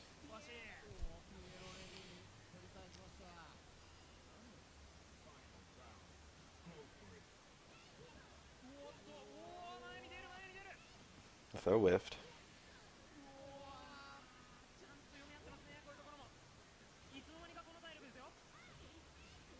That was a super confirm potentially.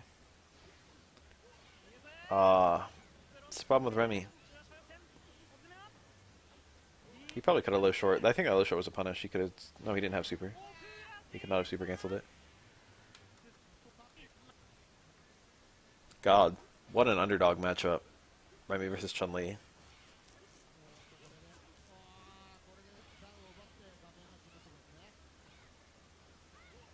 Good old crutch fierce anti-air. Very high risk, high reward anti-air for Remy. Air throw. Chun?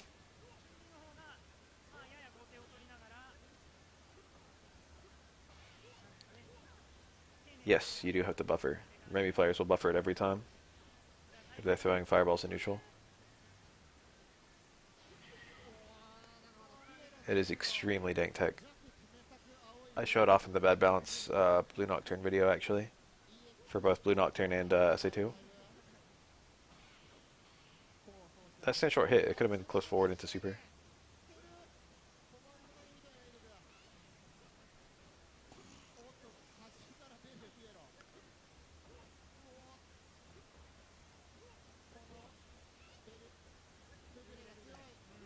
That was it. I bet he did it. Maybe he did it that time too. He's challenging her. Oh. No, he doesn't have super anymore, so he can't throw them anymore. Close roundhouse. I don't believe that Remy's genes would allow him to do the close roundhouse.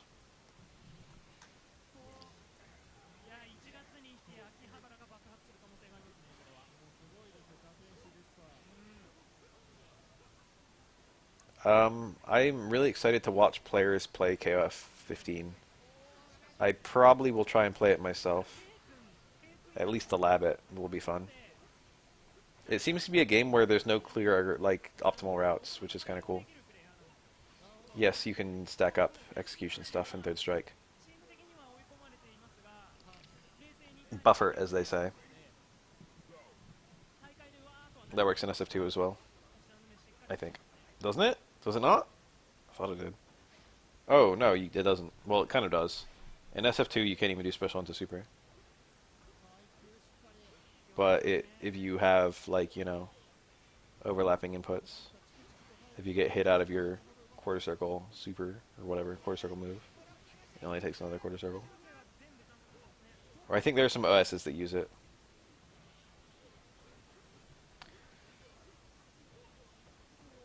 TC Fireball Super. The main problem most people have with that is you need to hit the hard punch without hitting down. But yeah, it's just medium punch, hard punch, quarter circle forward, punch, quarter circle forward kick is the input.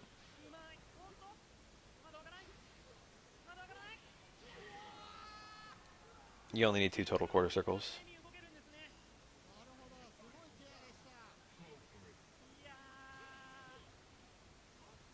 There's a lot of little execution tricks. Yeah, you don't need the fireball. It's kind of easier to time with the fireball. The fireball can add or lower damage depending on the matchup, which is kind of weird. Whoa.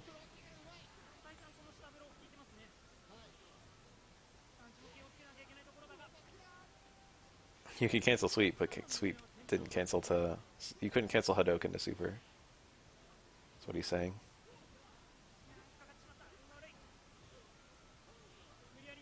Yeah, they KOF 14 had combo trials, and there were only like 6 per character, and they were pretty easy.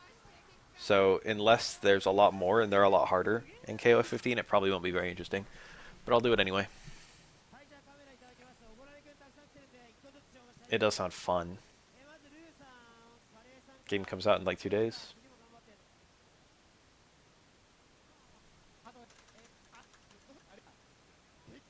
Two and a smidge.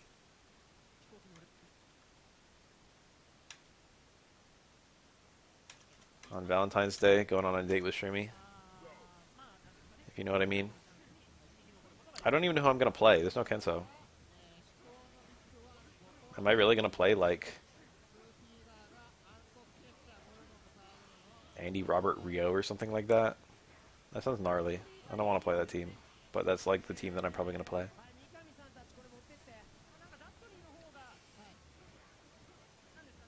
Sand fuck the Sand Kukri? Maybe I'll like one of the new characters. I liked Mien. I liked, I don't, was Mien even new? I don't remember. I liked, Sylvie.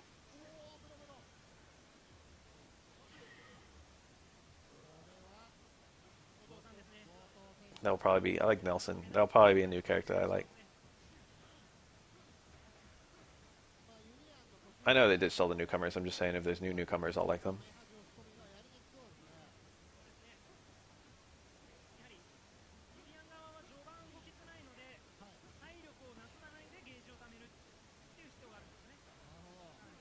Kim is like near guaranteed. It's like when Akuma was absent in the beginning of SF3. It's like, yeah, he'll be in. No Kenso though. Kenso's been on my team in every single KOF game. I need someone else who can DP an uppercut. I'm gonna have 3 DP uppercut characters. That's why I said, I mean, what the fuck? DP uppercut. Fireball uppercut. That's why I said, Rio, Robert, Andy. It's gonna be my team. I'm gonna have all the uppercuts and all the fireballs.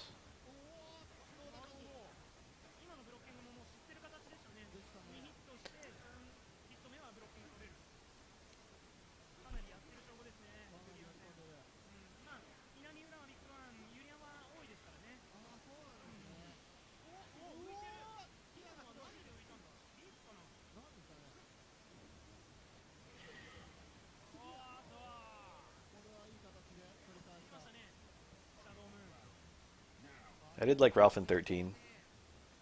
I don't even remember if he was in 14. I think he was. Don't remember him at all.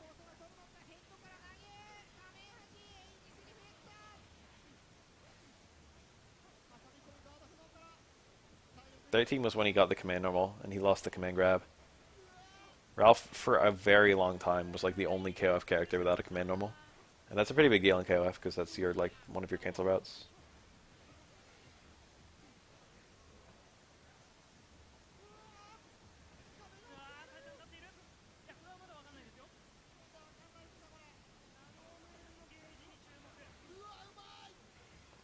Scary. Did he have charge moves in 13? I don't remember him having a charge move, but maybe he did.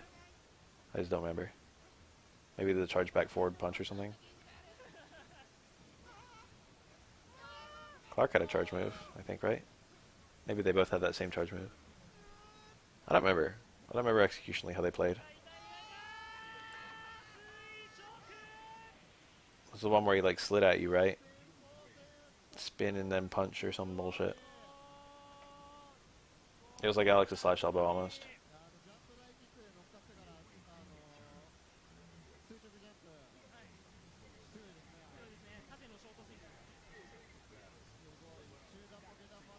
People, yeah, people were talking about Terry not being charged.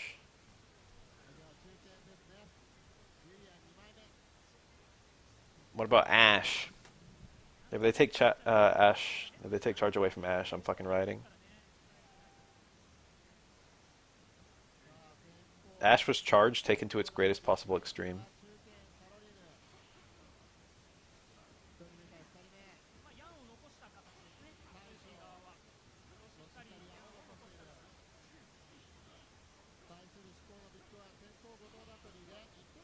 I'm gonna send SNK a strongly worded letter about how Kenso hasn't had a Meatbun Super in ages, and also that Kenso's not in the game.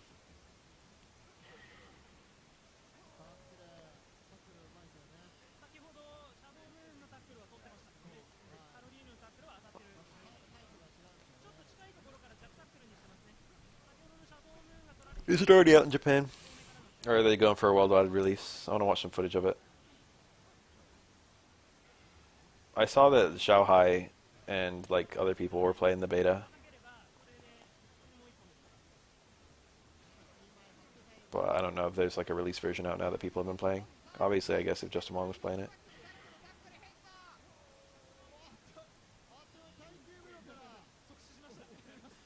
Are Mature and Vice not in? I never thought about that, but like they're normally on Iori's team, and Iori's on like the team clan leaders, right? No Mature and Vice is kind of weird.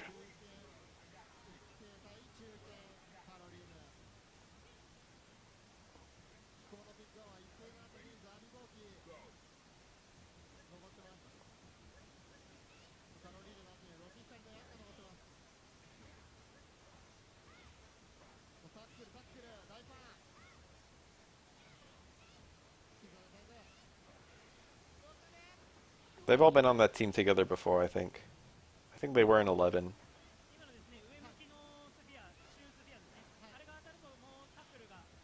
Maybe? I don't remember. That reminds me, I was meaning to check out 11's net play. 11 I liked a lot.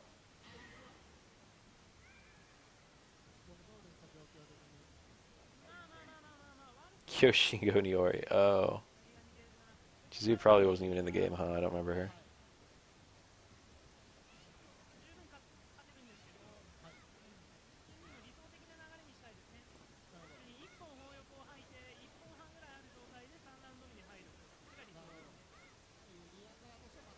Shingo's such a dork.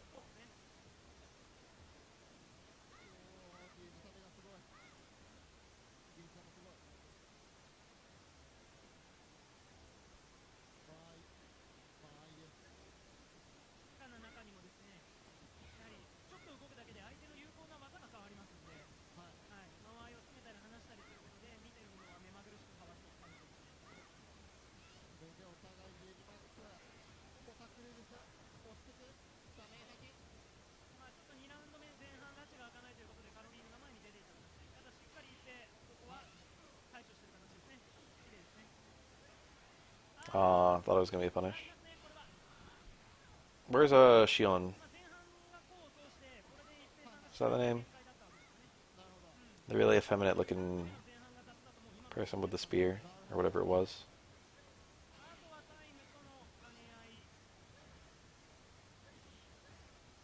13 seconds. Never mind.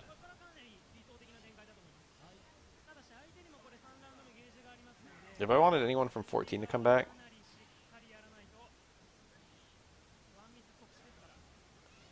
I don't know who it would be.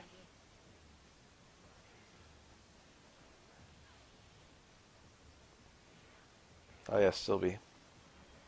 Julie the Patrician's Choice. Kukri came back. Oh yeah, Zarina. I like Nelson too. And the ninja. What's the ninja's name? With the dreads. I had a B, maybe? I don't remember his name. Clearly I don't care about him that much.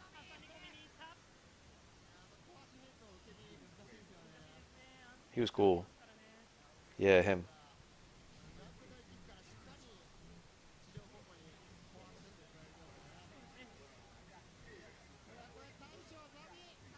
Really glad we got fucking, what's his name, Antonio. Boss guy. I like him. Glad to see him back. His redesign is really cool too. Future Kim team? Hua. I like Hua. Bring Hua back. Third one I don't give a shit.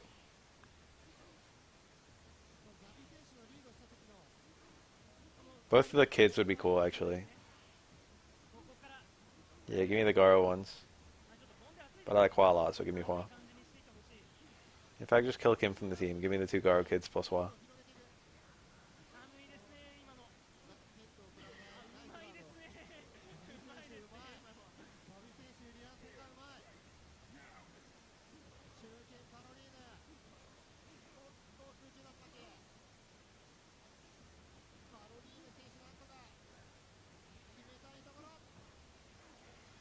put Hua on a team with Shin. Team drunk. Who else gets drunk? Do we have any other drunkards?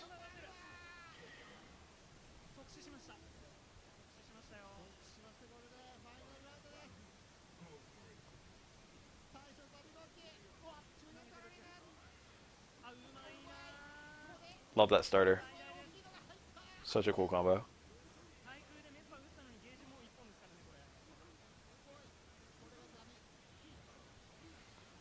It's like better not to parry there because you're never going to get the parry off. And if you don't parry, then you fall faster. Harder for Akuma to combo out of it.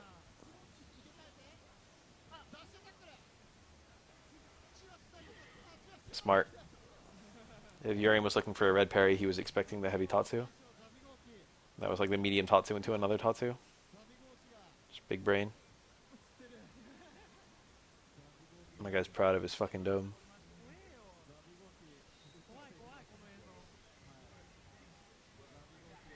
Roshi Hikari looks exactly like I pictured him somehow. This is a thinking man on the right. This is the workout of the library guy on the right.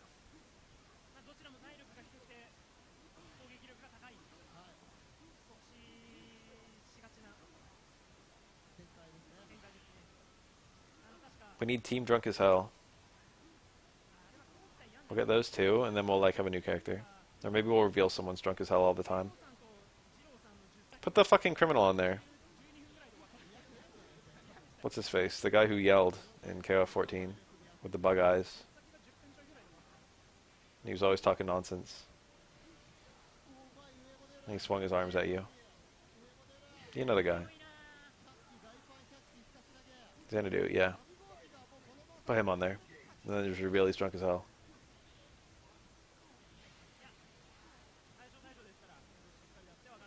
Nice punish. Bring him back, he's sick. Why'd that recover so fast?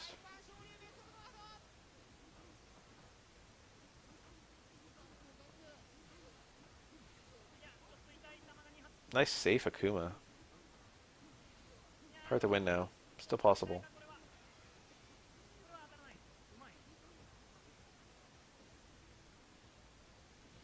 Now really hard to win. Borderline impossible. Feeling like a giant choke. He needs like 2 EX Rekka sequences, which Akuma's just not going to give him. Okay.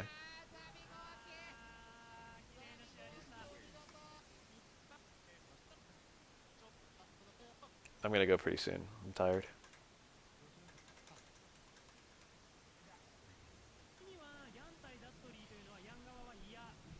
Bring back Saishu. He seems like he probably drinks.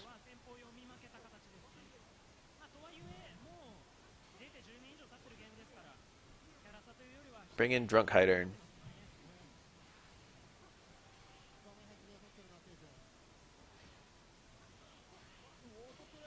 Interesting.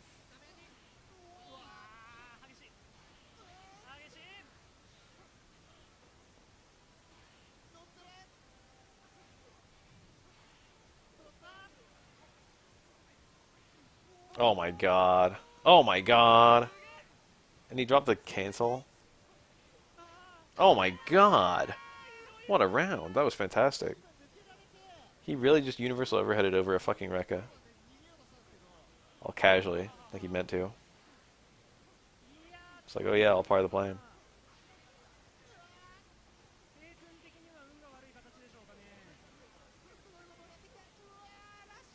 This is 3rd Maniacs 2018.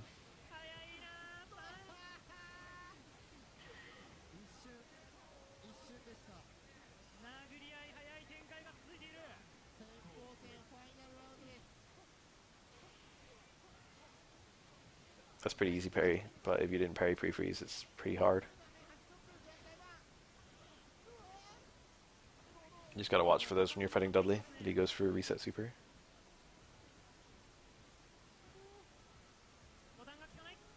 What? They stopped.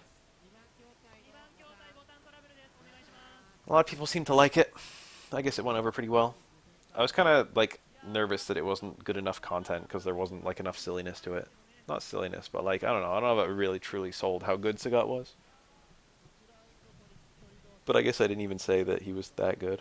I was just like he's pretty good.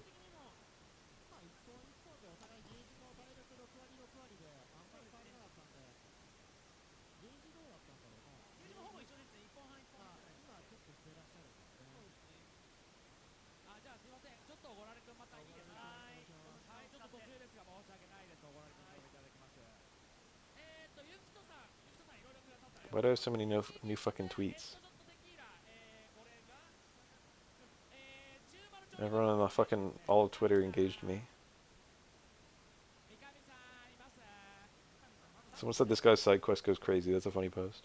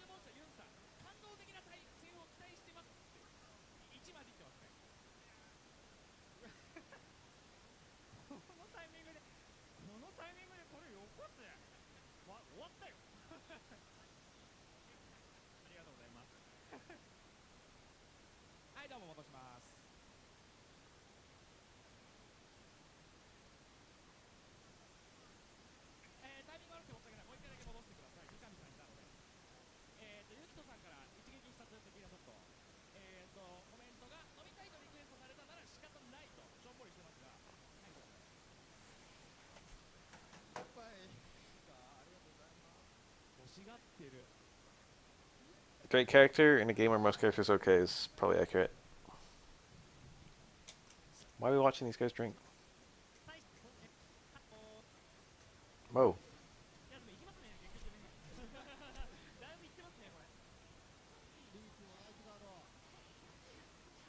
Yeah, that's the parry. I always fuck that up. It's not hard. I just always fuck it up. You get reset into an attack, you just parry the rest of the attack.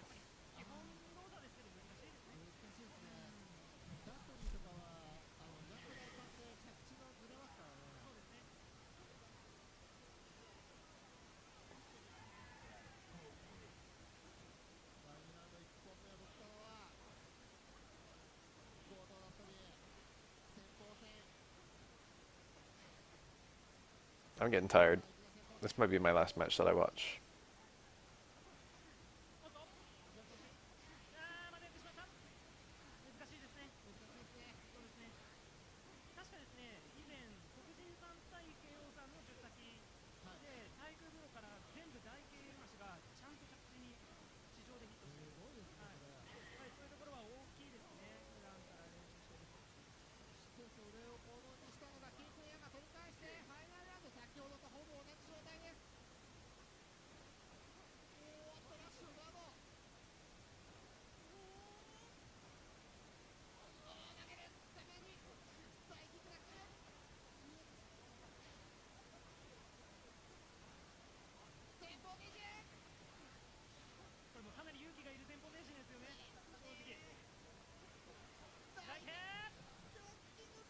Have I ever tried Akatsuki Blitzkampf? No. I'm not even sure I've seen footage of it. Is that the one with the tank? People always talk about it like it's a meme fighting game. I don't know if it's good or not. Maybe it's a good and a meme.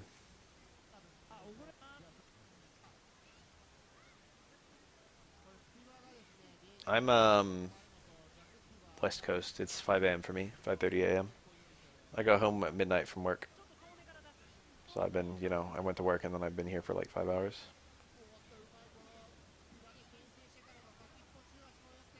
That was backdash. What the fuck? Was that an accident? That's such a weird decision in this game. Backdash has no invincibility and no airborne frames. Maybe a little bit airborne frames for certain characters. But not frame one for anyone. I don't think.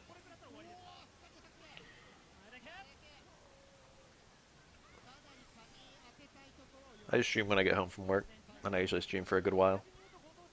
And I usually don't start right away because I have dinner when I get home from work. My dinner today was 2 pieces of bread. Because that's what I had in my freezer. I put butter on them. It was nice bread, so don't go thinking I'm poor. It was sourdough. And then a smoothie. I was gonna just have the smoothie, but it felt a little lonely to have just a smoothie for dinner. So I had some bread too. The smoothie was probably not healthy at all. No, it was kind of healthy. It depends on whether you believe a smoothie can be healthy. It was ice and milk, and peanut butter, and kale, and a little bit of chocolate powder, and a banana.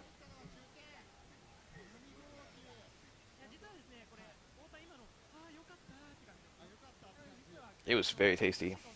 Love me some smoothies. I spent like 5 years wishing I had a blender, and then I got a blender. And then I became an expert at the blender. Good purchase. Yeah, kale's tasty. Very bitter, in a way I like.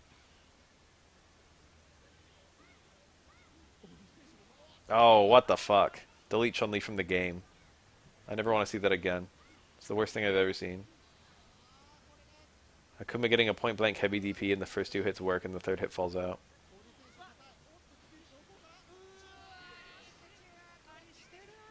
That's the weakness of Universal Overhead there. One time I baked kale in my oven. I made something called kale chips.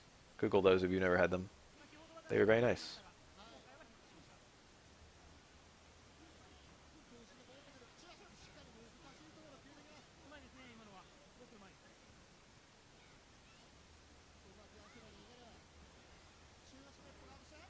Ugh.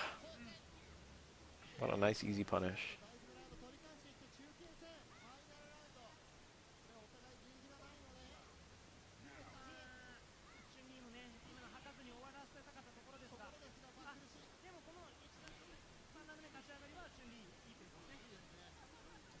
My favorite vegetable is corn.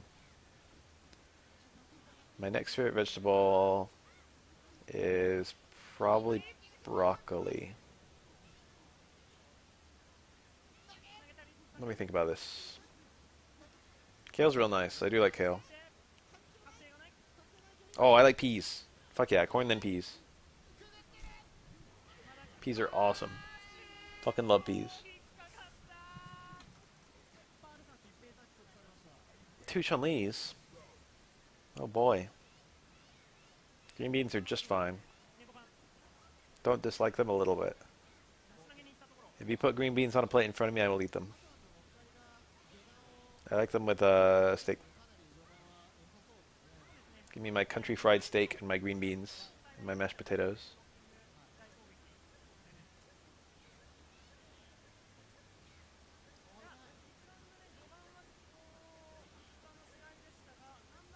Sad. I realized when I was a super picky eater as a kid, and I realized when I was about 20 that I could just eat anything and I would like it. It was like a huge revelation for me. It was like, oh shit, I love everything. It started with Indian food, so maybe you should start there.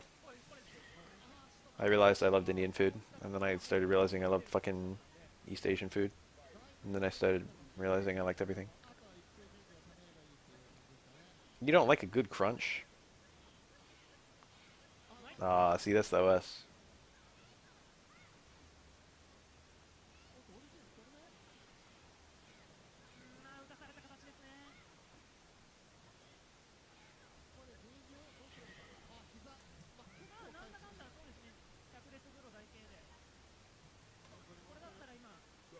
Ethiopian food. There's a spice that I think is Ethiopian. I forget what it is, but I had it one time and it was fucking awesome.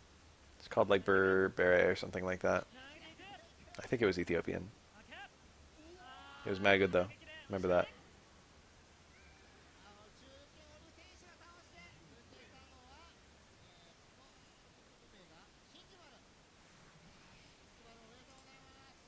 Please hold while I look up the name of this spice.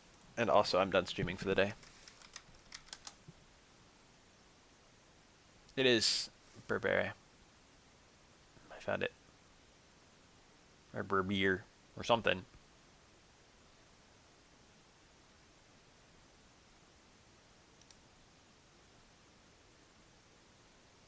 Chili peppers, coriander, garlic, ginger, Ethiopian holy basil seeds, and then a bunch of other stuff.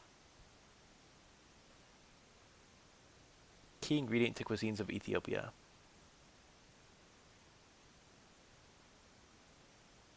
My memory's mad good. Anyway, I'm going to bed. Night all.